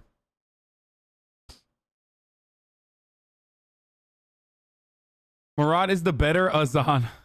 You beat, but I've never seen anyone drink water from the... He said Mr. Deeds has the most realistic firefighter depiction. Mr. Deeds with Adam Sandler. Brother, do you believe in the thin red line? Hell yeah, brother. It fucking sure is a thing. Sammy. Fucking sure is, dude. Are you the younger or older brother? I'm the older brother, man. It's nice. It's cool and fresh. Can you? Yeah, sure. You just hook up the bent tip nozzle to the discharge and, you know, you could pour some water out of that, but no one's gonna do that. You're supposed to fill the cooler with water, asshole. Oh, yeah. Every fire truck in the city has a 5-gallon Gatorade cooler, and we fill it with ice at the change of every tour. But also, we have a rack unit. They have water and Gatorade for us as well. So there's no need to drink the rusty water come from the engine. It's just the same as drinking water and hydrant water. No, it's not the same, asshole. Every fire engine in the city has 500 gallons of water already in their rig or apparatus, but it gets replenished with the hydrant water that's coming from the main. We don't mix the water with fire retardant other than we're doing a foam operation. We'll mix the water with foam. If we have a chemical fire or whatnot, we'll use that operation. But normally, no, there's no Murat's literally over here flexing. He's like, foam. Additives into the water. What you see here is more than likely after. He loves this show, by the way, right? You love the show, don't you? He loves firefighter shit. He loves being a firefighter. Your favorite show is 911. What the fuck is that?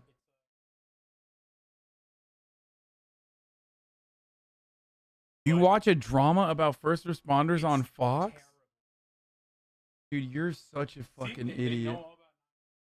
No, they're saying 911 because like 9/11 and they're fucking robots who like make a joke about every mention of 911 or the number 9 and 1 and 1 together.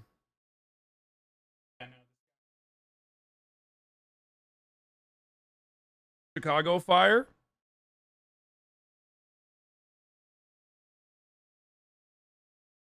Rod doesn't know that one, so it doesn't exist. He loves propaganda. Big Blue Lives Matter guy. Yeah, where's your hero now, chat? Yeah, you've all been simping for a Blue Lives Matter guy. Murat stream when? Co-op games I'm just with kidding. Murat when? I'm just lying No. about him now. Of course I'm kidding, dude. Are you kidding me? You think my fucking brother would be a Blue Lives Matter guy? I mean, he is friends with cops. He's not anti-cop. Probably might as well be Blue Lives Matter then, you fucking asshole.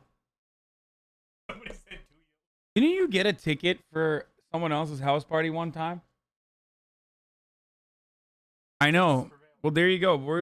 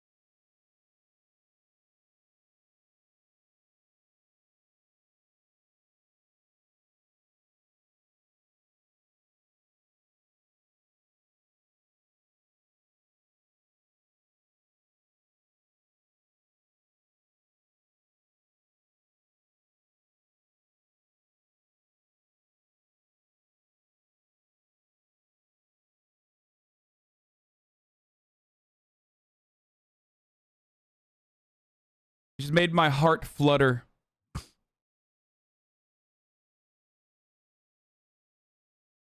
How will they ever recover? Blockhead, riffraff, dirtface. Literally ended racist, sexist boys. Straight up. The Lindas.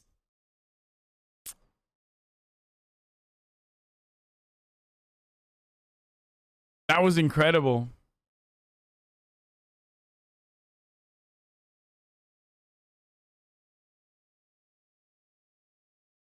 We rebuild what you destroy.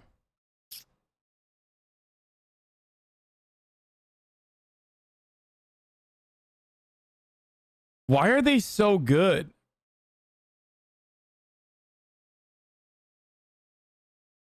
It kind of blew my mind a little bit. It like blew me away a little bit. It's just like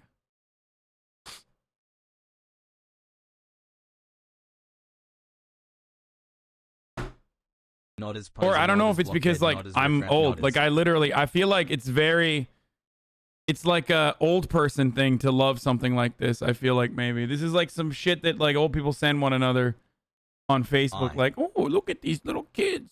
You know, that sort of thing.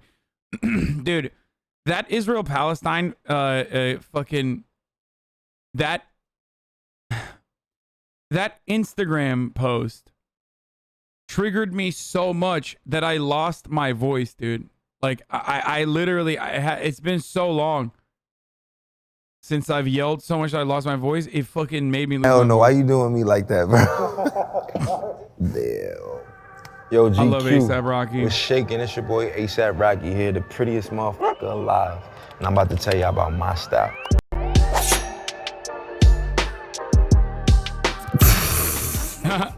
What are you thinking when you see this? Why does it make you laugh? Like this HBA shit is weak. A fucking idiot, but it was dope for back then. Nah, that's cool. My first reaction to this is like the blueprint for a lot of motherfuckers in this era. I'm wearing Pyrex shorts, Pyrex socks. Been doing a long time. Dude, A$AP Rocky is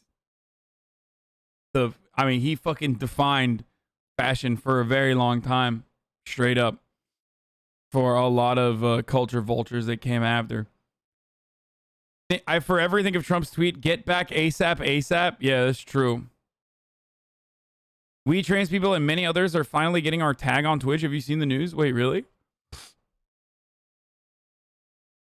HBA shit is weak. You can keep that, Socks. he said. After Hood this. by Air, t-shirt, long sleeve, started that.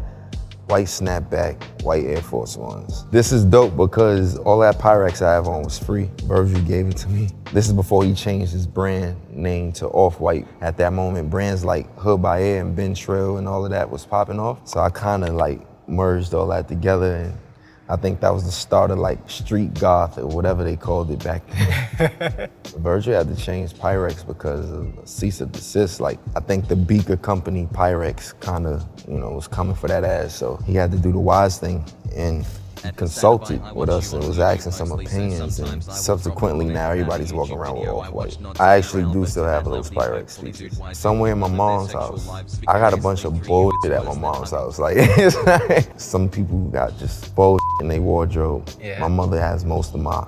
The Air Force Ones.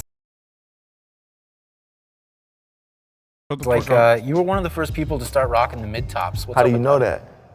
Wow, yeah. Nobody knows that. Some people know that. GQ knows it. To make it clear, I just want to say when we came out, Air Force Ones was dead, especially mid-tops, but we brought the Uptowns back because that was just a Harlem thing. I guess we were one of the first to start rocking mid-tops for our era and shit. Beautiful. All right. F that. I was the first motherfucker rocking Air Force Ones in 2010 and 11 and 12 and all that. That modest shit. Mid-tops are whack. High Would you wear tops this all now? the way. I might wear that now, depending on, I don't know. Nah, it's too much logos. It's too much monograms. Damn. I'm rocking Air Force Ones again, white Air Force Ones, some cream Long John, thermal pants, red Pyrex shorts, red Pyrex hoodie. Same era, same tour, same badass pictures. It's just But this look, you kind of start. I forgot that I got to run an ad at the top of the hour. Here it is.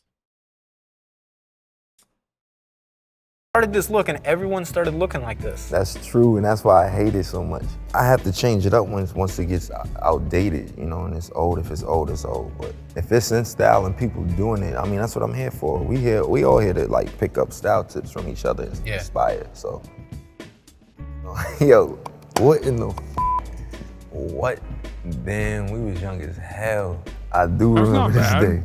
This is A$AP Ferg's release. I have on a Supreme flannel, a Calvin Klein white t-shirt, a white snapback, ironically cut up blue nudie denims. Oh, that's shorts, and of course my classic #1 Air Jordans. Someone told me you only wore 1s and 4s when you were growing up. Yeah, what the, how do you, whoa, you on some Nardwuar shit, how you know this? We did. Bro, did he lost a lot of weight, dude. I feel like I haven't seen A$AP Rocky in a long ass time. He looks like he got skinny as fuck. Some research. Yeah, this is true. Whoa. He did say Nardwuar shit.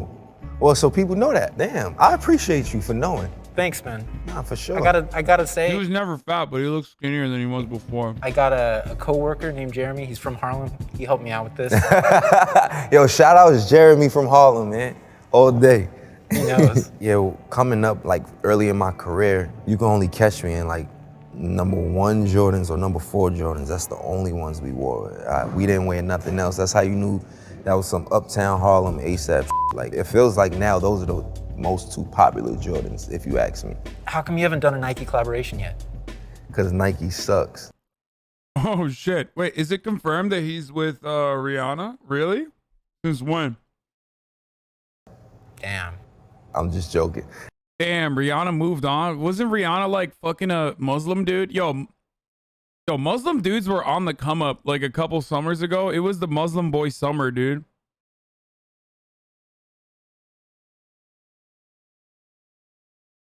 It was like fucking 2 years ago, maybe, or 3 years ago. It was just crazy.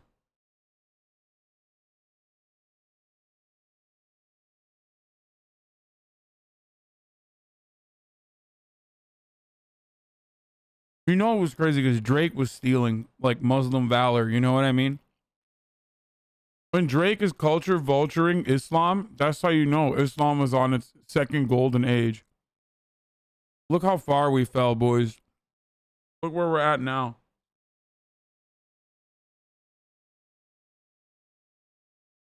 Damn. I think it's like a battle between Puma, Nike, Adidas, and Converse. Because the truth is, I want to do all 4. I want to do a sneaker for every brand. Unfortunately, I think that it won't work with me and Nike because they usually make you do certain shit, and I would go in with intent behind which one I wanted to design specifically, opposed to being told which one you could, you know, curate or design. Is it actually designing when it's already Adam Adidas dedi lan. Türk. Vallahi Türk amına koyayım. established sneaker? Choosing colors. Is that designing? No. I don't know. It's like when you choose the color for your Tesla and the interior, exterior, are you designing a Tesla? That's you get what I'm saying? Yeah. I went to Under Armour, I went to Adidas, I went to different places. You know how they are. But I think that's already been... You actually pronounced Adidas correctly, you uneducated fucks? No, I'm saying he's Turkish, bro. He's saying it like he's fucking Turkish. It's Adidas, bro, and Nike, Done right? now. I know. Yeah. You know, I got a pair of Vans coming out. They're the best Vans I've ever worn. Slip-ons, on the game. I should have worn them today. Shout outs to A$AP Yams. That's me and Mama Yams on the red carpet for the Grammys 2016. Very futuristic Gucci denim jeans, Adidas Stan Smith, Raf Simons, white Gucci t-shirt, Gucci cardigan, black Celine glasses, and Goyard satchel. I bodied that shit. Yeah. I would wear this again. I had got nominated for the Best Music Video Award for LSD, and that was a song that I created for the album while Yams was still alive, so I just felt like being that I couldn't bring Yams to the Grammys, I was gonna bring his mom with me, you know? But I knew I wasn't gonna win shit. I just came dip, I showed face, got the fuck up out of there. Pharrell, Lupe Fiasco, Inigo, or who I saw wearing Goyard when I was a kid growing up, and nobody kind of wore it. A few times I saw Kanye, but Nobody really was into it. By the time I got older, Pharrell was into like Moy Knot and everybody was just wearing LV. So I preferred to wear Goyard because I felt like it was a luxury brand that I always wanted to wear, but I just never could afford. So by the time I got a little bit of money, I just figured, you know, I get what the f I want. And here you have it. See, I don't even remember wearing that. I flexed that. I think that's a Supreme camo suit. I don't even remember what kind of bucket hat that is, but that Fendi 3-piece clutch. Bro, what is that, dude? That is lavish, dude. He has a 3-piece clutch. I don't even understand what that is. Is amazing. I'm just staring at the Fendi right now. You still have that? Of course. I have everything that you see me with. Is the camo a little bit of a Dipset inspiration? Absolutely. To be real, it was because I was performing with YG. You know, he wanted to wear all red camo because he blood gang and all that. So, you know, he was on his Pyru shit. I was like, all right, I'm gonna go with the brothers. But damn, you right. This is a killer outfit. Yeah, get them girls. I derive from where Harlem and where Dipset left off. That's what ASAP derived from. So it was just like, just flies, like pink diamonds and shit. Pink furs, pink Range Rovers, badass women, you know, to be able to like feel that confident wearing something that would be considered a feminine color just showed masculinity to me. And it just showed like you can really, how can you not love this dude, man? He's so fucking like sick. Have individual style and get off without having to look like everybody and do daring shit. So that's why I wear pearls and pink and shit. He's so confident. You know what I'm saying? Word. Oh, like, he's man. just great. This is one of the worst outfits I ever wore. I was just, oh, man. Are you seeing this? Come see this. Look how whack this fucking outfit is. I mean, I don't really think that's literally, that is like the quintessential rich Saudi kid drip. I don't know why he's disrespecting the Saudis like that right now. Happy 1 year, Hasan. Love the streams. Like, look at this, dude. From the fucking shoes to the like annoying, ugly ass Gucci track pants, dude. I guess the top saves it a little bit, like just a little bit, but not with that bottom. I actually, fuck that. That trench coat looks like dog shit too. I don't even know what was going on with it. this is one of the worst outfits I ever wore. I was just, oh, man. Are you seeing this? Come see this. Look how whack this fucking outfit is. I mean, I don't really think there's nothing wrong with Gucci head to toe, but when you got the monogram and the GG all everywhere. Oh my God, he even has the fucking socks, dude. Looks like something you'd wear. You guys are insane. I literally don't wear designer shit. Why are people so fucking weird? Like, you guys have literally created revisionist history about how I like wear designer shit. I don't own a single fucking designer thing, guys. Straight up, everything I own is thrifted. I'm wearing a shirt that says, if the flag offends you, I'll help you pack. And it's the trans pride flag. You guys got this for me, okay? I'm wearing, actually, right now, I just got caught. I was just about to say, like, I don't wear designer shit. But right now, I'm wearing pants that are, I think, made by Lululemon, and they're Equinox branded. Now, you might ask yourself, why the fuck are you wearing them? And they're comfy as shit. 7 months, Pog. Why are you wearing pants like that? And they were so expensive. Because I walked into the Equinox last night when I was working out, before I worked out. And the dude that works the Equinox shop was like, hey, you probably have credit. Because Equinox gave everybody store credit. I was like, no way. He was like, nah, let me look. So I looked it up. And apparently Equinox gave me store credit for $240. I don't know why. And then literally didn't even tell me. So apparently the store credit was about to run out.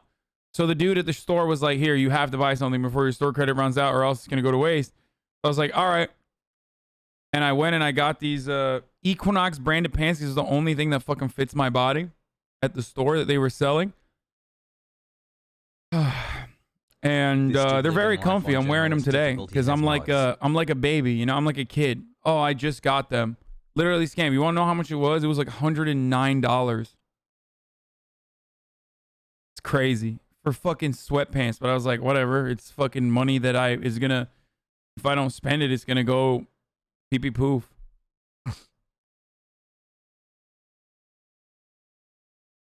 stand-up pogo.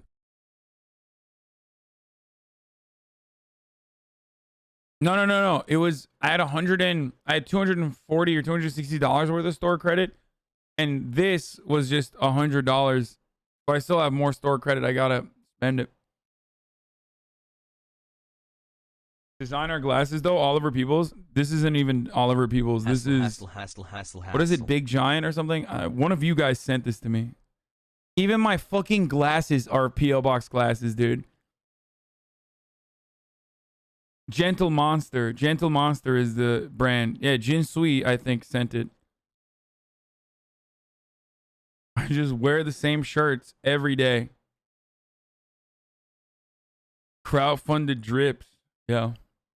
Just look tacky. I ain't gonna lie. I look like I'm on my way to the ATM and scam some shit real quick. I'm about to go bust a check one time. I don't like this outfit like that. I was on my way to the show. They gave me a few options and I was in Milan and this is what I came up with. I wasn't working with my own stuff at all, but usually I got a better selection to pick from. This is one of those outfits that I dread. Next. That's a fly photo. The glasses aren't script. Of course they are. Someone sent it to me in the P.O. box, and then I went and I fucking got glasses put in. Because she looked fire right there. She looks sexy as f. I love her braids. Oh, that's your favorite outfit of hers, right? I remember that. Yeah. You know why, though? She might have wore way better stuff. It's just I was there in person to see it on her. She designed my tuxedo. That's a Fenty tuxedo with the Rick Owens shoes on, but... That's whack as fuck. I mean, sorry, Rihanna, but that's a terrible design, dude. Nah, she designed it. I was all Fenty that day. I feel like it made me look very heavy set. I look diesel in it, you know? Like a 40s gangster. Yeah, I f with the oversized. Dude, he literally looks like bodybuilders in suits or an NBA player from like early 2000s, dude. I mean, seriously, look at that. He just looks like, yeah, he looks like an NBA player from the early 2000s. Tuxedo with the Rick Owens shoes on, but nah, she designed it. I was all Fenty that day. I feel like it made me look very heavy set. I look diesel in it, you know? Like a 40s gangster. Yeah, I f with the oversized look. A That's random terrible. day in Harlem, Fab Five Freddy, oh shit, Dapper Dan. What more can I say? I never thought that I would be photographed in a photo with Fab Five Freddy and Dapper Dan at the same time in my lifetime. I'm truly blessed, you know? I made that jacket I have on. It's an all smiles jacket, Letterman, varsity.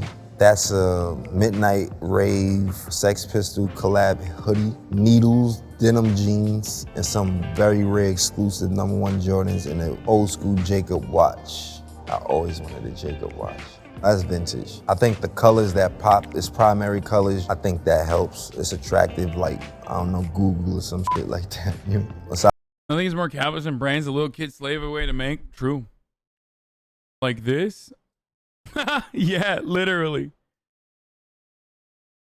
Bro, he literally looks like an alien. Aside from that, all my favorite rappers from Fabulous, Cameron, the Puff Daddy had. I mean, seriously, look at this. Like, how are you the same creature?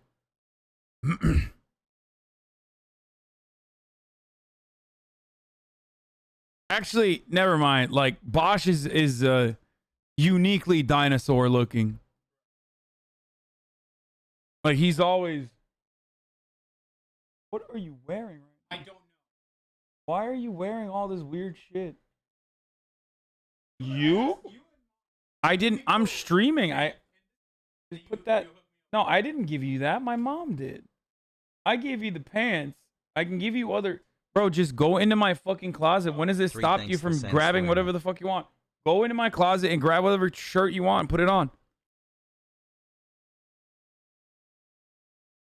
Just go grab whatever shirt you want to fucking grab and put it on. You're weird. Summer's day, thou art more gather and more gul. No, we both say my mom. It's Turkish. It's ESL. It's a direct translation because that's how you say it in Turkish. You say my mom on nem. Like, it's the possessive. I don't know how to describe it. We don't say our mom or mom. Turks in the chat, no. It's a ESL problem. Like, it's lost in translation. I don't know how to fucking describe it. You making shit up? Yeah, dude. I'm making shit up again, dude. I'm not too. I like those pants. Next. You want to talk about Dior at all or anything? You know about my Dior history? I mean, a little. I'd like to hear you talk about it. I was the first black male model signed to Dior, and I'm very proud of that. Fun fact, Rihanna was the first black female signed to Dior. I don't know why I just said that, but I did.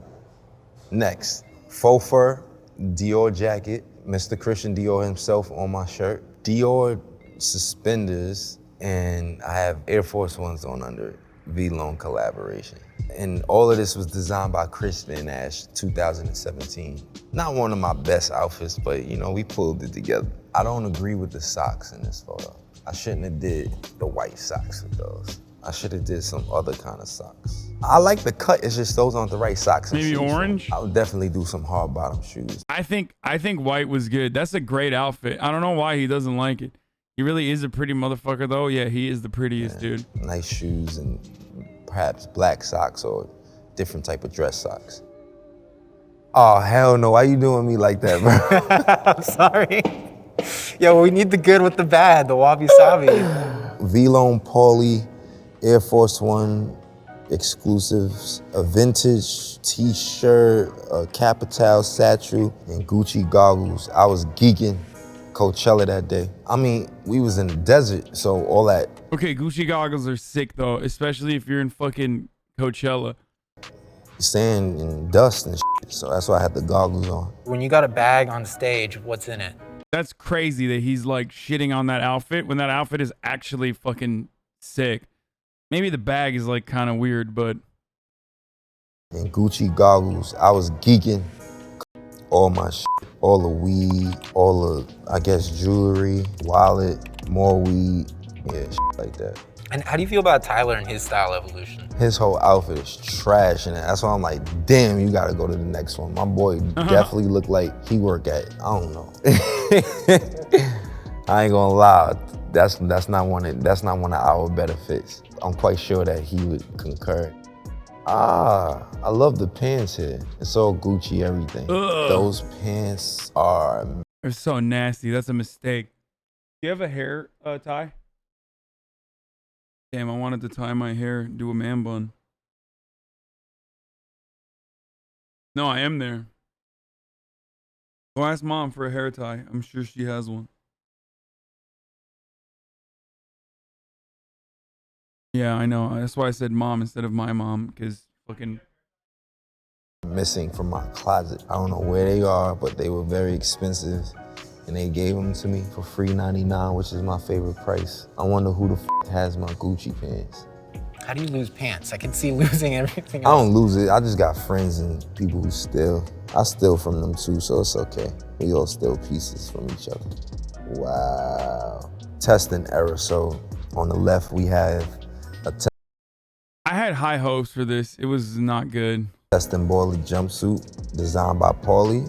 Not the outfit, I'm saying like the album that accompanied it. With some classic Retro 1 Jordans. And on the other side, we have the same sneakers, but customized Prada tour outfit designed by myself. I was so proud of this. Well, I had the pleasure of meeting Mrs. Prada. She was lit. She was very down to earth, and she actually gets where, you know, fashion culture is shaping and moving forward towards. She's like a catalyst for that, in my opinion. I think the mask, that's my like real Slipknot moment, you know. I had a little test dummy phase, you know. Dude, why the fuck would you ever why would you ever draw inspiration from anything that's tangentially related to Ohio, dude? Mistake. Mistakes were made. Or Iowa, is it Ohio or Iowa? It's Iowa, right? Same shit. I was trying to prove a point. Damn, Iowa is so whack. I mistook it for Ohio, dude. That's crazy.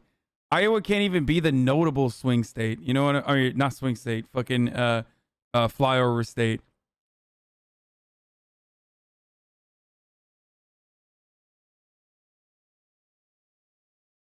Where even is Iowa? Just wait 2 years. Or 3 years. And you'll remember.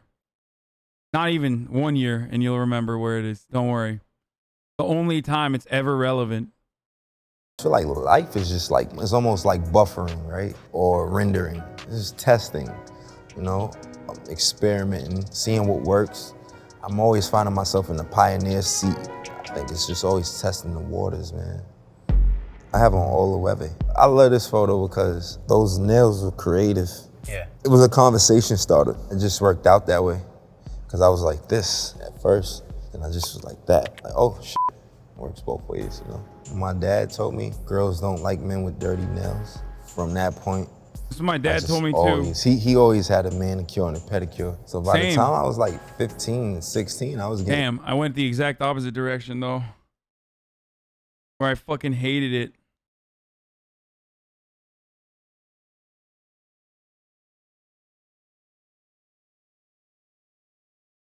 And manicures and pedicures. The nail art thing probably started in my late 20s. They always disassociate this, you know, with being macho and shit. And I think seeing men push boundaries, especially straight men, I'm all for it, you know? I fuck with that. I think it's beautiful, especially in something like fashion. It's just like, there's no boundaries, you know? Do what the fuck you want, what feels right. Fashion is a statement. I actually dressed myself for this raft show, and I took my Balenciaga jacket to my friend in London when I was living in London, and there was a female's jacket and it had a long scarf connected to it. I told him to take the scarf, make so bad. It's so bad. It's so terrible. Especially because like the sides are fucking so long still, it just looks terrible.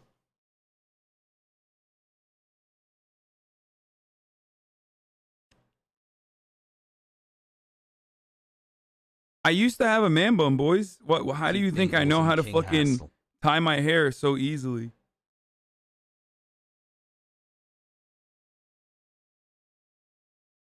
There you go. Disastrous. Absolutely, absolute disaster.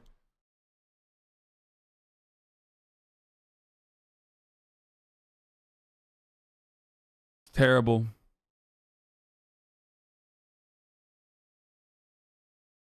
And it's also, my hairline is no longer the same as it once was when I fucking had the original man bun. It's like receded, so it looks like dog shit. Terrible.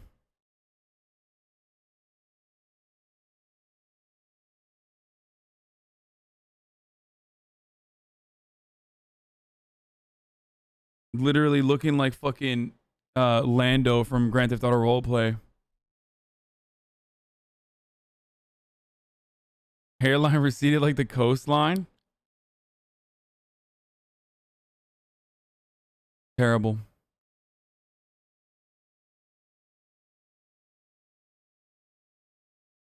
Have the same man bun style? Fuck you, dude. Okay, no one saw that. Here, I'll show you.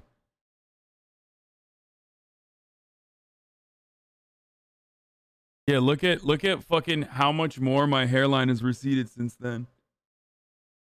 It's crazy.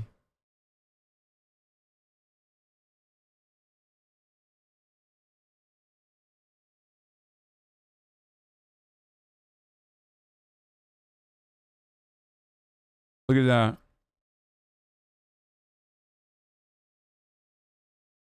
Actually balding, boys. Look at that.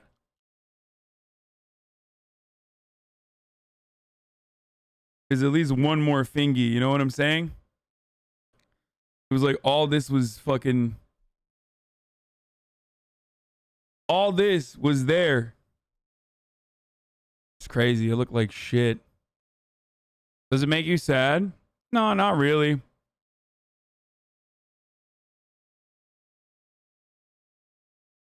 I'm telling you, I used to have a 3-head though. Like, my hairline has technically been receding since I was like a fucking child. You really are, Hassel. Like, whereas my hairline used to be, it literally looks normal. No. It's definitely receded. How can you not tell? Are you fucking crazy? No, I take Propecia now. I just started too late. Albanian influencer to feudal Japan emperor.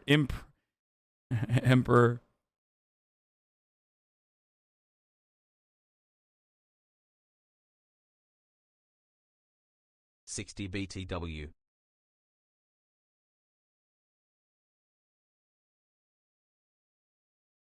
People who are saying it looks the same are delusional, I think. Like, I don't know how the fuck you don't say it.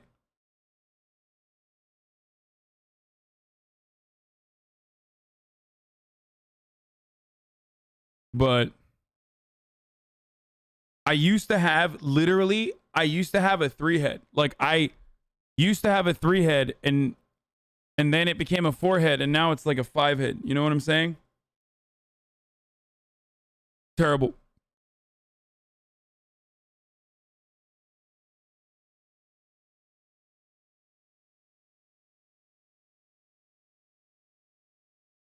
I think it's the light that makes it look less. I mean, probably not great that it's like literally shining on my dome a little bit, but it's definitely noticeable.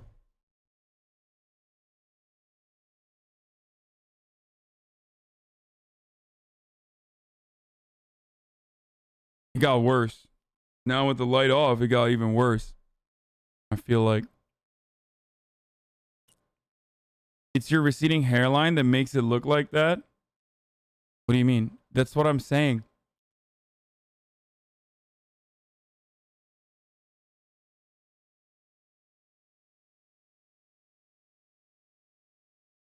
I mean, if you can't tell that I fucking, my hairline has receded dramatically since then, I don't know what to tell you. Like, there's like this much. I think like all of this was hair. Maybe like down to here, you know what I mean? Probably.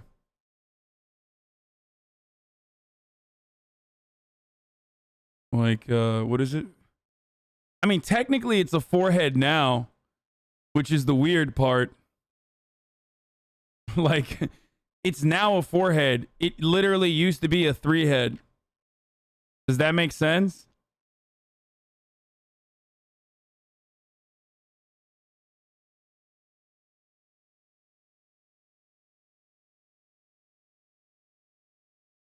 What is this? That was when it was a 2-head. Dude, I used to literally have a 2-head, dude. Look at this. Like, that's my hairline. Like, that's not growth. You see what I'm saying? Like, that was literally my fucked up ass hairline. And when I was younger, it was even worse. It was like up to here. Look at that. My fucking hairline journey, boys. At this point, it doesn't really matter. Your hairline looks great. I remember how do you? A long time ago, you had very weak hair on the hairline, and it looks better now. Like, I am also on at this point, too. At this point, it doesn't even matter. Like, I've gotten used to it. Says. And also, my hairline is. How do I describe it? My hairline is like fucking. Like, that was the most normal it was, I think. My entire life, my hairline was so fucked. So, like, now it's just, like, a little bit more mature than just, like, an older person's hairline. You know what I mean? The crown is fine. I don't have any problems back there, luckily. It's just the front. On the sides, it's, like, receded a little bit. With my hair. And that's pretty much it. Plus, ultimately, if I wanted to, I could just, like... Ultimately, if I wanted to, I could just get fucking, you know, hairline reconstruction surgery or whatever the fuck people do. Dude, stop fucking trying to sell me your weirdo hair formula, dude. That's so weird. Yeah, I could just get, like, hair plugs or something. It's, like, the #1 Turkish economy, bro. Take pills and keep what you have? I do. I think the amount of the Propecia that I get, the Propecia that I take is not, like, the dosage is not enough.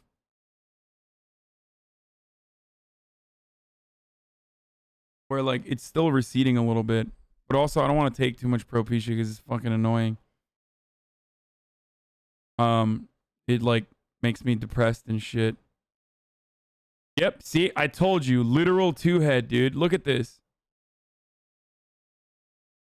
Bro, look at this. My eyebrows and my hair used to connect, chat. Like, it was not good. When I tell you, like, my hairline has, like, normalized throughout the years, this is what I mean. This is when I was this was in high school, like my last year, senior year of high school.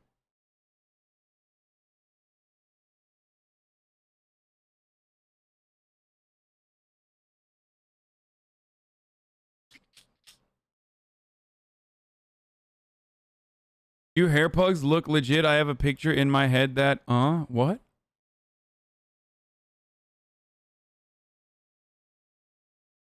Guys, this was 11 years ago. I look like this 11 years ago. I mean, I've definitely gotten,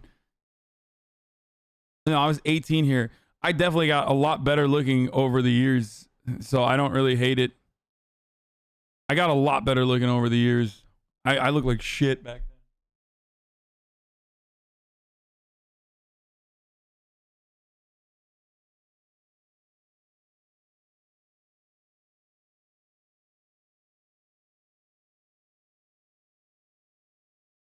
Yeah, I mean, I got confident, grew into my body. Like, I am way happier now than I did back then.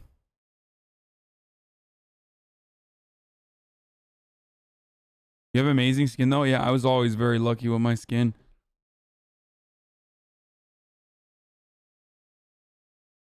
Don't take Propecia. It increases your estrogen levels as there is excess testosterone conversion to estrogen by aromatase, and you will get irreversible man boobs. Trust me. Thanks, doctor.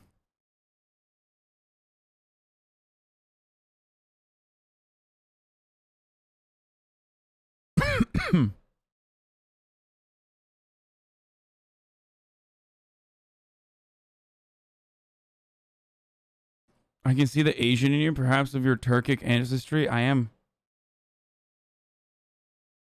You peaked 2 years ago, but if you try that Powers Hair V4, it'll bring it back, baby. You peaked 2 years ago, Lel. Bro, your mother would love to fuck me in whatever state or condition I'm in. Peaked 2 years ago, my fucking ass, you little shit.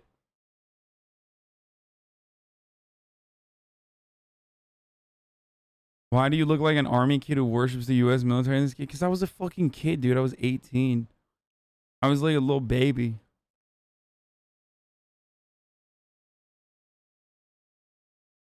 It's so funny because, like, I'm confident in what I look like now, and I feel good about myself. And back then, I really didn't, right? So it's always hilarious when motherfuckers are like, oh, you feel confident? Let me try to fuck your shit up. It's very pathetic. Luckily, it doesn't work, but this is what happens to your hairline and fucking, what is it, like, how many years has it been since then? This is like 5 years.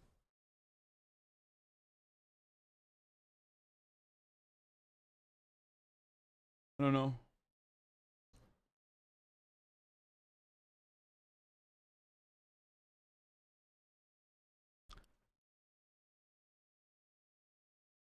Thanks for 18 My months mom of great and my content. dad both are bald. Like, even my mom has balding. And my grandfather is bald too. Everyone in my family is bald. I was never avoiding that. I never thought about it until like the last 2-3 years. But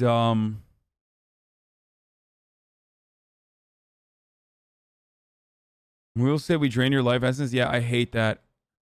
I should have never even admitted that I hate that. That's why some chatters are like trying real hard right now to be like, dude, you look like fucking shit. You fucking literally peaked, bro. It's so pathetic. Like, you think you as a fucking random chatter are gonna be able to fucking penetrate this?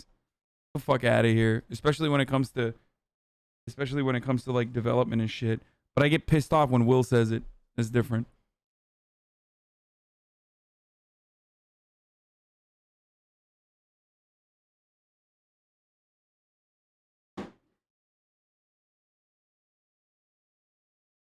They're just insecure and want you to hate yourself. Oh, I know.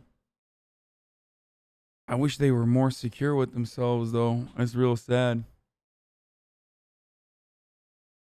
It was definitely sharing your insecurities with morons on the internet. Yes, definitely not a good thing. Wait, is Jank on the sauce too? No.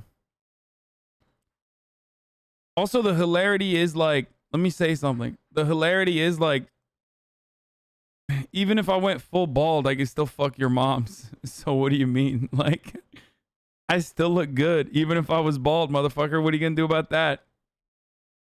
It's got to suck.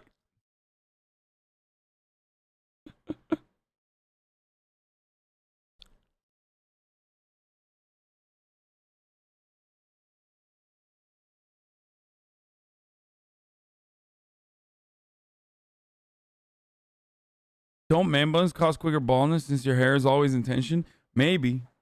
I don't think it was the man buns that made my hairline recede, though. I think it was literally just aging. There's nothing you can do. You just age and you fucking start losing your hairline after a while.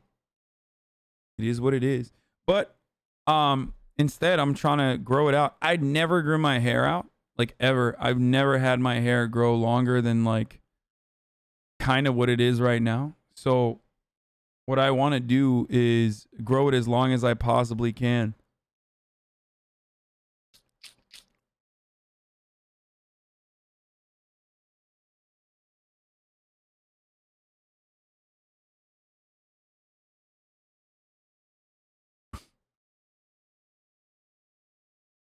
The arms longer, make it like, oh, well, when I had the man bun, my hair was longer than this, but like not by a lot longer. It was longer actually. That's not true. It was a lot longer.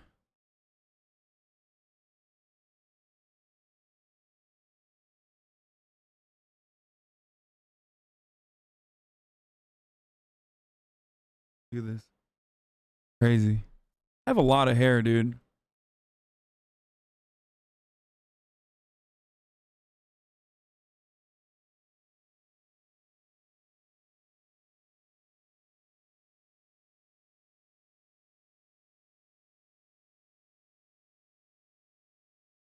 Tension alopecia, I think lots of black girls have to be careful of that because braids cause tension. That's why we always switch it up. Will long or critical long? Probably like Will long. I mean, I don't know how much longer it needs to grow for it to be like Will's hair length, to be honest. Like he's got a good length right now.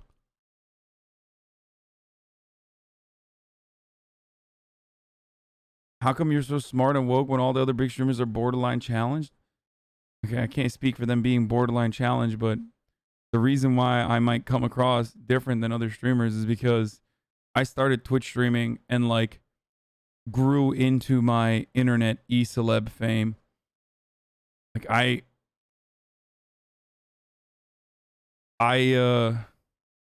had like a healthy social development.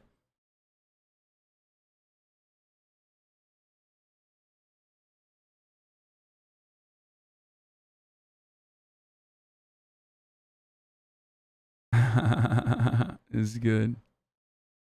You son of a bitch. How dare you?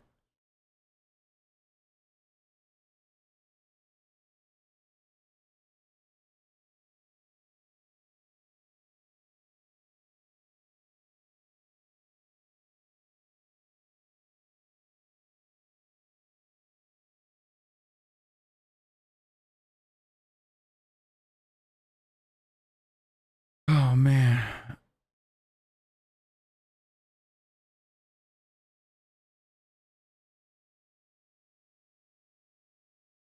Will there be a point when you just stop taking the min fin and just buzz it? At some point it has to be exhausting? No. It's not the end of the world.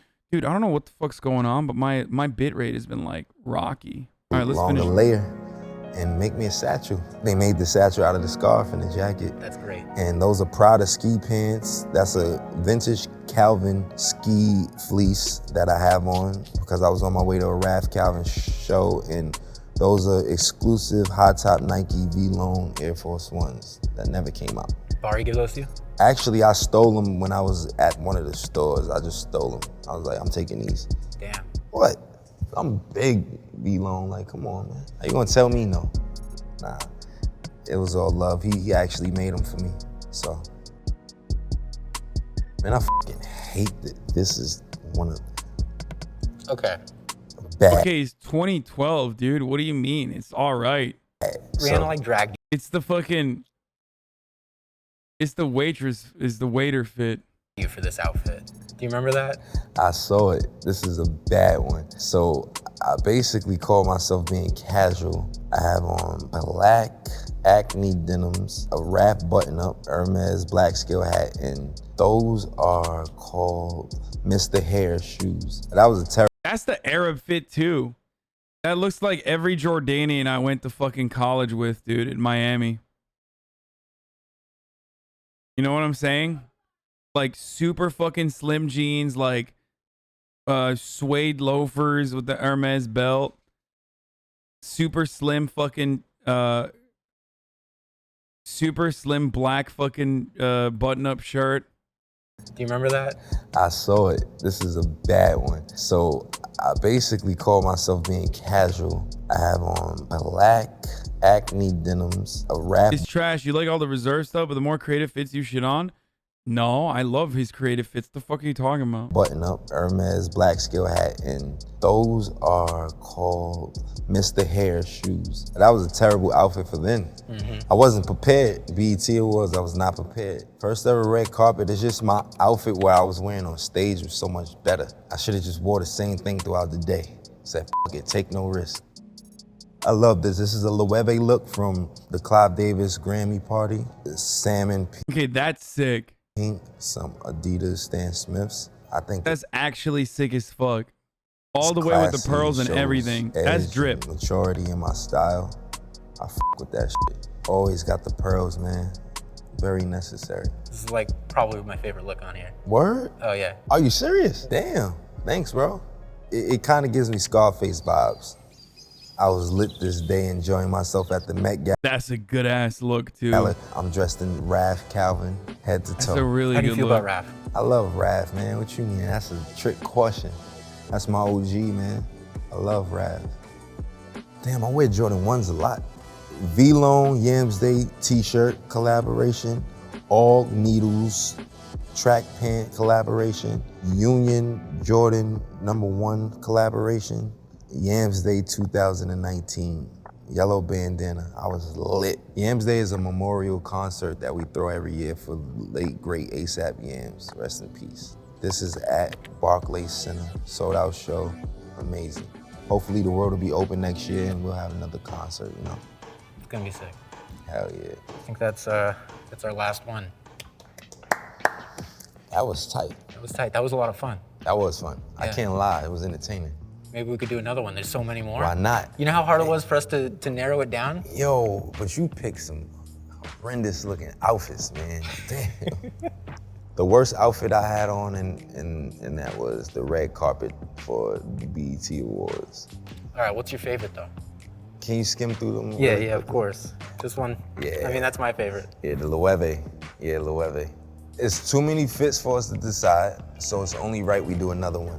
We gotta do another one. It's not enough to cram into this. Yeah, I gotta promise me we're gonna do a part 2. Yeah, I gotta come with some better selections. ASAP Rocky answers 18 questions your from skin Rihanna. type? What the fuck?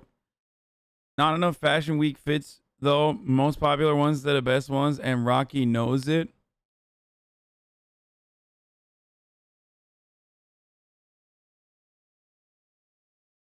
KidSuper? I have no idea what this is. The whole idea about KidSuper.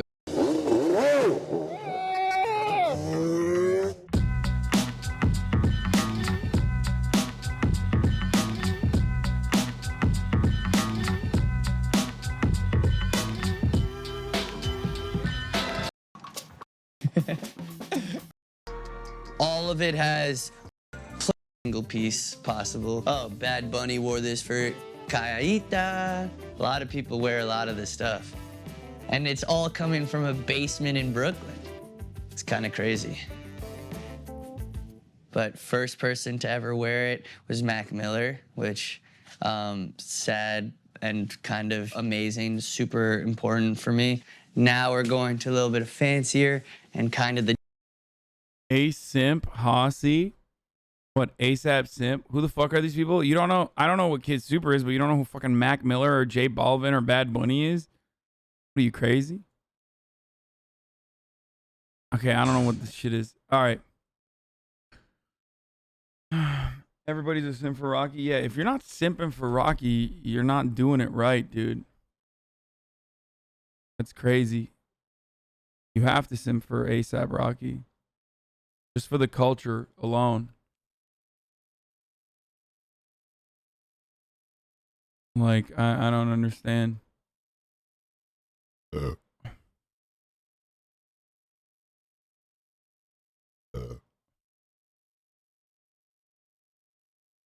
Let's do it. It's me, Mario. Oh, we had a proverbial fork in the road. Which kingdom do you think Bowser went to? What's up, guys? What do we think? Snow Kingdom or Seaside Kingdom?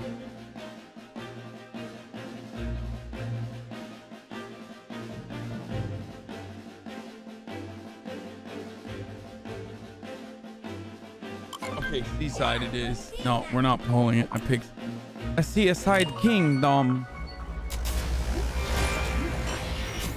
Oh, double audio. Oops.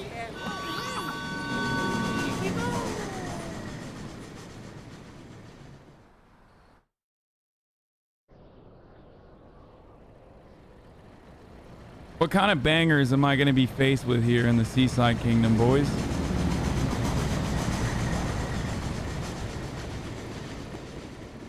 The Kingdom of Saudi Arabia? What an amazingly energetic festival. Let's keep that energy going as we keep up the chase. Seeing how we've got some time to kill, let's review some useful skills. Wall jump. I know how to do a wall jump, you fucking hat. You stop it, you piece of shit. There's a carbonated sea, and it says here, visit the 4 giant mountains.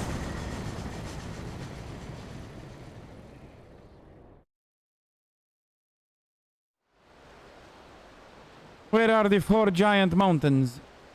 Gigantic. Wait, can you change your outfits at the fucking house? Spaceship? The glass is half empty.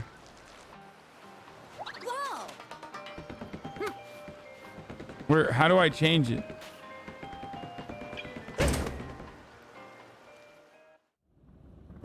It's a white boy summer.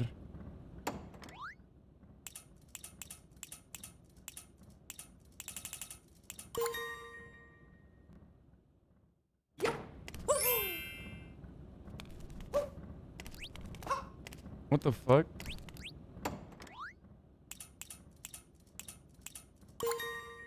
This is my favorite fit. Mario fucks in this fit.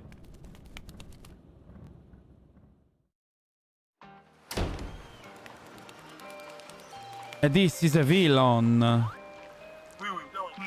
Babylon used to be a beautiful resort until the foul creature showed up. Just look at him. He is guzzling our sparkle water. Don't... They put a stop to him, you know.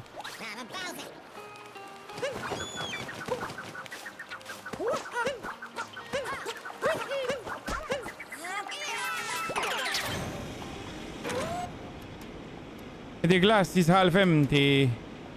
The glass there is half empty. And the glasses everywhere is half empty.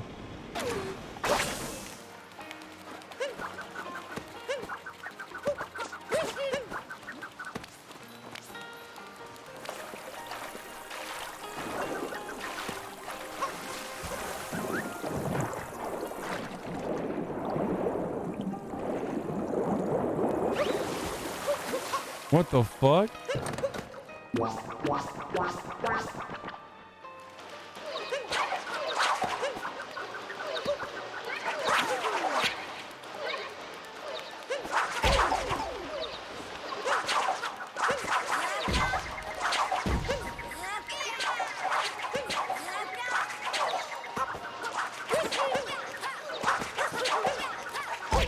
Oh shit.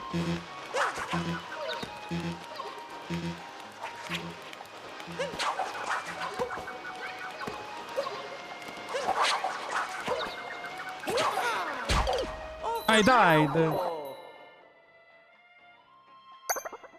I did not pay attention to the numbers. I did, but like not there.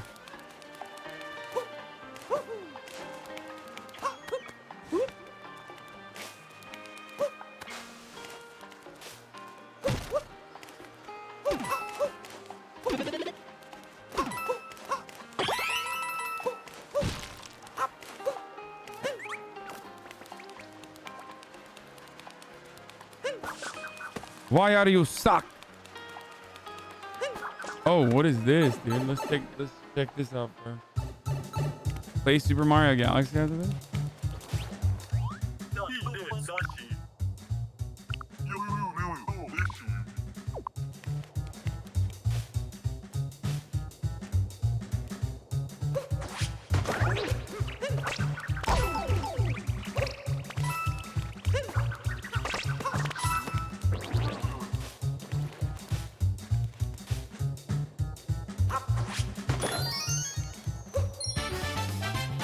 Let's go.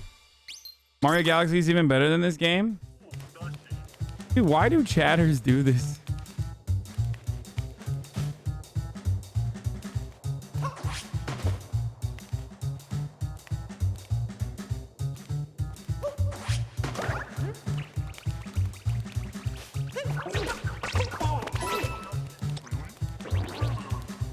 Why do chatters like fucking will look at a game I'm playing and be like, dude, I know you're playing a game right now, but there's a better game. You know what I mean? It's like, why? Like,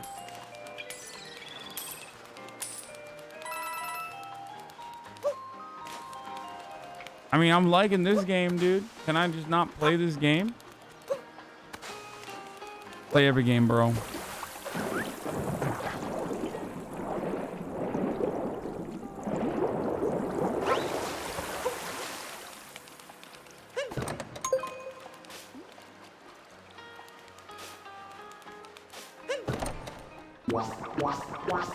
Oh shit. Oh shit.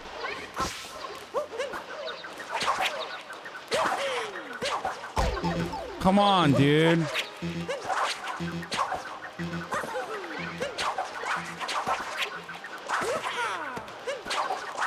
Wait, why can't I fuck him up?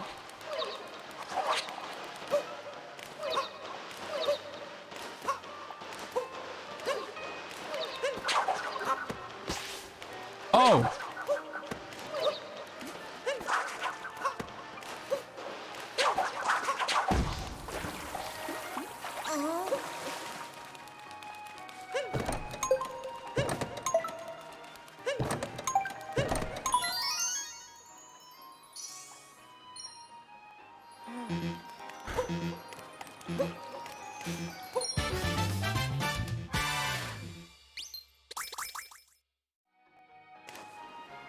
You got the moon.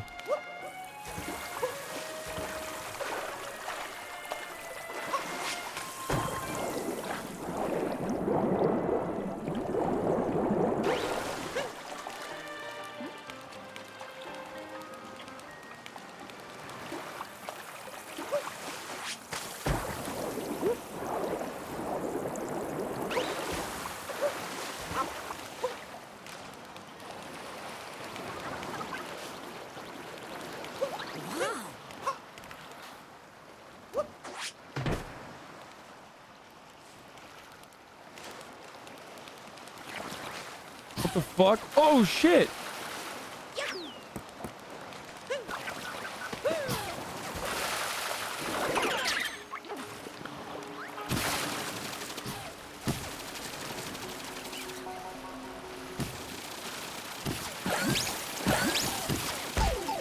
Oh no.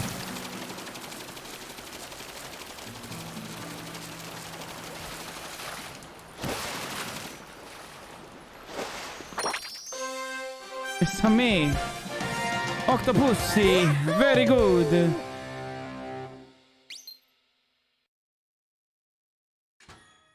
Wait, oh no. Oh no. Octopussy, I lost him.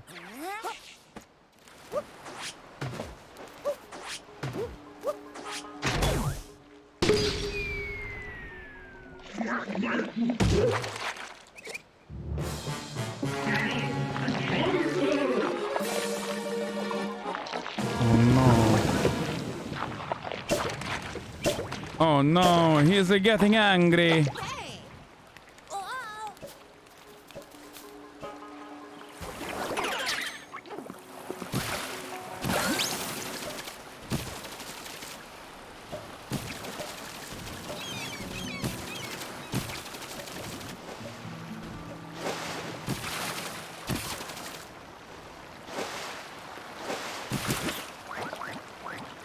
Wait, what the fuck?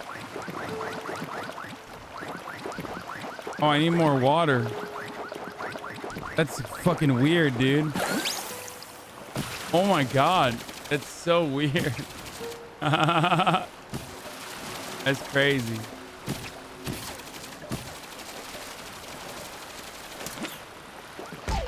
Oh shit.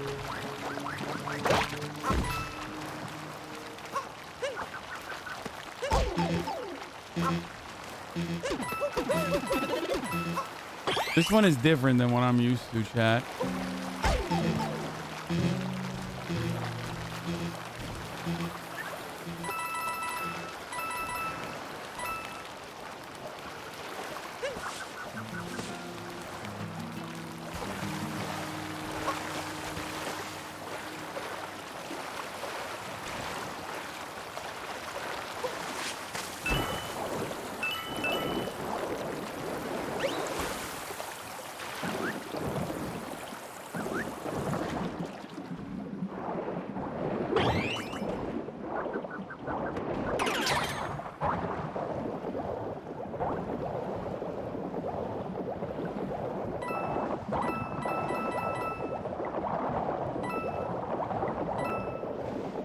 Octopussy.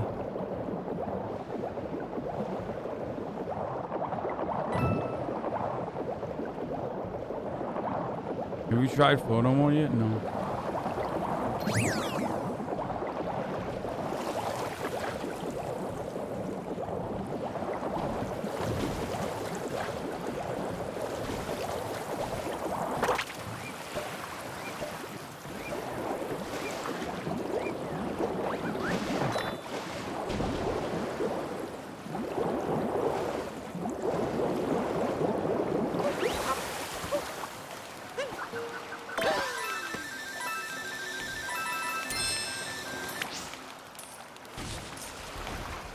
Where'd he go?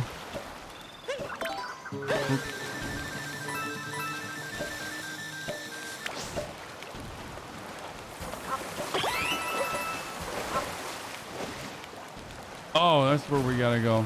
Why is there no music here? Chat, is there a reason why there's no music here?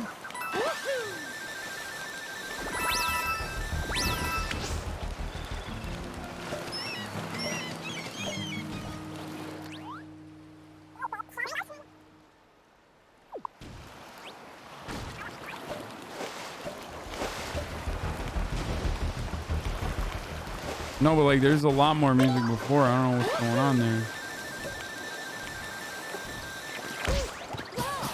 Oh shit. Jesus Christ.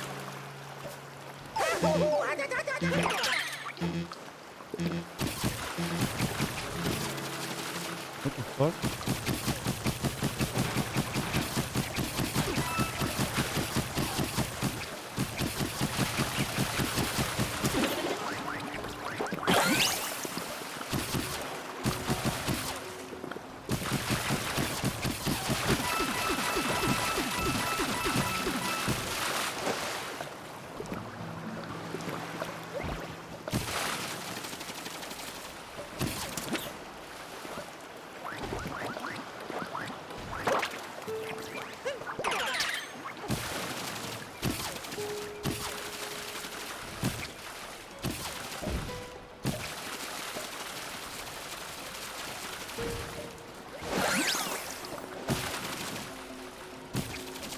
Do I have to do it all?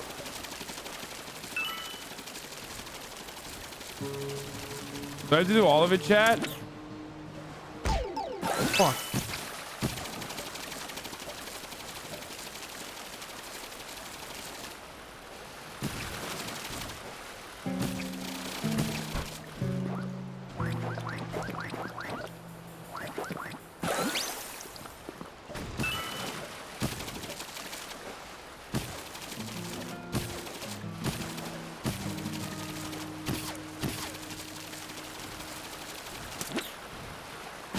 Duydum.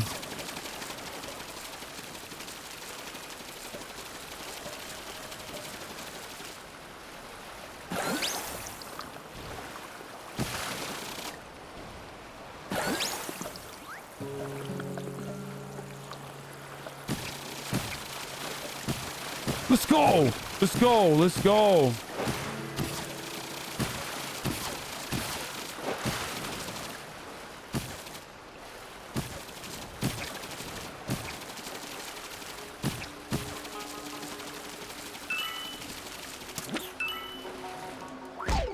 What? Oh, that's bull, dude. That is actually bull.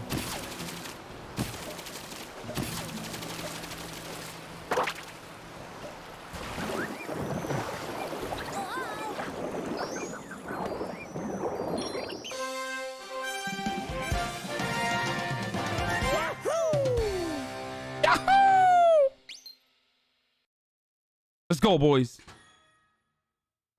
She's a hot tub. Mario is a literal fascist? What? Leftists act like something, act like a beloved character isn't a fascist challenge, dude.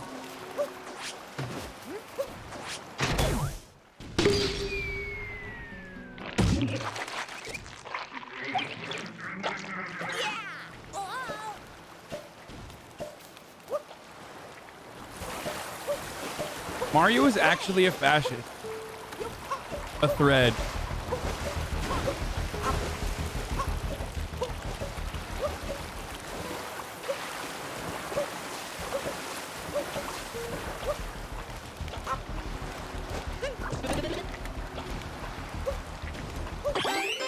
Let's go.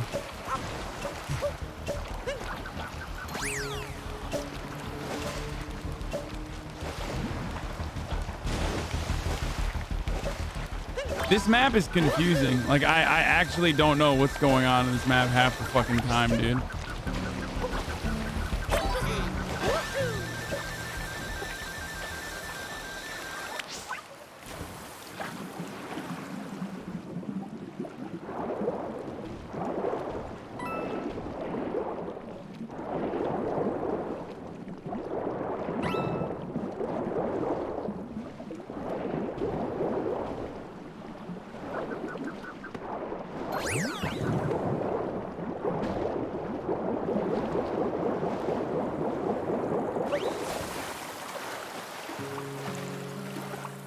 There's a video game theory about how he's actually a communist? Really?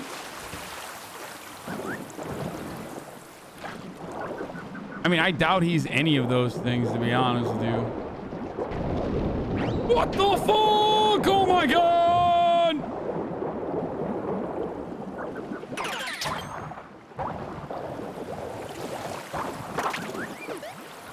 Oh shit, I did that on accident.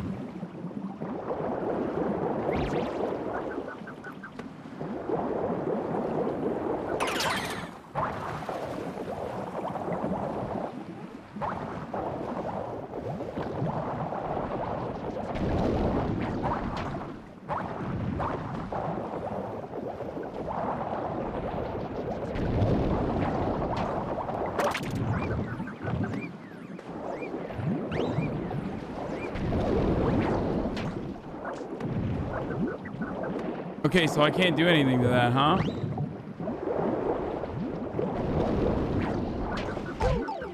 Shit.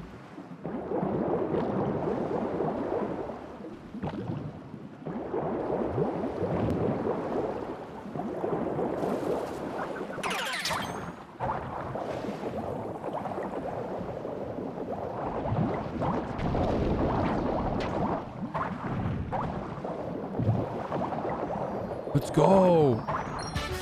Let's go. Scan it.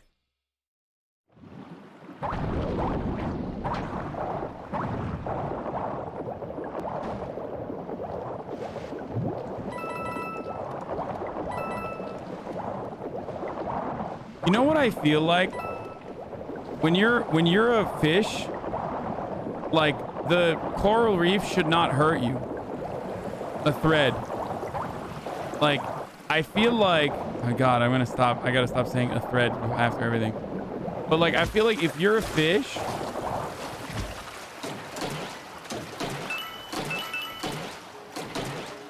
like, literally the fucking coral reef should not hurt you. Oh no, no, no, no, no, stop.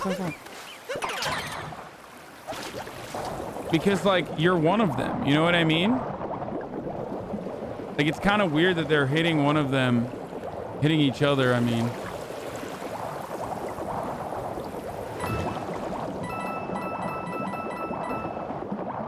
Do you guys see what I'm saying? Wait, is this something breakable?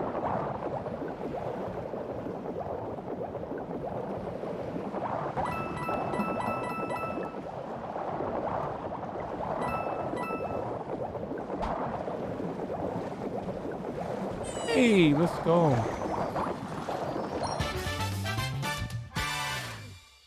Fish on Fish Prime. Go away. Wait, is that the store? Out of the way, please.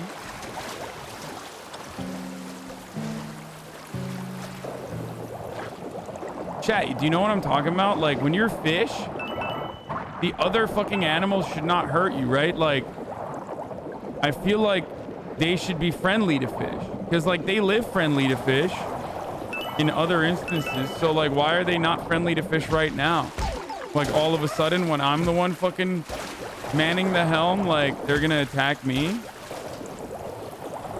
Am I the only one who feels this way? Tell me I'm not alone in this way of thinking, chat, please. Like, they're not attacking any of the other fish. It's kind of weird that they're attacking me with the fucking mustache, you know? It's kind of like the Goombas. Like, when you're a Goomba, like, the other Goombas don't attack the other Goombas, but when I'm a Goomba, they attack me. And I don't know if it's, like, because... I mean, I don't know what it is. Maybe it's because, like, they're mistaken... They just don't like Goombas. There's a Goomba synchronicity where they like want all Goombas to look a certain type of way or behave a certain way, you know? People don't talk about this. Many people are not talking about this, and it's kind of fucked up.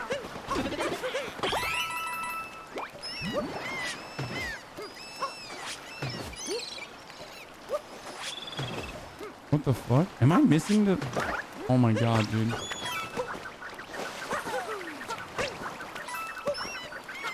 Oh, come on.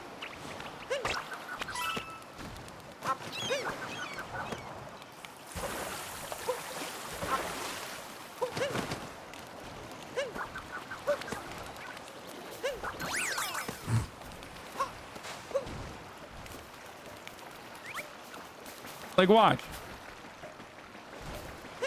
But look, Goombas are not like fighting one another unless I'm the one who's like...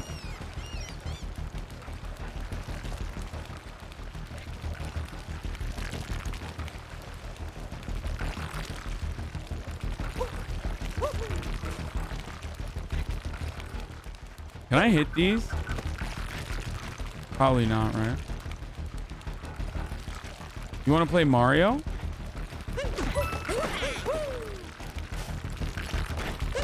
Hold on.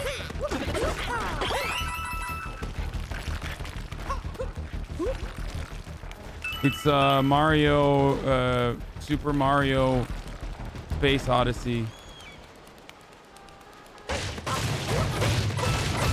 It's like a 3D platformer. It's very good.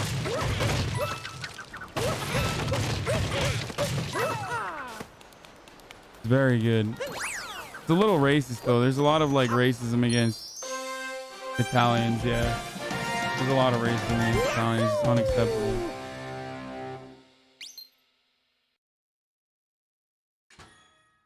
What, you want to play? Go ahead, bro. What do you mean? How do you play? Dude, you're a fucking aerospace and mechanical engineer. You're not gonna be able to figure out a fucking baby game, dude. I believe in you, okay? Yeah, exactly. Hold on. Boys, it's top of the hour and I forgot to run a 6-second ad break, but it's time for Murat to helm the game. Here you go. Go ahead. What up, gang?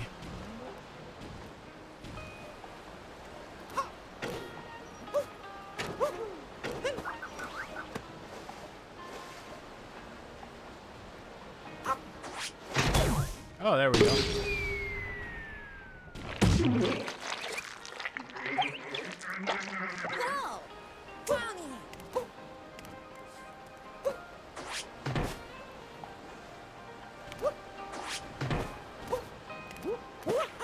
Does anyone know what I need to do?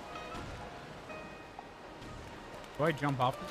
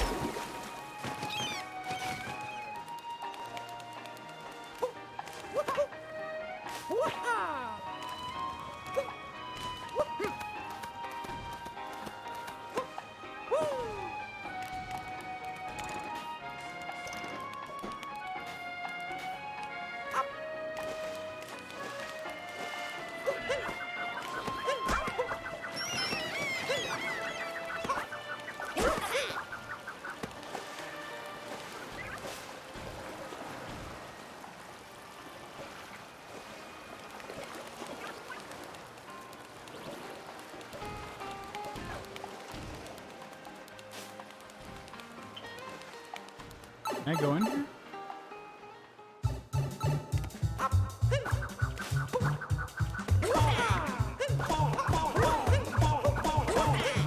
I'm beating up the snail, is that okay? What are you doing? Oh, I don't know.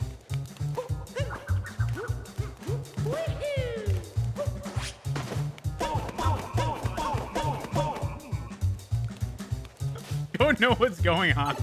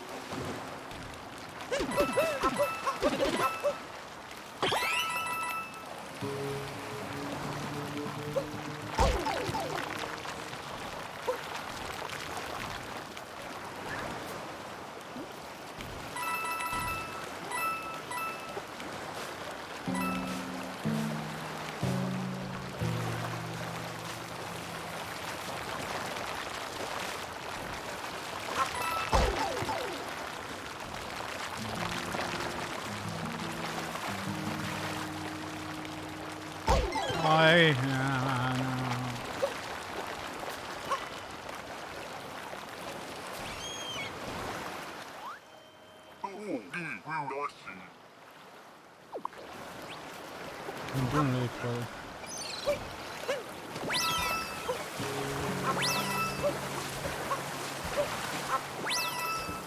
How do I die? Oh, don't do that! Don't do that! You're gonna die! I don't know what I'm doing!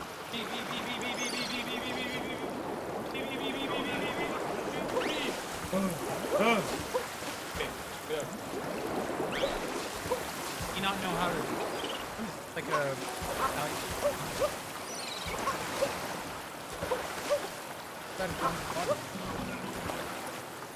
Wait, oh no! I'm stuck! Oh no!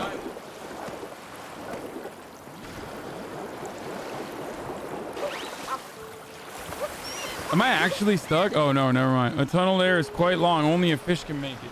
Okay, are you ready? So, your hat has magical powers. Okay, come here. So your hat has the power to like, take Like, your hat can either knock characters or whatever, or you can use your hat to fucking take over items or other characters like the fish. So that is a really long dive. So what I need to do there basically is to go to this fish right here. Okay. What the fuck? Come on, bro. Okay. See, I just took over that fish. So now I have a new moveset. It's not that complicated. It's a fucking baby game, dude. Chill. I don't even know if this is the correct place to go, by the way. But a fish has unlimited breathing, so it doesn't have a problem with, like... Wait, what the fuck?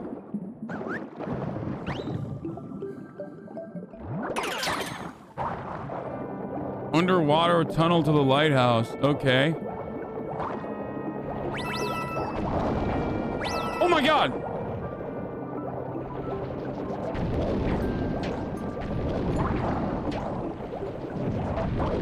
Oh god! Oh god! Oh no!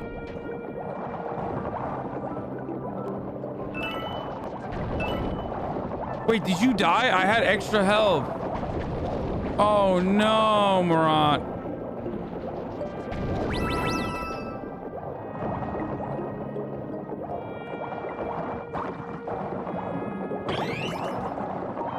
No, but I had 6 health that I was trying to save for the boss.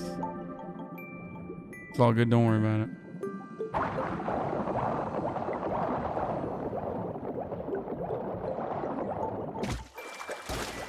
See, that's what happens when you give your little brother the controller, boys. Don't ever do it. Give me no instructions. I know. Well, I thought your fucking massive engineering brain would be able to handle such a fucking baby brain thing, you know? Don't worry. It's a baby game. Rude. Bring back hotter brother. Are you Jank's favorite nephew? I think I'm Jank's favorite nephew.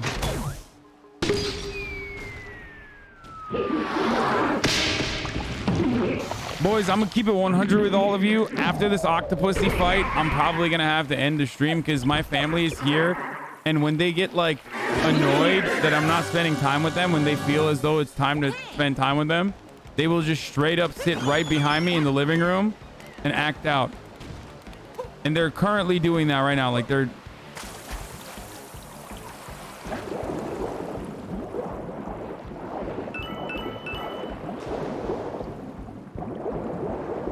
Yok babam oralı değil öyle olaylarla.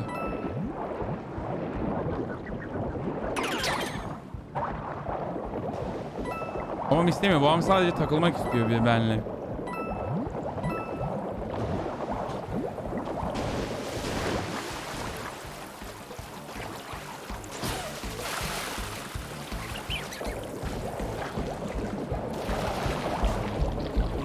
Dude, this is literally Subnautica. Are you kidding me?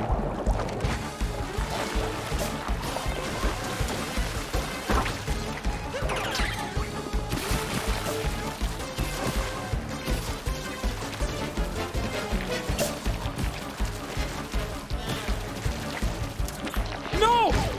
Shit.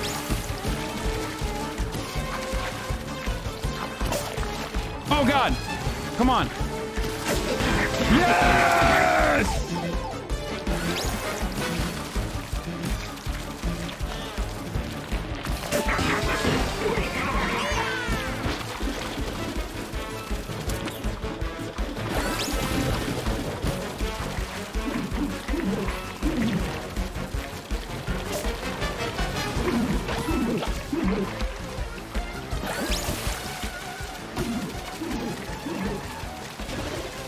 Okay, I need help. Like, desperately. Oh, God. No!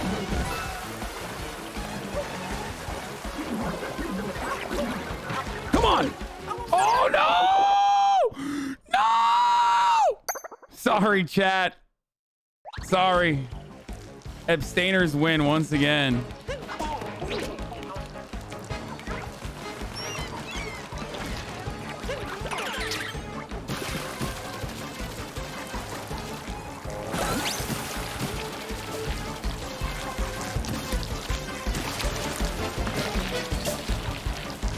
16.000 kişiyiz şu anda.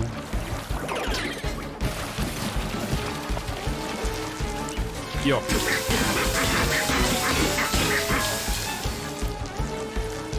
Don't be selfish. Don't be. I'm being greedy. I'm not being greedy.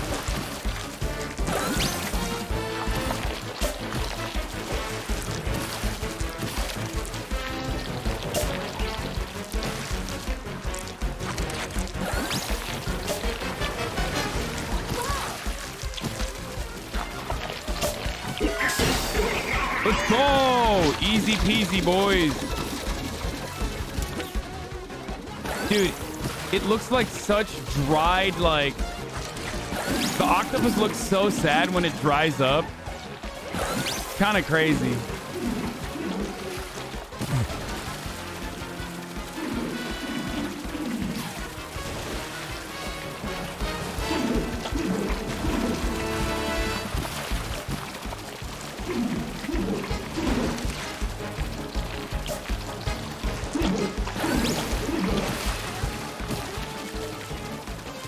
What the fuck?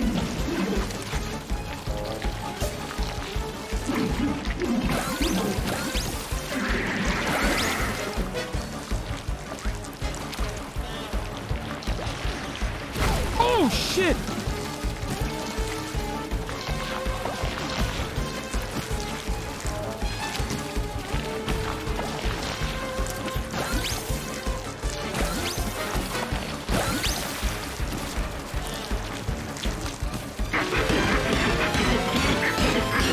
Blow up, blow up, blow up. Oh no!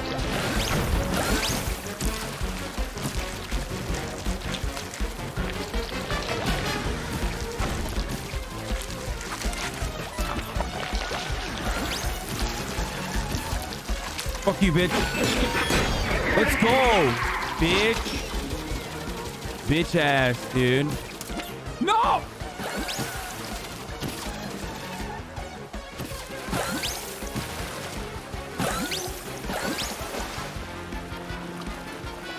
What's that? What's that?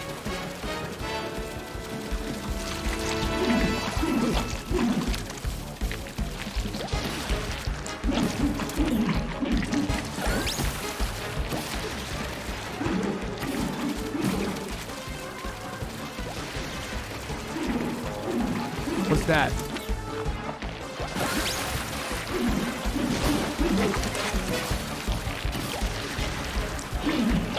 Come on, bitch.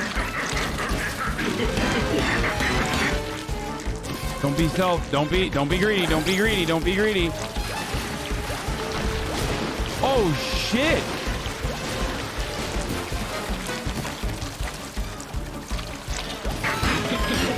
Blow up, blow up.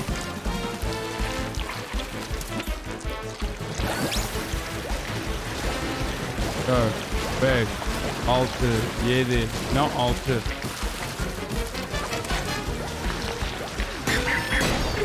Let's go! Let's go!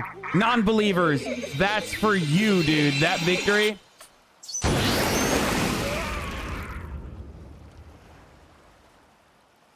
You gotta believe always, boys. You gotta always believe. And this one is for all the believers. This is why I did the win.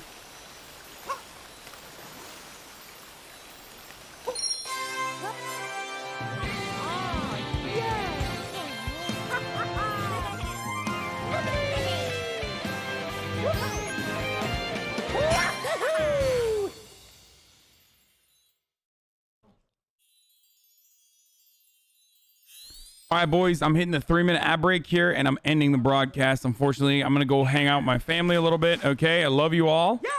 Yeah. So if you want to see the last seconds, you know, you can subscribe. Even though I ran the ad already, so they won't even be able to see it.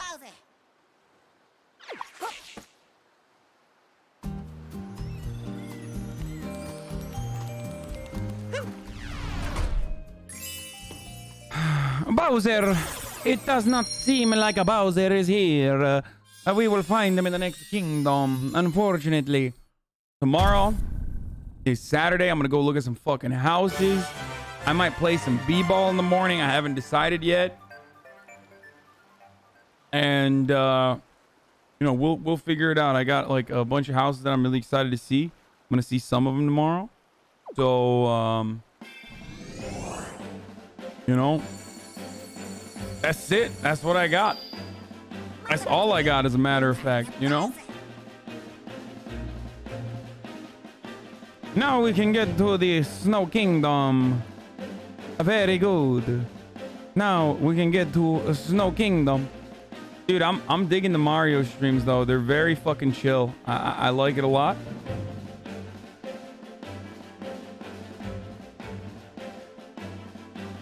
I don't know if you guys enjoy it as well. But